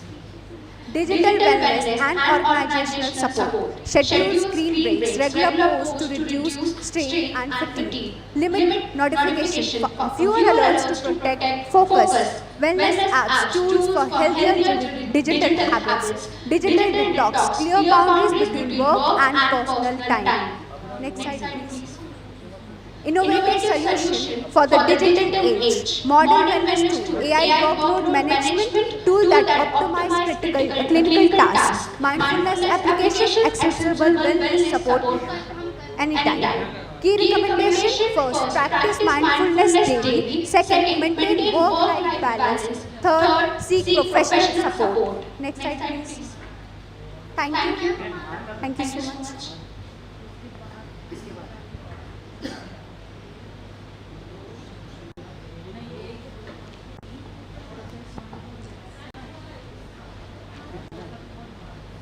इसका front page बताइए, first page आपका जो title है मुस्कान इन्होंने Yes, yes. Stress management for health professional in the digital era.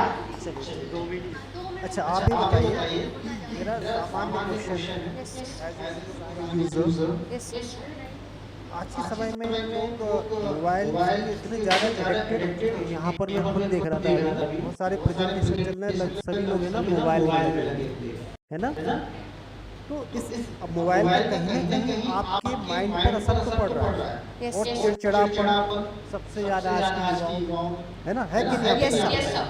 तो इस stress को कैसे ओवरकम किया जा सकता है कि हम ऐसा कौन सी चीज़ बताएं बच्चों को कि ये लोग उसको अडॉप्ट करें जिससे उनको कुछ चीज़ फ़ायदा, आप समझ रहे हैं स्ट्रेस को कैसे कम करें, सिंपल। सर जैसे आपने कहा कि आजकल के बच्चे सारे लोग नॉट ओनली चिल्ड्रंस आजकल की पूरी youth and everyone is addicted और जिसके हमें बहुत सारे सिम्टम्स दिखते ही हैं और जो रेगुलर बेसिस पर सब कुछ हो रहे हैं। सो सबसे पहली चीज़ कि उन्हें एक डिजिटल डिटॉक्स करना पड़ेगा। पहले तो उन्हें खुद अपने लाइफस्टाइल अपने डेली उनकी रूटीन होनी बहुत कंपलसरी है कि उन्हें कब एक्सरसाइज करना है, कब उनकी जो भी उनकी रेगुलर रिक्वायरमेंट्स उनके as a student as a profession जो भी है उनका उनके उसके अकॉर्डिंग उनकी एक्सरसाइज उनकी चीज़ें और अपना वर्क उस बीच में अगर उनका वर्क डिजिटली भी बहुत है जैसे जो बहुत सारे लोग आजकल एआई एंड कंप्यूटर और टेक्नोलॉजी से रिलेटेड वर्क कर रहे हैं उन्हें बीच बीच में ब्रेक लेना कंपलसरी है। और बहुत सारे एक्सरसाइज बहुत इंपॉर्टेंट है लाइक मेडिटेशन हो गई, डीप ब्रीथिंग, योगाज और लाइक जॉगिंग्स एंड ऑल जो जिम्स जो लोग बहुत पसंद करते हैं वैसी एक्सरसाइज होनी चाहिए और स्पेशली डिजिटल डिटॉक्स। पहली चीज़ तो पर्सनल अवेयरनेस ही होनी चाहिए क्योंकि हम कितना चीज़ें यूज़ कर रहे हैं उससे कितने एडिक्टेड है ये हम वेल अवेयर हैं। आपने जैसे जो प्रेजेंटेशन बनाया हुआ है इसमें ये चीज़ कवर करना चाहिए डेटा की, क्योंकि आप कितने लोग उससे एडिक्टेड हो रहे हैं और उसका इफेक्ट क्या हो रहा है। आप हमेशा जैसे पीपीटी बनाए उसमें ये चीज़ आप मेंशन करें जिससे क्या हो सामने वाले को पता तो चले कि इसका क्या इफेक्ट हो रहा है। चलिए okay, thank you so much. Next आ जाए।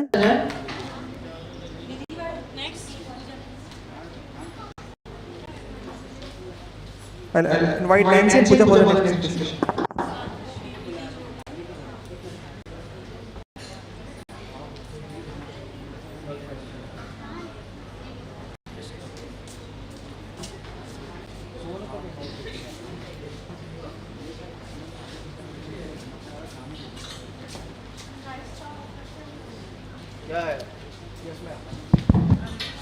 A very good afternoon, respected teachers and my dear friends. My name is Pooja, her name is Nancy, a student of B.Pharm 5th Sem from JNCT College of Pharmacy. And today I am here to present my topic about AI tools in precision of lung cancer. Next slide please. Lung cancer is one of the major cause of the cancer-related mortality worldwide. As a major difficulties in a lung cancer management because the patients are diagnosed at an early stage. Advanced stage, so many problems are faced in a diagnosis of cancer. The major various AI tools are used in the diagnosis of AI in cancers. CT scans, X-ray, or recognized by the conventional methods or the aim of the to select diagnosis and treatment according to the individual characteristics of the patient rather than using the same approach for every patient. Next slide. What is AI? Artificial intelligence is a computer-based concept in which enable to a machine learning and a deep learning recognizing patterns and analyzing information collected to data and patient's outcome. It may be a computer-based system and task for the normally that is require human intelligence and learn specifically what to work and what be the learning efficacy and consuming time to learn, short-term encouraging and diagnosis processing.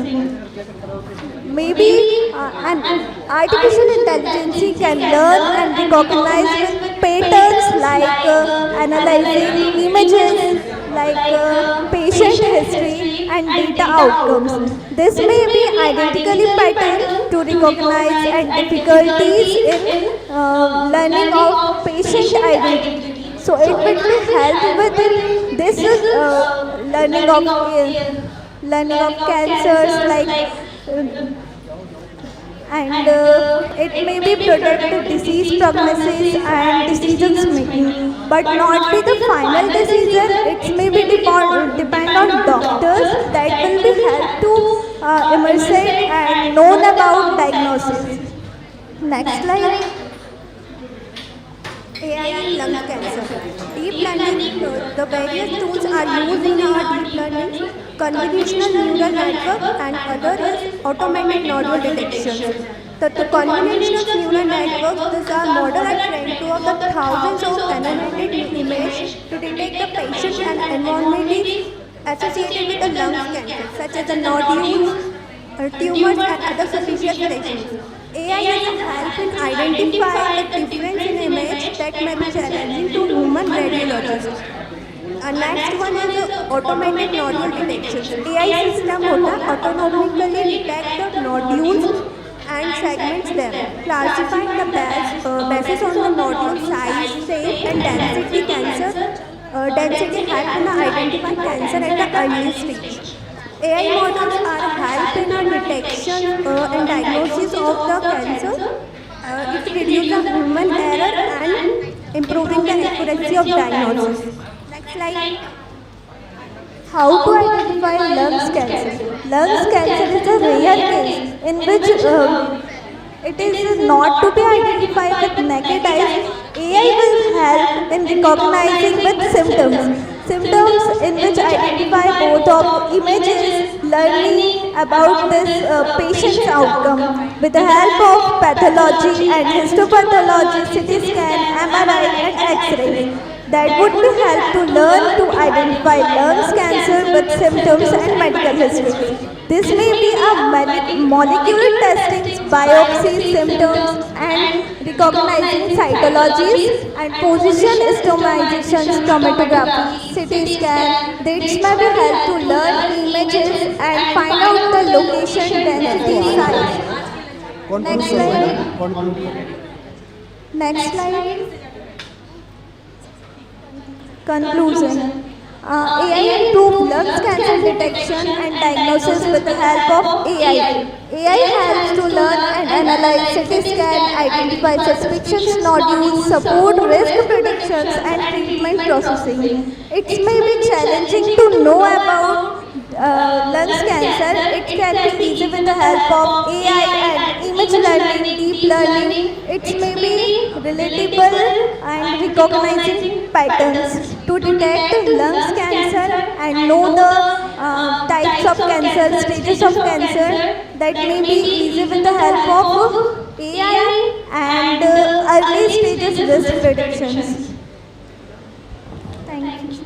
बेटा आप AI tools के नाम बताइए जो cancer को protect करने के लिए यूज़ किए जाते हैं. Sir, first may be image learning like X-rays, CT scan, MRI. X-rays में भी shadow wise learn करता है. हम shadow से check कर सकते हैं कि वहाँ पर हमें क्या spots दिख रहे हैं, क्या problem है. CT scan deep learning करता है. For an example, वो उसके shape, size, exact location, उसकी density इन सब का पता लगाता है. MRI will be help to detect neurons like clots हो जाते हैं लंग्स में, वो कई बार नेगेटिवली नहीं पता चलते, लेकिन with the help of this technique use to learn easily with the help of some this MRI, X-ray, CT scan and histopathology and microbes. Thank you, sir.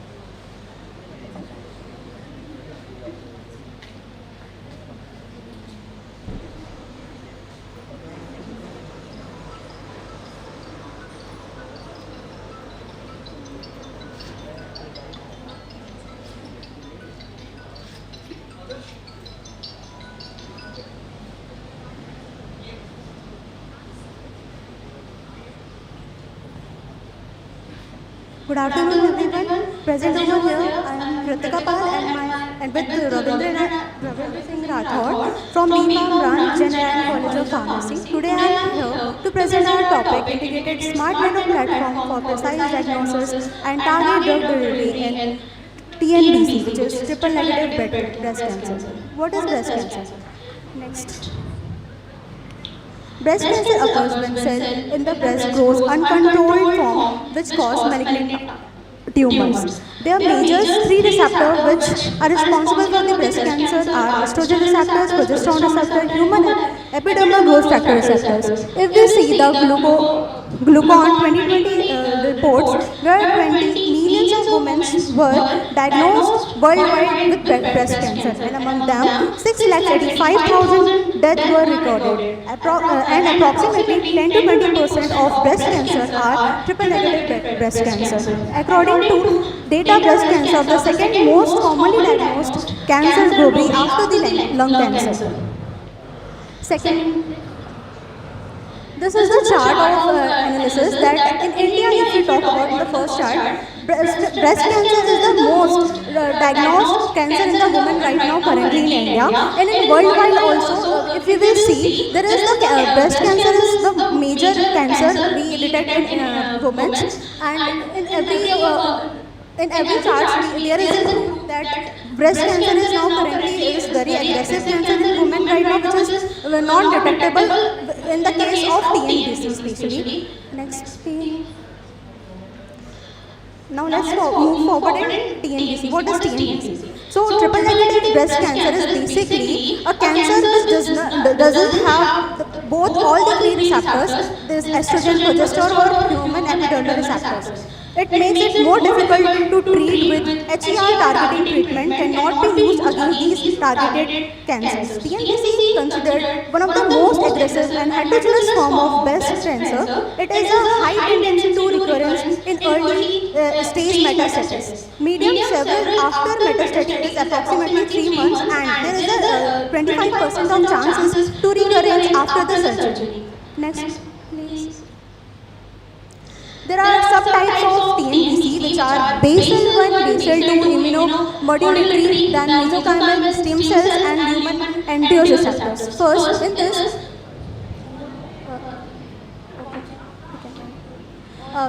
then TNBC can be targeted with such kinds of factors like BRAC1 and BRAC2 में अगर mutation हो जाएगा हमारे gene के अंदर तो उससे भी कैंसर होने की चांसेस है बिकॉज हमारे जीन में जो BRAC1 और BRAC2 है वो बेसिकली एक बॉडीगार्ड की तरह होता है जो म्यूटेशन से रोकता है, लेकिन अगर उसमें म्यूटेशन हो जाएंगे तो वो हमारे लिए बहुत डेंजरस फॉर्म हो जाएगा और कैंसर होने के चांसेस बढ़ जाएंगे. ये ज़्यादातर डिटेक्ट होता है जो बिलो 40 to 50 ईयर्स की वुमेन्स होती हैं और जिसमें ओबेसिटी एंड मेनोपॉज जैसे स्टेजेस आ जाते हैं और मल्टीपल नॉन ब्रेस्ट फीडिंग की वजह से या फिर नॉन स्क्रीनिंग की वजह से भी हमको पता नहीं चलती है. Next slide please. Sir conclusion में मैं यही कहना चाहती हूँ कि जो हमारा आज का टॉपिक बेसिकली TNBC के ऊपर है, ट्रिपल नेगेटिव ब्रेस्ट कैंसर के ऊपर. जो ब्रेस्ट कैंसर के बाद मतलब TNBC समथिंग जो बहुत एग्रेसिव है, हमको कम टाइम देता है और इसका पता ही नहीं चलता है कि बॉडी में कब फैलता है बिकॉज इसका जो रिक्रूटमेंट टाइमिंग होता है वो 13 मंथ्स का होता है और इसमें बेसिकली जल्दी प्रोडिक्शन भी नहीं हो पाता है क्योंकि एस्ट्रोजन प्रोजेस्टेरोन जैसे रिसेप्टर जो बेसिक मेन रिसेप्टर्स हैं जिससे पता चलता है कि ब्रेस्ट कैंसर है या नहीं है वो इसमें प्रेजेंट भी नहीं होते तो इजीली डिटेक्टेबल्स भी नहीं होते. लेकिन हाँ कुछ ऐसे मेडिकल बायोप्सीज वगैरह करते हैं जिससे हमको पता चल जाता है कि हाँ ये है. बट अभी इंडिया में थोड़ी टेस्टेस थोड़े कम हैं बट रेट्स अभी भी थोड़े ज़्यादा हैं जिससे जिससे फैटल रेट्स भी बहुत ज़्यादा बढ़ गई हैं। एंड अगर हम सर्जरीज भी करवाते हैं तो भी 25% चांसेस होते हैं कि ये वापस से अपनी बॉडी में आ सकता है, जो कि अच्छा नहीं है। एंड टीएनपीसी का सबसे मेजर प्रॉब्लम ये है कि इसके जो सेल्स होते हैं वो एक्स्ट्रा सेलुलर से इंटरसेलुलर में ट्रांसफर हो जाते हैं, जो हमारे दूसरे बॉडी ऑर्गन्स को भी इफेक्ट करता है, जैसे ब्रेन, लंग्स, बोन्स, जिसकी वजह से जो बीबीबी बैरियर होता है वो क्रॉस करके ब्रेन को इफेक्ट कर जाता है। लेकिन हमारे पास जो कीमोथेरेपीज है वो बीबीबी बैरियर को क्रॉस नहीं कर पाती है, एंड ये अनट्रीटेड कहीं ना कहीं रह जाता है और बेसिकली एट द एंड थोड़ा फैटल होता है। Thank you. Thank you. What is the specific role of stem cells? Sir ma'am basically stem cells is something जो रीजनरेट सेल्स को की जो डीएनए डैमेज हो जाता है ना उसको रिपेयर करके उसको रीजनरेट करने की मदद करता है। बट टीएनपीसी का ऐसा है कि वो स्टेम सेल्स को भी डिस्ट्रॉय कर देते हैं, तो जो सेल्स होते हैं उनमें रिकवरी रेट बहुत कम हो जाती है, जिसकी वजह से हमारा जो इम्यूनोग्लोबिन एबिलिटी है वो भी कम हो जाता है और एनके सेल्स एक्टिवेट हो जाते हैं, जिससे जो सेल्स बेटर कंडीशन में भी है वो भी डिस्ट्रॉय होना शुरू हो जाते हैं। Very good. Thank you ma'am.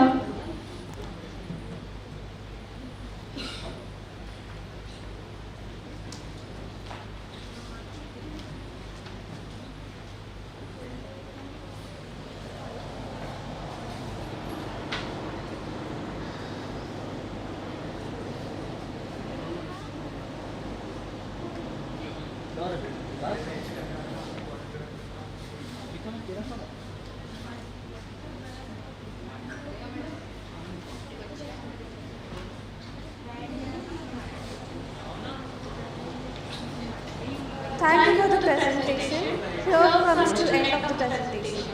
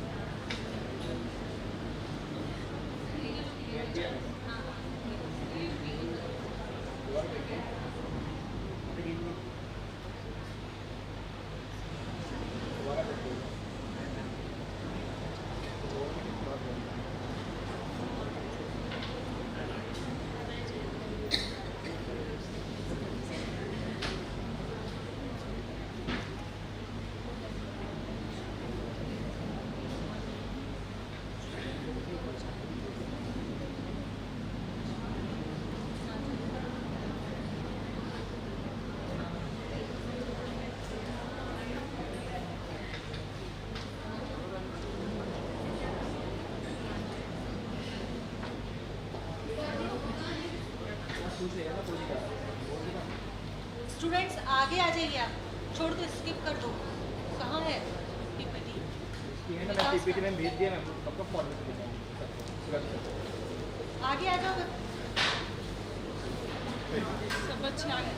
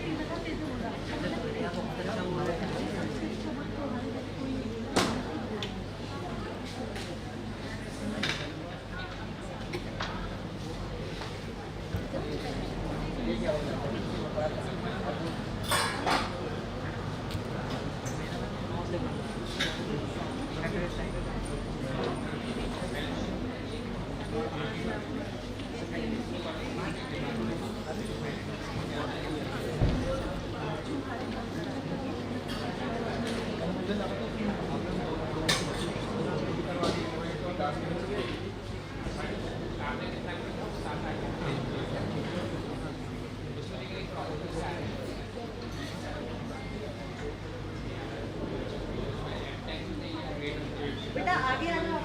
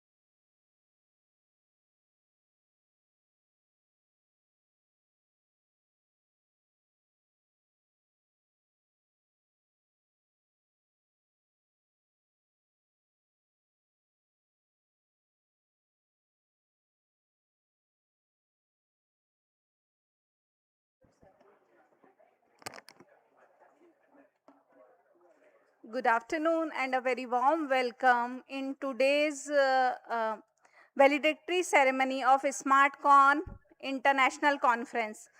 It's given me immense pleasure to welcome in concluding session of our 2 days in SmartCon International Conference. These 2 days have been filled with knowledge, innovation, ideas, research, insight, and meaningful academic interaction.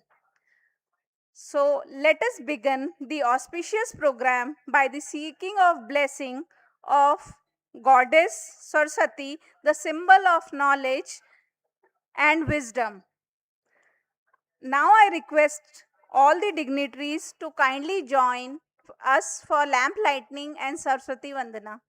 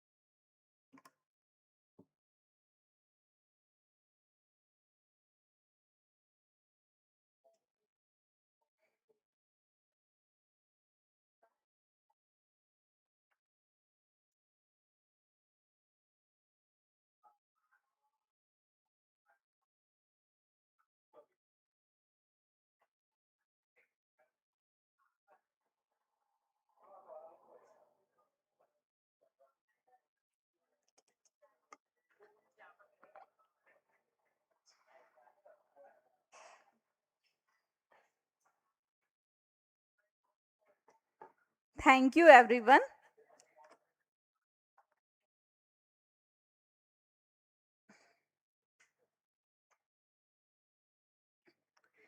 Now it's my privilege to welcome our guest and keynote speaker, Dr. Rahul Kumar Chaurasia, Associate Professor, MNIT Bhopal.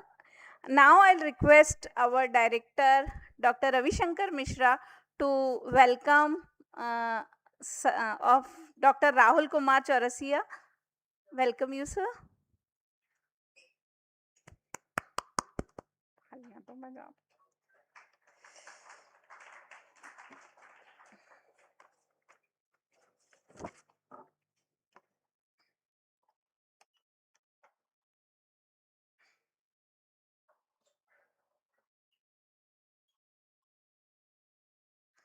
Dr. Chaurasia is an expert in machine learning, pattern recognition, brain-computer interfacing, optimization, and biomedical signal processing. He has contributed more than 110 research publications and has 8 granted patents, and has delivered more than 60 expert lectures national and internationally. His extensive research experience and contribution to AI and scientific research make him an ideal speaker for today's session. With a great pleasure, I invite Dr. Rahul Kumar Chaurasia to deliver his keynote address on the emerging role of artificial intelligence in scientific research. Welcome you, sir.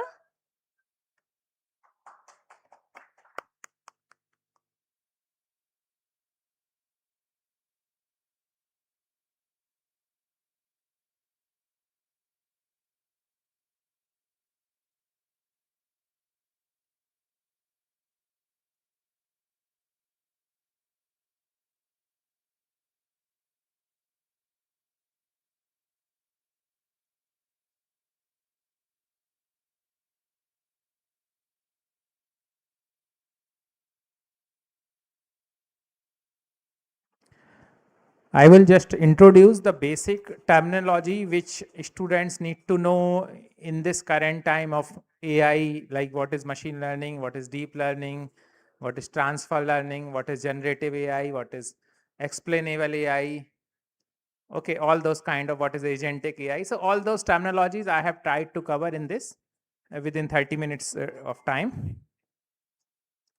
So I think AI, everybody know nowadays that if a machine can have intelligence like human, it's artificial intelligence. If a computer can have intelligence like humans, it's artificial intelligence. The application includes reasoning, planning, learning, NLP and all. So this is a Venn diagram kind of thing, that machine learning is a subset of artificial intelligence. In artificial intelligence, you can have the theory as well as the concepts. But in machine learning algorithms, we have algorithms or programs or codes. If you give them some input data, they learn from it and they do the output or they produce the output. And deep learning is a subset of machine learning, which is more specific, more automation. So यहाँ पे मैंने एक line लिखी है red करके, without being explicitly program. Suppose एक कोई machine learning का मॉडल है, suppose the model's name is support vector machine, एक मॉडल होता है, या आर्टिफिशियल न्यूरल नेटवर्क ANN बोलते हैं. उस मॉडल को आपने बहुत सारी इमेजेस दिखाई of cars and suppose cars and trucks, lot of images of cars and trucks. तो वो मॉडल डायरेक्टली उस इमेज से क्लासिफिकेशन नहीं करेगा. उस इमेज या उस हम लोग बोलते हैं पैटर्न से या उस सिग्नल से हमें कुछ इन्फॉर्मेशन एक्सट्रैक्ट करनी पड़ेगी to pass to the model to learn.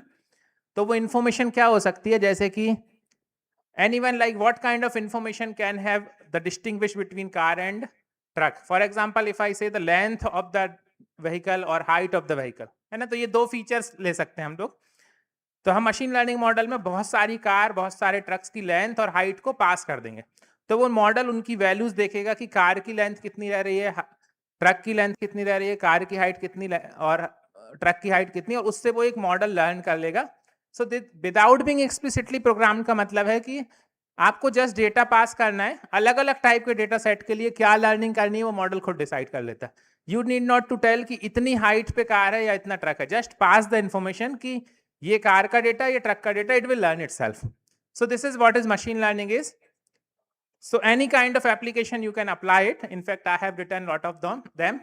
These are some very basic application which we all are using: handwritten character recognition, printed text recognition, face recognition, fingerprint recognition, all kind of medical diagnosis and all other kind of things. So strategic gaming, planning, NLP, आजकल जो chat GPT चल रहा है, all those things are applications of ML. So basically this slide tells where the machine learning is applied and can be applied.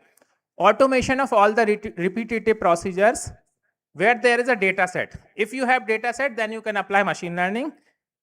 If you do not have data set, machine learning will not be helpful. It requires data to learn. So where it will be applied or where it is already being applied is frequent high volume jobs. जिस चीज को बार बार करना पड़ रहा है, human labour की जगह कंपनियां मशीन लर्निंग से करा रही हैं, क्योंकि वो कम कॉस्ट में कर देते हैं, 24/7 कर सकते हैं काम, और बड़ा काम है, ज़्यादा लोग कुछ नहीं करना, एक कंप्यूटर लगाएंगे, that can do the recognition task or any kind of automation task. So this is what the machine learning is useful for, but it can't match human intelligence in tackling novel situations. जैसे कि मैं एक example बताऊं, अगर किसी court में किसी जज को कोई फैसला सुनाना है, so machine learning is not much useful, क्योंकि हर एक के लिए सेम डेटा सेट आप नहीं प्रोवाइड कर सकते, अलग अलग टाइप के एविडेंस होंगे, अलग अलग टाइप के लोगों के गवाही होगी, तो उसमें आप नहीं बता सकते कि मशीन लर्निंग उसमें फैसला ले ले. बट जो काम बार बार हो रहा है, सेम हो रहा है, जैसे कि कार और ट्रक में डिस्टिंग्विश करना है, सेम टाइप की इमेजेस हैं, या किसी ECG सिग्नल में बताना है कि बीमारी है कि नहीं, या रेटिना इमेज से बताना है कि डायबिटिक रेटिनोपैथी है कि नहीं. So all those kind of thing it can do. So this is another picture of why machine learning is important. This is based on the industrial revolution that we have. So first industrial revolution came when the engines came in 70s, when the mechanical engineering branch came into existence. Then when Tesla created machines, or we say the induction machines, which can rotate and can produce like all kind of assembly kind of things. So electrical engineering branch came into existence after 1870. In fact, I will say कि अभी भी world में जितनी electricity produce होती है उसमें से 70% machines को घुमाने में चली जाती है. If you are talking about AC, fan, industry, everything is rotating, and that rotating is taking the electrical power, and most of the electrical power is going there. Now that is trend is shifting, where the electricity is consumed more by the data centers. Data center basically क्या है? Data store कर रहे हैं, machine learning के code store कर रहे हैं. तो वो फोर्थ पे बाद में आएंगे. थर्ड, एक शॉकली नाम का साइंटिस्ट था, उसने डायोड और BJT बनाया, and he also got a Nobel prize for that. उसके बाद छोटे छोटे सर्किट्स बने, ICs बने, and from them we got something like chips and integrated circuits and computers. So 2 more engineering branches like electronics and computer science came into existence. But most of us are stuck here in all these branches. But the current trend is of cyber physical systems, where there are systems which are having embedded systems which we can program. There is artificial intelligence, machine learning, Internet of Things, automation everywhere.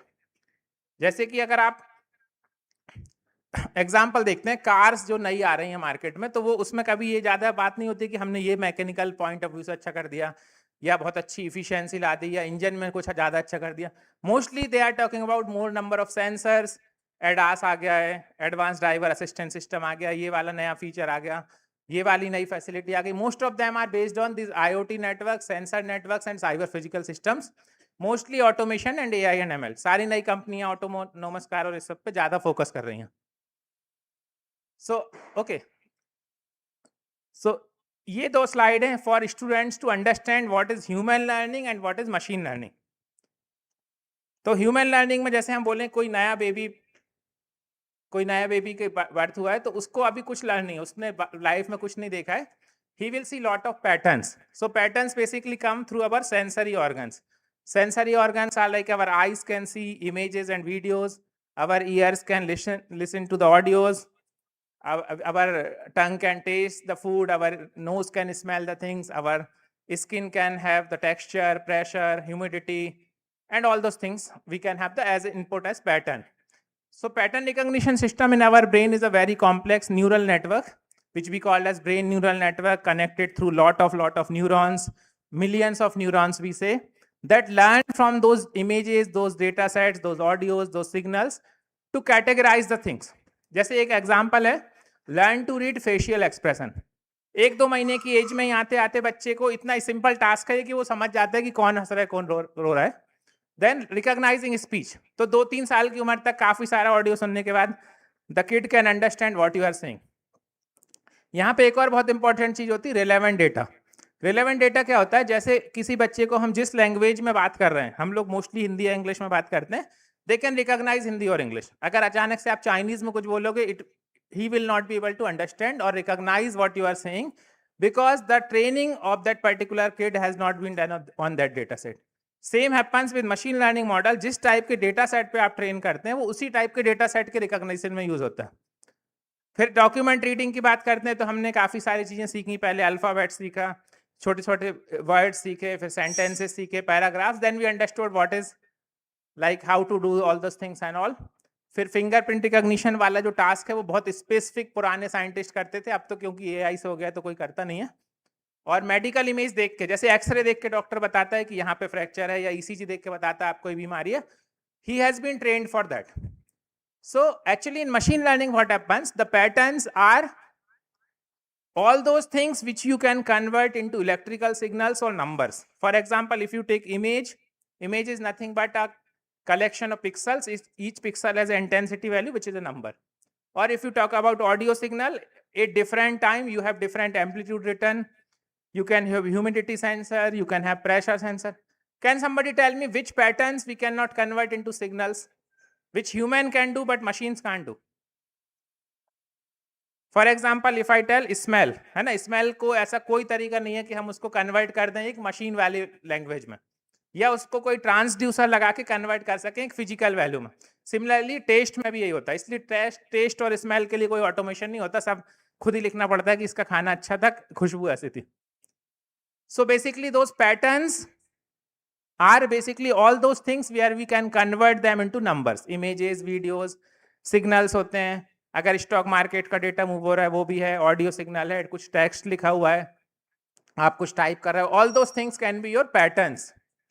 Feature extractor का क्या काम है? Feature extractor उस pattern में से वो information निकालता है, या आपको निकालना है जो आपको लगता है कि यूजफुल है. जैसे कि कार और ट्रक में डिस्टिंग्विश करना है, तो आपको लगता है कि उस पर्टिकुलर व्हीकल की लेंथ और हाइट यूजफुल है. लेकिन कोई बोलेगा कि मैं ये गिनूंगा उसमें कितने पहिए हैं, may be it may not be very useful. हो सकता है कुछ ट्रक्स में भी 4 पहिए और कुछ कार में भी हो, तो वो एक अच्छे से रिकॉग्निशन नहीं होगा. तो आपको सोचना है कि कौन सा फीचर यूजफुल है. ईसीजी सिग्नल में आपको लगता है कि किसी को हार्ट अटैक आएगा कि नहीं, तो आपको देखना है कि इस सिग्नल से मुझे मीन वैल्यू कैलकुलेट करनी है, वेरिएंस कैलकुलेट करना है. All those things you have to decide. So this thing is manual. Feature extraction thing is manual. Classification model is automated. आपने एक बार फीचर्स निकाल दिए, उस मॉडल में पास कर दिए, अब वो मॉडल लर्न कर लेगा और रिकॉग्नाइज कर देगा. लेकिन अभी भी ऑटोमेशन कहाँ नहीं हुआ? फीचर एक्सट्रैक्शन में. उसके लिए आपको बहुत सारे रिसर्च पेपर पढ़ने पड़ेंगे, या बहुत सारे और जगह पे पढ़ने पड़ेंगे कौन से फीचर यूजफुल है, and then you can do. So here are some examples. इसमें इंटरनेट चल रहा होता तो मैं बच्चों को बताने वाला था. जैसे आपको मान लो बहुत अच्छे से कोडिंग नहीं भी आती है, ये एक MNIST डेटा सेट बोलते हैं. ये बहुत सारे लोगों से, मिलियंस ऑफ लोगों से हैंड रिटन डिजिट्स हैं, 1 से लेकर 9 तक, 0 तक. अब आपको इसको रिकॉग्नाइज करना है, आपको कोड लिखना है पाइथन में. तो आप, इतना आसान हो गया, अब तो चैट जीपीटी पे या जेमिनी पे लिखेंगे, write a code to import, जो मैं बोल रहा हूँ वो लिखेंगे तो हो जाएगा. Write a code to import MNIST data set, apply neural network model and classify. इतना लिखेंगे, पूरा कोड जनरेट हो जाएगा, जिससे आप उसमें चलाएंगे. मैं लास्ट में दिखा दूंगा, टाइम बचेगा तो. सो बेसिकली अब वो चीज नहीं है जो 10 साल पहले थी, या जब मैं इंजीनियर बना था, या और लोग थे, कि जब आपको एक एक लाइन का कोड सी लैंग्वेज सीखना है और पाइथन लैंग्वेज सीखना है. Now you can give command as a text और कोड जनरेट हो जाता है, और फिर उसको आप पाइथन में या पाईटॉर्च में या मैटलब में रन कर सकते हैं. तो जैसे मैंने एक एग्जांपल बताया, MNIST डेटा सेट की लिंक है, बहुत फेमस है, वो एक चीज है जिसको सब लोग यूज करते हैं. तो यू कैन आस्क. तो इसमें आप इनोवेशन कहाँ कर सकते हो? इनोवेशन ये कर सकते हो कि आप मशीन लर्निंग का जो मॉडल बना रहे हो उसमें थोड़ा सा इनोवेशन कर सकते हो, उससे ज़्यादा एक्यूरेसी ला सकते हो, उससे कम कॉम्प्लेक्सिटी करा सकते हो. So as a student you can apply those things. Just write on ChatGPT that download MNIST data set, import it in my file, apply machine learning model, give some name of some model, and produce the results. Results basically how much accurate is the model for classification. इसी तरह signals जो होते हैं, audio signals को भी आप कर सकते हो. बहुत सारे स्टैंडर्ड ऑडियो सिग्नल्स हैं, ईसीजी सिग्नल्स के स्टैंडर्ड. जैसे हमारी गवर्नमेंट भी एक एआई सेतु नाम से एक पोर्टल बनाया है, जो लास्ट ईयर सब लोगों को मालूम होगा, एक इंडिया एआई करके समिट हुई थी. एआई सेतु में बहुत सारे डेटा सेट्स गवर्नमेंट ने इंडिया के रिस्पेक्ट में डाल रखे हैं. तो जैसे क्या होता है, जो चीज़ फॉरेन में हो रही थी अगर हम उसको इंडिया में करना चाहें तो उसके डेटा सेट अवेलेबल हैं.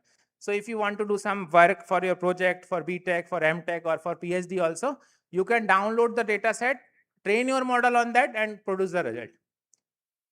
तो ये 3-4 टाइप में बांटा गया है: supervised learning, unsupervised learning, reinforcement learning. Supervised learning में जब हम डेटा डालते हैं तो उसकी क्लास भी डालते हैं, जैसे कि कार कौन सी है और ट्रक कौन सा है, तो वो बताएंगे कि कार और ट्रक है तो मॉडल लर्न करेगा. That is supervised learning. Unsupervised learning में हम डेटा तो रहता है लेकिन किस कैटेगरी का है वो नहीं मालूम. जैसे कि आप जब कैमरे से फोटो खींचते हो तो कैमरे को खुद देखना है कि कौन फोर फ्रंट में है, कौन बैकग्राउंड में है, कहाँ आपकी आईज हैं. That is kind of clustering. So unsupervised learning is also called as clustering. And reinforcement learning is another type of learning, जहाँ पे कि इनिशियली जीरो लर्निंग होती है, बार बार नया डेटा सेट आता है, लर्निंग बढ़ती है. जैसे टेस्ला ने जब अपनी गाड़ियाँ ट्रेन करी, खाली रोड पर छोड़ दिया चलने के लिए. जब उसको लगा कि एक्सीडेंट हो गया, देन इट लर्न कि हाँ इतने पास नहीं आना था, इतनी तेज स्पीड नहीं रखनी थी, और ऐसे कई बार ट्रेन कराया. तो उस प्रोसेस से वो लर्न करते हैं. रीइंफोर्समेंट लर्निंग वहाँ ज़्यादा यूजफुल है जहाँ नया नया डेटा सेट आता जा रहा है और पुराना डेटा सेट हटता जा रहा है, एक बार में डेटा सेट अवेलेबल नहीं है. So then you apply this reinforcement learning. अच्छा, ये आगे नहीं जा रहा है. हाँ, so these are the learning models. There are some models I have mentioned: SVM, KNN, LDN. All these are supervised learning models. There are clustering models. So ये slide में share कर दूंगा. These are the name of the specific algorithms or models that you can use. These are some of the things like true positive, true negative, false positive, false negative. Based on that, these are the parameters that you can use to classify from machine learning algorithm. ये एक मैंने slide बनाई थी. Mostly जब BTech वाले students होते हैं तो प्रोजेक्ट करना है तो कैसे करें, तो for that I made that particular slide. Machine learning में करना क्या, इनपुट पैटर्न आपको सोचना है, आपको इमेज पे काम करना है, सिग्नल पे काम करना है, कोई से डेटा सेट पे काम करना है, that is it. Feature extract करने हैं, फीचर वेक्टर बनाने हैं, उसी में से कुछ को ट्रेनिंग के लिए यूज करना है, कुछ से टेस्ट करना है कि अच्छे से लर्निंग हुई कि नहीं. फिर ट्रेनिंग वाले से क्लासीफायर मॉडल को ट्रेन करना है. एक बार मॉडल ट्रेन हो गया तो जो टेस्ट डेटा है उसको पास करके पूछना है, now answer me what is the class. For example cat और कार और ट्रक. तो आधे डेटा सेट से ट्रेन कर दिया और आधे डेटा सेट के लिए आंसर पूछा मॉडल से. We actually know the output because it's a supervised learning model, so we will match how many of them are correct. That is the accuracy of the model. So this is what machine learning is. जैसे एक artificial neural network model है, इसमें आप direct इन images को पास नहीं करोगे, इनसे कुछ इंफॉर्मेशन एक्सट्रैक्ट करोगे, वो इधर 1 2 3 इनपुट पे पास करोगे. सो this is 50% automation, 50% manual. Now what is deep learning. अब मैं नई नई टर्मिनोलॉजी बता रहा हूँ जो अभी यूज होती है. डीप लर्निंग क्या होता है, कितने लोगों ने स्टूडेंट ने सुना है word deep learning? Machine learning वाले हैं कुछ स्टूडेंट? इसमें इस सब्जेक्ट को पढ़ने के लिए ब्रांच स्पेसिफिक नहीं है. You can be from CS branch, EC branch, civil branch, mechanical branch. You have completed 12th, you know this basic thing, and you can all work in this area. In fact, I am from electronics background, but you will never see that anything which is specific to electronics in this or which is specific to computer science. पहले coding होती थी, अब वो भी manual code लिख के हो जाती है. तो फीचर एक्सट्रैक्शन वाला पार्ट जो था उसमें आपको सोचना होता था कौन से फीचर लेने हैं, यूजफुल है कि नहीं है. That thing was manual in machine learning.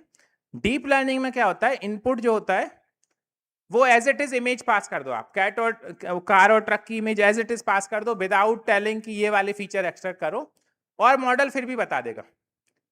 Feature extraction भी खुद करेगा, क्लासिफिकेशन भी खुद करेगा. So this is more automation, और you can say 100% automation.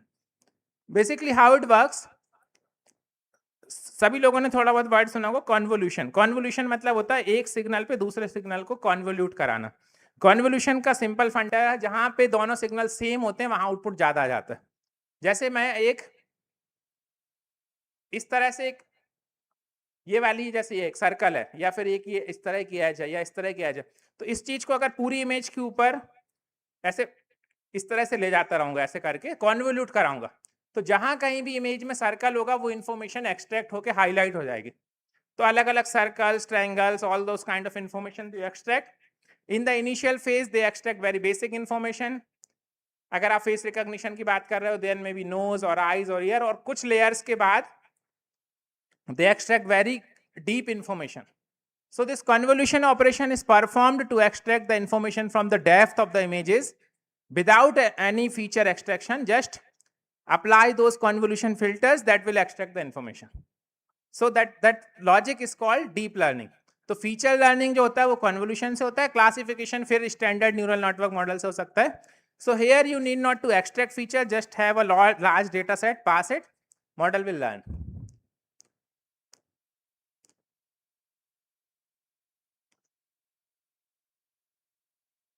So advantage of deep learning model, इसको भी ऐसा नहीं कि आपको बहुत कॉम्प्लेक्स है, बहुत लर्न करना है. जैसे आपने पिछला था MNIST डेटा सेट पे deep learning CNN model apply करना, इसके लिए आप लाइन लिखोगे इंग्लिश में, वो डीप लर्निंग मॉडल भी अप्लाई करेगा.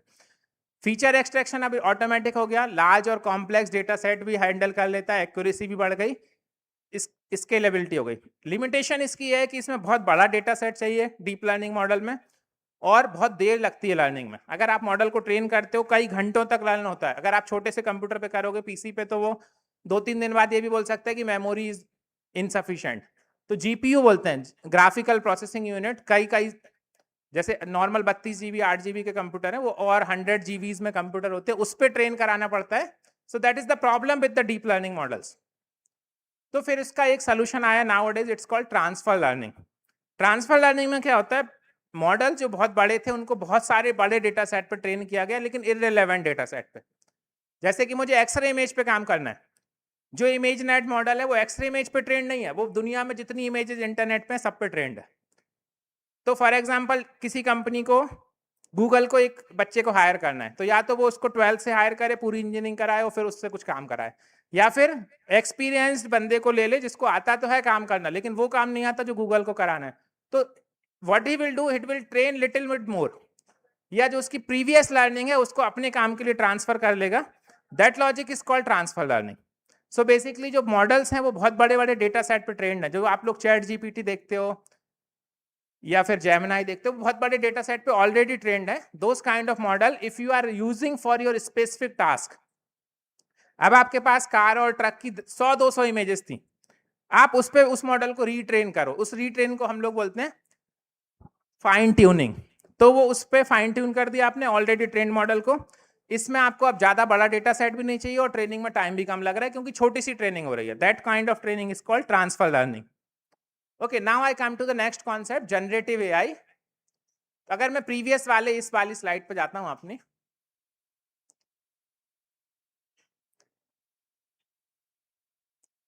वो जिसमें मैंने बताया था व्हाट इज ह्यूमन लर्निंग, इसमें काफी टाइम लग जाएगा, छोड़ देते हैं. हाँ, ह्यूमन लर्निंग में मैंने बताया कि अगर आप बहुत सारा टेक्स्ट पढ़ोगे, बहुत सारी पोएम पढ़ोगे तो आप उसको समझने लगोगे. But human brain is also creative. अगर हम बहुत सारी पोएम पढ़ेंगे तो हम पोएम लिख भी सकते हैं. अगर हम बहुत सारी फोटोज देखेंगे कैट की तो हम कैट की इमेज भी बना सकते हैं. अगर हम बहुत सारे गाने सुनेंगे तो हम गाने क्रिएट भी कर सकते हैं. That is the creativity of human brain. 2014 में ये कॉन्सेप्ट लाया गया कि जब ह्यूमन ब्रेन डेटा से ट्रेन होकर नया डेटा क्रिएट कर सकता है तो मशीन लर्निंग मॉडल भी सेम चीज कर सकते हैं. That is called generation from the AI models और जनरेटिव एआई. इसमें 2 मॉडल्स रहते हैं, एक का काम रहता है डिस्क्रिमिनेट करना, एक का क्रिएट करना. क्रिएट वाला क्या करता है, जितना रियल डेटा है उससे फेक डेटा जनरेट करेगा. इस रूम में जितने लोग बैठे हैं सबकी फोटो खींच के अगर हम उस मॉडल को दे दें तो वो एक नया फेस जनरेट कर देगा, लेकिन यहाँ पे वो फेस किसी से मैच नहीं करेगा. तो डिस्क्रिमिनेटर मॉडल क्या करेगा, वो बता देगा कि ये रियल थे और ये वाला फेक है. फिर जनरेटर उस वाले पे जो फेक था उसको और बेटर करने की कोशिश करेगा so that discriminator can not distinguish. है ना, ये समझ में आ रहा होगा कि एक जन एरर कर रहा है, गलत चीज प्रोड्यूस कर रहा है, दूसरा उसको पहचान जा रहा है. वो पहचानने वाला फिर से उसको बेटर करने की कोशिश करेगा. कई इटरेशंस हो जाएंगे, 100 इटरेशन के बाद जो इमेज क्रिएट होगी it will be almost like a human face which will be little bit matching from all of अस. तो ये जो लॉजिक है इसको जनरेटिव एआई बोलते हैं. इसका सबसे ज्यादा अब यूज हो रहा है. आप ह्यूमन फेस जनरेट कर सकते हो, किसी इमेज के साइड व्यू से फ्रंट व्यू जनरेट कर सकते हो, आप टेक्स्ट लिख के वीडियो जनरेट कर सकते हो, या जो मैंने अभी आपको बताया कोड जनरेट कर सकते हो। आप लिखोगे ऐसा ऐसा करने का पाइथन कोड जनरेट करो। So you may be seeing this chat GPT पे आप अपनी फोटो डाल दो और उसको बोलो कि इसको होली के कलर लगा दो। So it will see how the colours are there of Holi and it will generate new thing. सो इसके काफ़ी पॉजिटिव इफेक्ट भी हैं और काफ़ी नेगेटिव यूजेस भी हैं। लोग पॉलिटिशियंस की फोटो और वीडियोस पे कुछ भी टेक्स्ट डाल के उससे ऑडियो बुलवा देते हैं। तो that is kind of negative application, but this is in very much trend nowadays, generative AI. Okay, so now what is agentic AI? अभी तक हमने देखा मशीन लर्निंग मॉडल्स को हमने क्लासिफिकेशन में यूज किया, क्रिएशन में यूज किया। लेकिन अगर आपने कोई अपना एजेंट बना रखा है, सपोज आपको टिकट बुक करना है, मशीन लर्निंग मॉडल मैक्सिमम क्या करेगा, बता देगा this is the cheapest ticket. आपको यहाँ से दिल्ली जाना है, फ्लाइट की ये सबसे कम टाइम की टिकट है या सबसे कम पैसे की टिकट है, वहां पे वो मॉडल का काम खत्म हो गया। लेकिन अगर आप किसी एजेंट को बोलेंगे तो वो आपके लिए टिकट बुक करके भी देगा। So what is agentic AI, और आजकल एआई असिस्टेंट भी बोलते हैं। They not only help you in recognition और creation, they also take decision on your behalf. So those are called agents. Agent को आप जितना ज्यादा फ्रीडम दोगे वो उतना ज्यादा एप्लीकेशन करेगा। जैसे एक फ्रिज में आपने एजेंट को बोल दिया कि अगर मैं 3 दिन तक ना रहूं तो फ्रिज बंद कर देना, so that it will do. Non agentic होगा तो मैक्सिमम से मैक्सिमम आपको मैसेज भेजेगा कि आपने 3 दिन से फ्रिज खोला ही नहीं है, तो वो मैसेज भेज देगा। लेकिन एजेंट जो है आप जितना ज्यादा फ्रीडम दोगे वो करेगा, that is the agentic AI. Now lastly this is very very useful nowadays, explainable AI. इसका एग्जांपल कहाँ है, हम लोग या जो भी लोग इंजीनियर्स हैं, they understand how machine learning model work. आपने एक एक्सरे इमेज ली, आपने डॉक्टर को भेजा ये प्रॉब्लम है, या फिर मान लीजिए आपने कैंसर इमेज ली, थ्रोट कैंसर की इमेज ली, इमेज ऐसे ही वो एंडोस्कोपी से ले ली, डॉक्टर को आपने बोला कि इसमें ये कैंसर है। Okay, doctor is not machine learning expert, he will say how you can say that problem is there. तो आप तो बोलोगे मैंने डीप लर्निंग मॉडल लगाया, उसमें इमेज गई, मॉडल ने कुछ कुछ किया और आउटपुट आ गया। But what actually happened inside the model you also don't know, क्योंकि आपने बस इमेज पास करी, मॉडल ने डाल किया और आउटपुट दे दिया। It's kind of a black box for all of us. So to make understanding of those things to you, to the politicians, to the doctors, to other people, you need to have some other models which are not machine learning models, which can explain why that model has maken that decision, है ना। उस model ने वो decide क्यों किया कि इसमें cancer है। उसके लिए कुछ मॉडल्स नए अभी अभी आए, ये बहुत ही रिसेंट स्टडी है, पिछले 2-3 साल में हुई है, इसको एक्सप्लेनेबल मॉडल बोलते हैं। वो मशीन लर्निंग नहीं अप्लाई कर रहे हैं, एआई नहीं अप्लाई कर रहे हैं, बस वो ये बताते हैं कि मॉडल ने अगर ये डिसीजन लिया तो किस बेसिस पे किया, किस फीचर्स के बेसिस पे किया। वो इमेज में हाईलाइट कर देगा कि इस पैच में दिख रहा है कैंसर, या फिर आपने ऑडियो से कुछ रिकॉग्नाइज किया तो बता देगा कि ये वाला portion of the audio is doing that. So this is called explainable AI. इसके कुछ मॉडल्स होते हैं, shape model, live model, all those models are there, great cam model.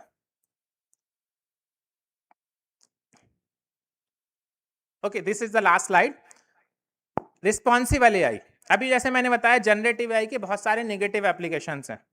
For example अगर आप चैट जीपीटी को बोलोगे टू क्रिएट सम पोजेस और some images which is objectionable for human being, you will see it will not generate. Code को तो सब generate कर सकता है, उसके पास सारी इमेजेस का एक्सेस है, वर्ल्ड में जिस तरह की इमेजेस वीडियोज हैं, it can access everything. But अगर मान लो कोई पॉलिटिकली गलत है या पर्सनली गलत है या रीजनली गलत है या किसी रिलीजन के हिसाब से गलत है, that will not generate. So basically machine learning के जो इंजीनियर्स हैं उनको ये इंश्योर करना है कि मॉडल को किस लिमिट पर रोक देना है, किस डेटा सेट के एक्सेस करने के बाद भी क्रिएट नहीं कराना है। इस पे अभी काफ़ी सारी कंपनियों को काम करना पड़ रहा है। अभी आपने रिसेंटली देखा होगा, जैसे हमारे प्राइम मिनिस्टर का एक वीडियो हटा दिया था, उसका मेन रीजन ये हुआ था, उसके कोड में ये प्रॉब्लम थी कि जब एक वीडियो अचानक से वायरल होगा तो हटा देगा, because it was kind of responsible AI. Responsible AI क्या होता है कि बहुत सारी चीज़ें जो गलत हैं उसको रोकना है। तो आपको ऐसा नहीं है कि बस उसको एआई को यूज करते जाना, you have to stop it at some places. तो इसके लिए पॉलिटिकल लेवल पे काफी डिस्कशंस होते हैं कि this should be responsible AI. तो कोड में हर जगह वहां पे स्टॉपेज लगाने हैं, that kind of thing is called responsible AI. And trustworthy AI, basically those kind of AI model which is responsible, which are also explainable. Responsible मतलब उसमें वो सारा कोडिंग किया गया जिससे वो objectionable content ना प्रोड्यूस करें, at the same time they are also explaining why the output is coming. That kind of thing is called trustworthy AI. So these are some of the terminologies that I tried to explain here. What is machine learning, deep learning, transfer learning, generative AI, explainable AI. तो ये क्या है, ये fancy words हैं। अगर आपको research करना है, प्रोजेक्ट बनाना है तो यू कैन यूज इट। जैसे और आजकल एक आ रहा है, एक वर्ड कहलाता है एज कंप्यूटिंग। एज कंप्यूटिंग क्या है? आईओटी में बहुत सारे सेंसर्स हैं, आप ये चाहते हैं कि सेंसर से डेटा ना आए, सीधे मशीन लर्निंग से क्लासिफिकेशन हो किया जाए। वो सेंसर तो छोटे छोटे डिवाइसेज हैं, जैसे कि मान लो ट्रैफिक सिग्नल पे कैमरा लगा है, वो क्या करता है? बस फोटो खींच के या वीडियो भेज देता है। आप चाहते हैं कि वो कैमरा वहीं डिसाइड कर दे कि हाँ एक्सीडेंट तो नहीं हो रहा, यहाँ ट्रैफिक तो नहीं हो रहा। उस छोटी सी डिवाइस में आपको कम्युनिकेशन करना है, या छोटी सी डिवाइस में कंप्यूटेशन करना है। तो फिर आप क्या करोगे? ऐसे मॉडल्स डेवलप करोगे जो कि उस दर पे काम करें। तो इस तरह के एआई को बोलते हैं एज एआई, जो कि छोटी छोटी डिवाइसेस पे काम करती है। और उसमें जो मशीन लर्निंग मॉडल लगते हैं उनको बोलते हैं टाइनी मशीन लर्निंग मॉडल या टाइनी एमएल। जैसे आपने किसी को एक चेस्ट बेल्ट पहना दिया, वो पूरे टाइम उसका ईसीजी मॉनिटर करे और ये बताए कि आपको हार्ट अटैक आ सकता है कि नहीं। तो वो छोटा सा डिवाइस है, वो कंप्यूटर नहीं है, उसी के अंदर कंप्यूटेशन होना है। उसमें जो मशीन लर्निंग मॉडल लगते हैं उनको टाइनी मशीन लर्निंग मॉडल बोलते हैं, और उस तरह की डिवाइसेस को एज एआई डिवाइसेस बोलते हैं। So, okay, that is from my side. If you have any doubt, this is just an overview of different aspects of AI, then we can have discussion.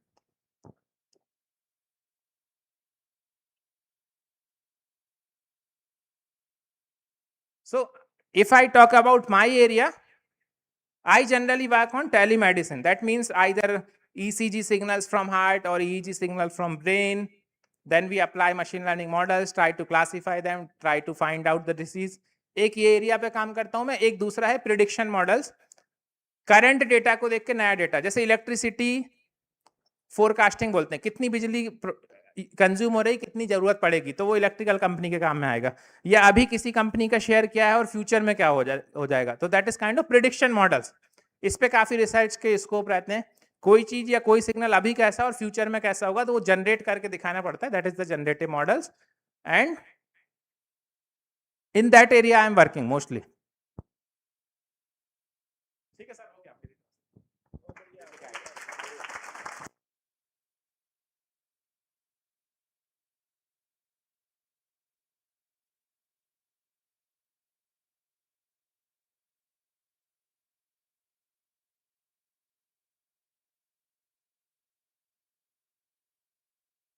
Just for an inspiration कि आपको machine learning model लगाने के लिए बहुत अच्छी coding नहीं आनी चाहिए, आपको पता होना चाहिए करना क्या है।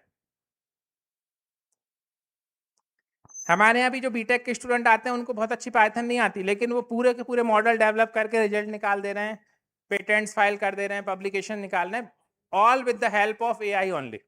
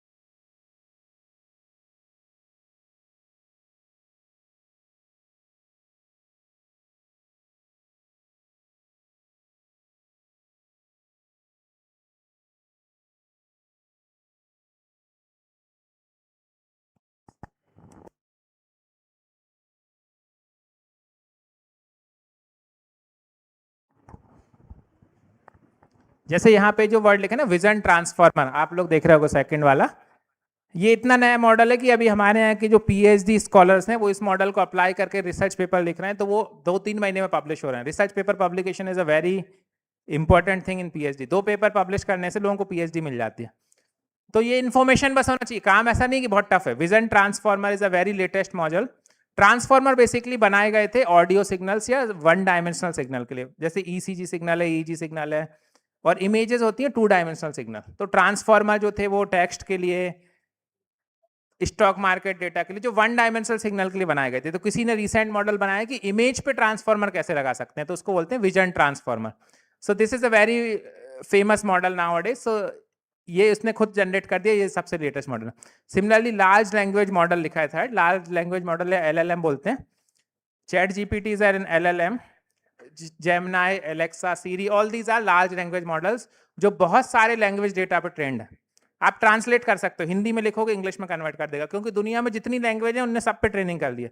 जो डेटा इंटरनेट पे पब्लिकली एक्सेसिबल है, they are going to access it. और थोड़ा सा डिफरेंस भी देखोगे, जेमिनी आंसर देता है यूट्यूब से, क्योंकि वो यूट्यूब और एक ही कंपनी का, गूगल का। और चैट जीपीटी आंसर देता है रेडिट से, रेडिट में लोग पोस्ट लिखते हैं, उससे आंसर देता है। तो सोर्सेज अलग हैं, आउटपुट बदल सकता है, लेकिन जहां से डेटा ट्रेनिंग हुई है वहां से आउटपुट आएगा। इनफैक्ट अगर आप लोग, कई लोग यहाँ पे इलेक्ट्रॉनिक्स ब्रांच के होंगे, कभी 5th सेमेस्टर में एक सब्जेक्ट था कंट्रोल सिस्टम पढ़ा, उसमें स्टेट स्पेस एनालिसिस होता है, तो उसके बेसिस पे लोगों ने बना दिए state models. So there are different kind of models which are there in new in market. आप इसको कस्टमाइज भी कर सकते हो, आप इसको थोड़ा ओपन करके देखोगे इसमें कौन सी लेयर्स हैं, क्या है, you can customise it for producing the better result. Okay, so that's it. You can see it is very easy to apply the models to produce the results, to understand the things. And I say to learn AI, you use AI. It's not like go in a textbook, try to study it जैसे हम बाकी सारे basic subject पढ़ते हैं, क्योंकि जो आप पढ़ोगे ना वो 10 साल पहले लिखा था, और इसमें हर दूसरे दिन कुछ नया हो जाता है। आप देखते होगे, क्लॉड नाम की कंपनी का नाम सुना है सबने? क्लॉड कंपनी में अभी बैंक में जो लोग बहुत बड़े बड़े कोड लिखते थे, वो क्लॉड लिख के दे रहा है। तो वो जो बैंक में 2 टाइप के लोग होते थे, एक होते थे मैनेजर, एक होते थे कोडर। कोडर को पहले ज्यादा पैकेज मिलता था, क्योंकि वो कोड लिखते थे जिसपे पूरा बैंक चल रहा है। अब मैनेजर ही कोड लिख दे रहा है, क्योंकि उसको क्या कराना है वो लिख दे रहा है, क्लॉड को वो आउटपुट कर दे रहा है। तो उन लोगों की जॉब अब खतरे में आ गई है जो कोडिंग करते थे बैंक्स में। अमेरिकन बैंक्स होती हैं, बहुत सारी फॉरेन बैंक्स हैं, उसमें कोडिंग वालों को ज्यादा जॉब था, अब नहीं है उनको काम, क्योंकि अगर आपको पता है कि करना क्या है तो कोडिंग का काम आसान हो चुका है। So you should be expert in the recent areas of IoT, AI, ML and coding thing। ये assume करिए कि मैं तो करा लूंगा किसी भी AI एजेंट से। Okay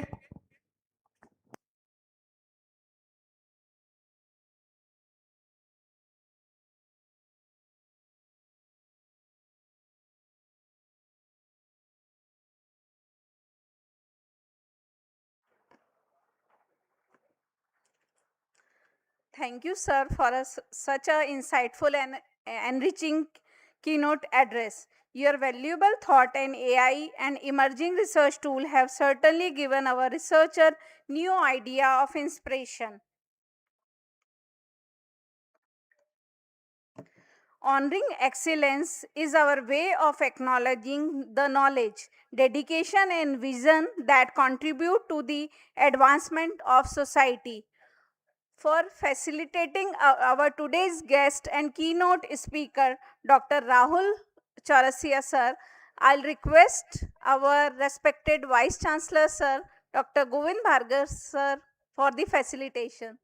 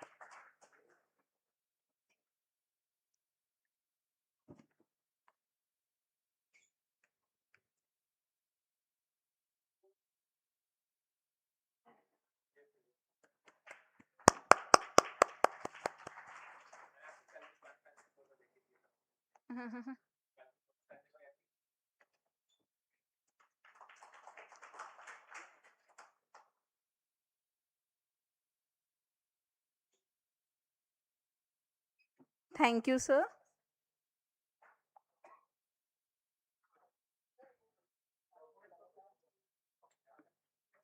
So now we do have our two special contribution. Um, the evaluator of our presentation of the in this 2 days international conference. So now again I'll request our vice chancellor sir to facilitate Miss Sarita Dubey and Mr. Viren Singh.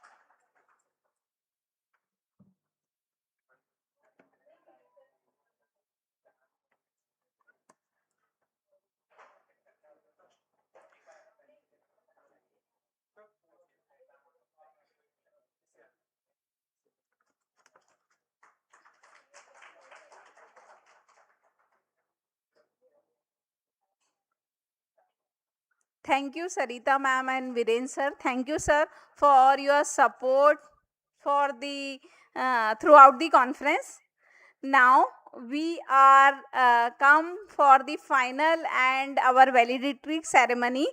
So dear participant, as we come to the conclusion of our 2 days SmartCon International Conference, we are delighted to celebrate the learning, research and achievements for all our participants.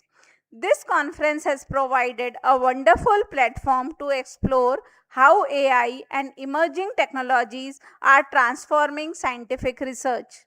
We hope everyone takes back new knowledge, new ideas, and new inspiration for their research journey.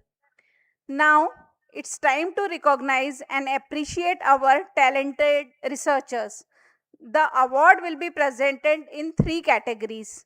So first, we have three categories: oral presentation, AI integrated presentation, and best poster presentation. So first category, we have divided the prizes into two categories. One is medical and health sciences, and the other one category is for engineering and management. So the first prizes of I'll share for medical and health science category. So first category for oral presentation in medical and health science is Dr. P.V. Suresh. I welcome Dr. Govind Bhargav sir, our Vice Chancellor, to facilitate the award, sir.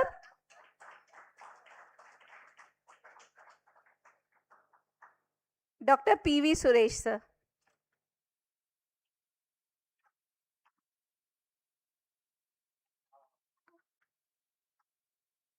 Best oral presentation in medical and health science.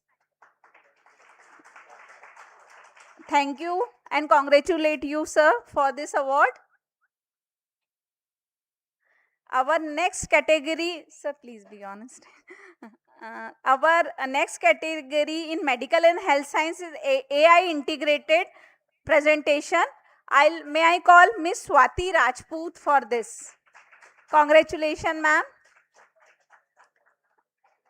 Ma'am, ma'am is requesting Dr. David, ma'am. Ma'am, please join us.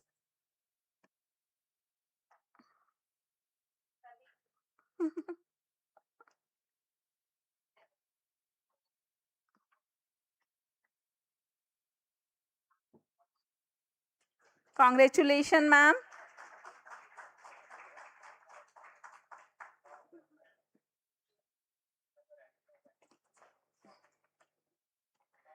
The third and the final category of medical and health science is poster presentation.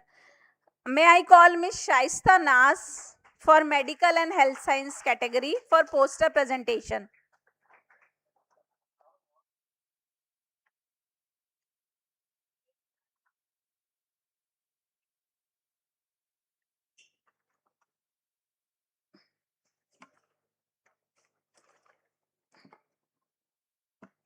Now we have second category for the section in engineering and management. In engineering and management, the best oral presentation is Pariniti Das and group.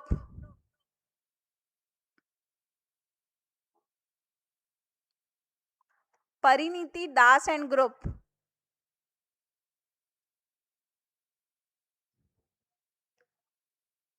Is okay. Then we do have next category for best poster presentation is Mr. Shivam Jaiswal. May I call Mr. Shivam Jaiswal on the stage? Okay. Shivam and Pariniti. Okay. Yeah. Okay. Congratulations, dear students.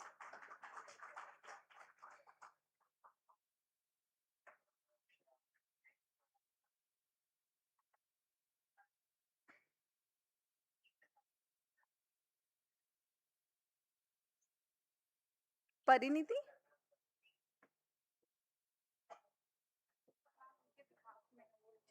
Okay. On a behalf of Pariniti Das and group, we have her colleague. So I'll request for best oral presentation. The award is for best oral presentation in for engineering and management category.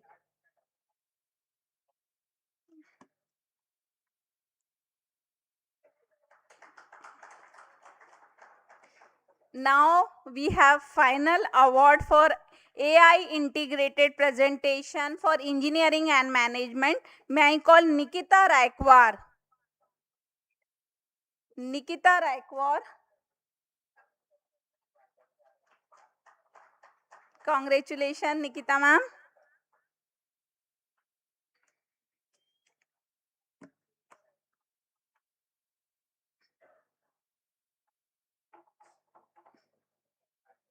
Thank you, sir. I congratulate to every participant for their valuable contribution to SmartCon. Thank you for all the achievers to present and highlights the outcome of 2 days conference followed by a vote of thanks. Now I invite Dr. Anamika Saxena, Professor JNCT, Professional University. Kindly take the stage, ma'am. Thank you.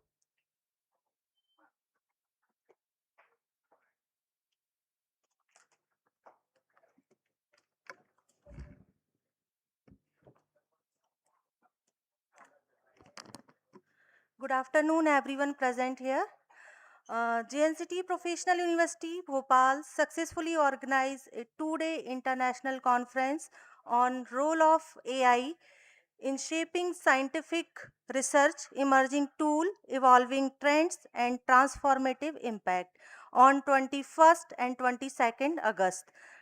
With the support of Madhya Pradesh Council of Science and Technology, the conference aimed to provide a multidisciplinary platform for researchers, academicians, scientists, industry professionals, research scholars, and students to discuss the rapidly evolving applications of artificial intelligence in scientific research and innovation.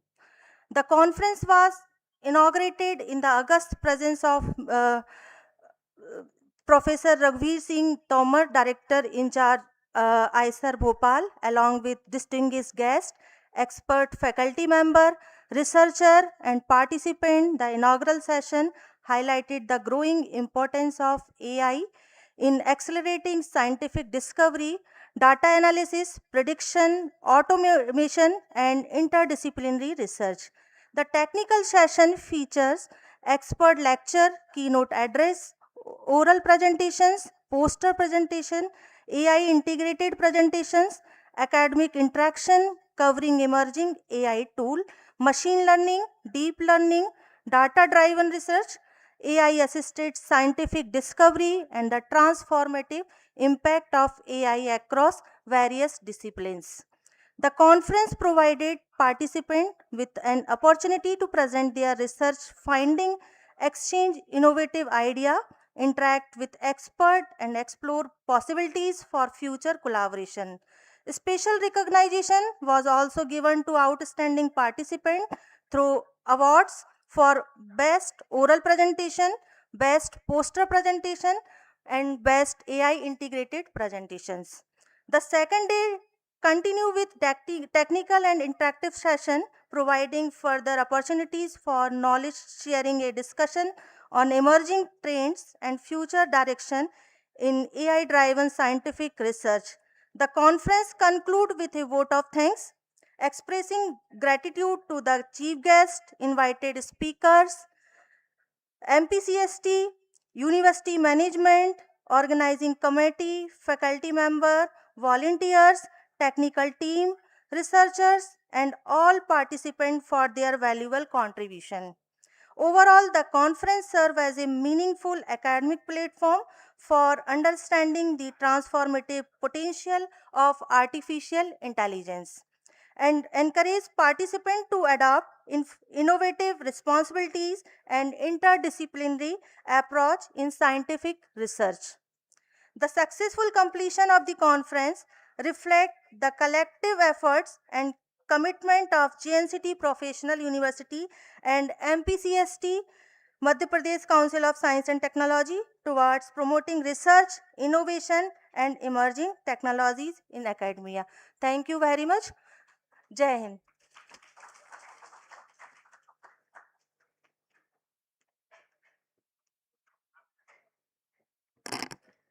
Thank you, ma'am, for giving the concise conference report. So, before closing and concluding the final,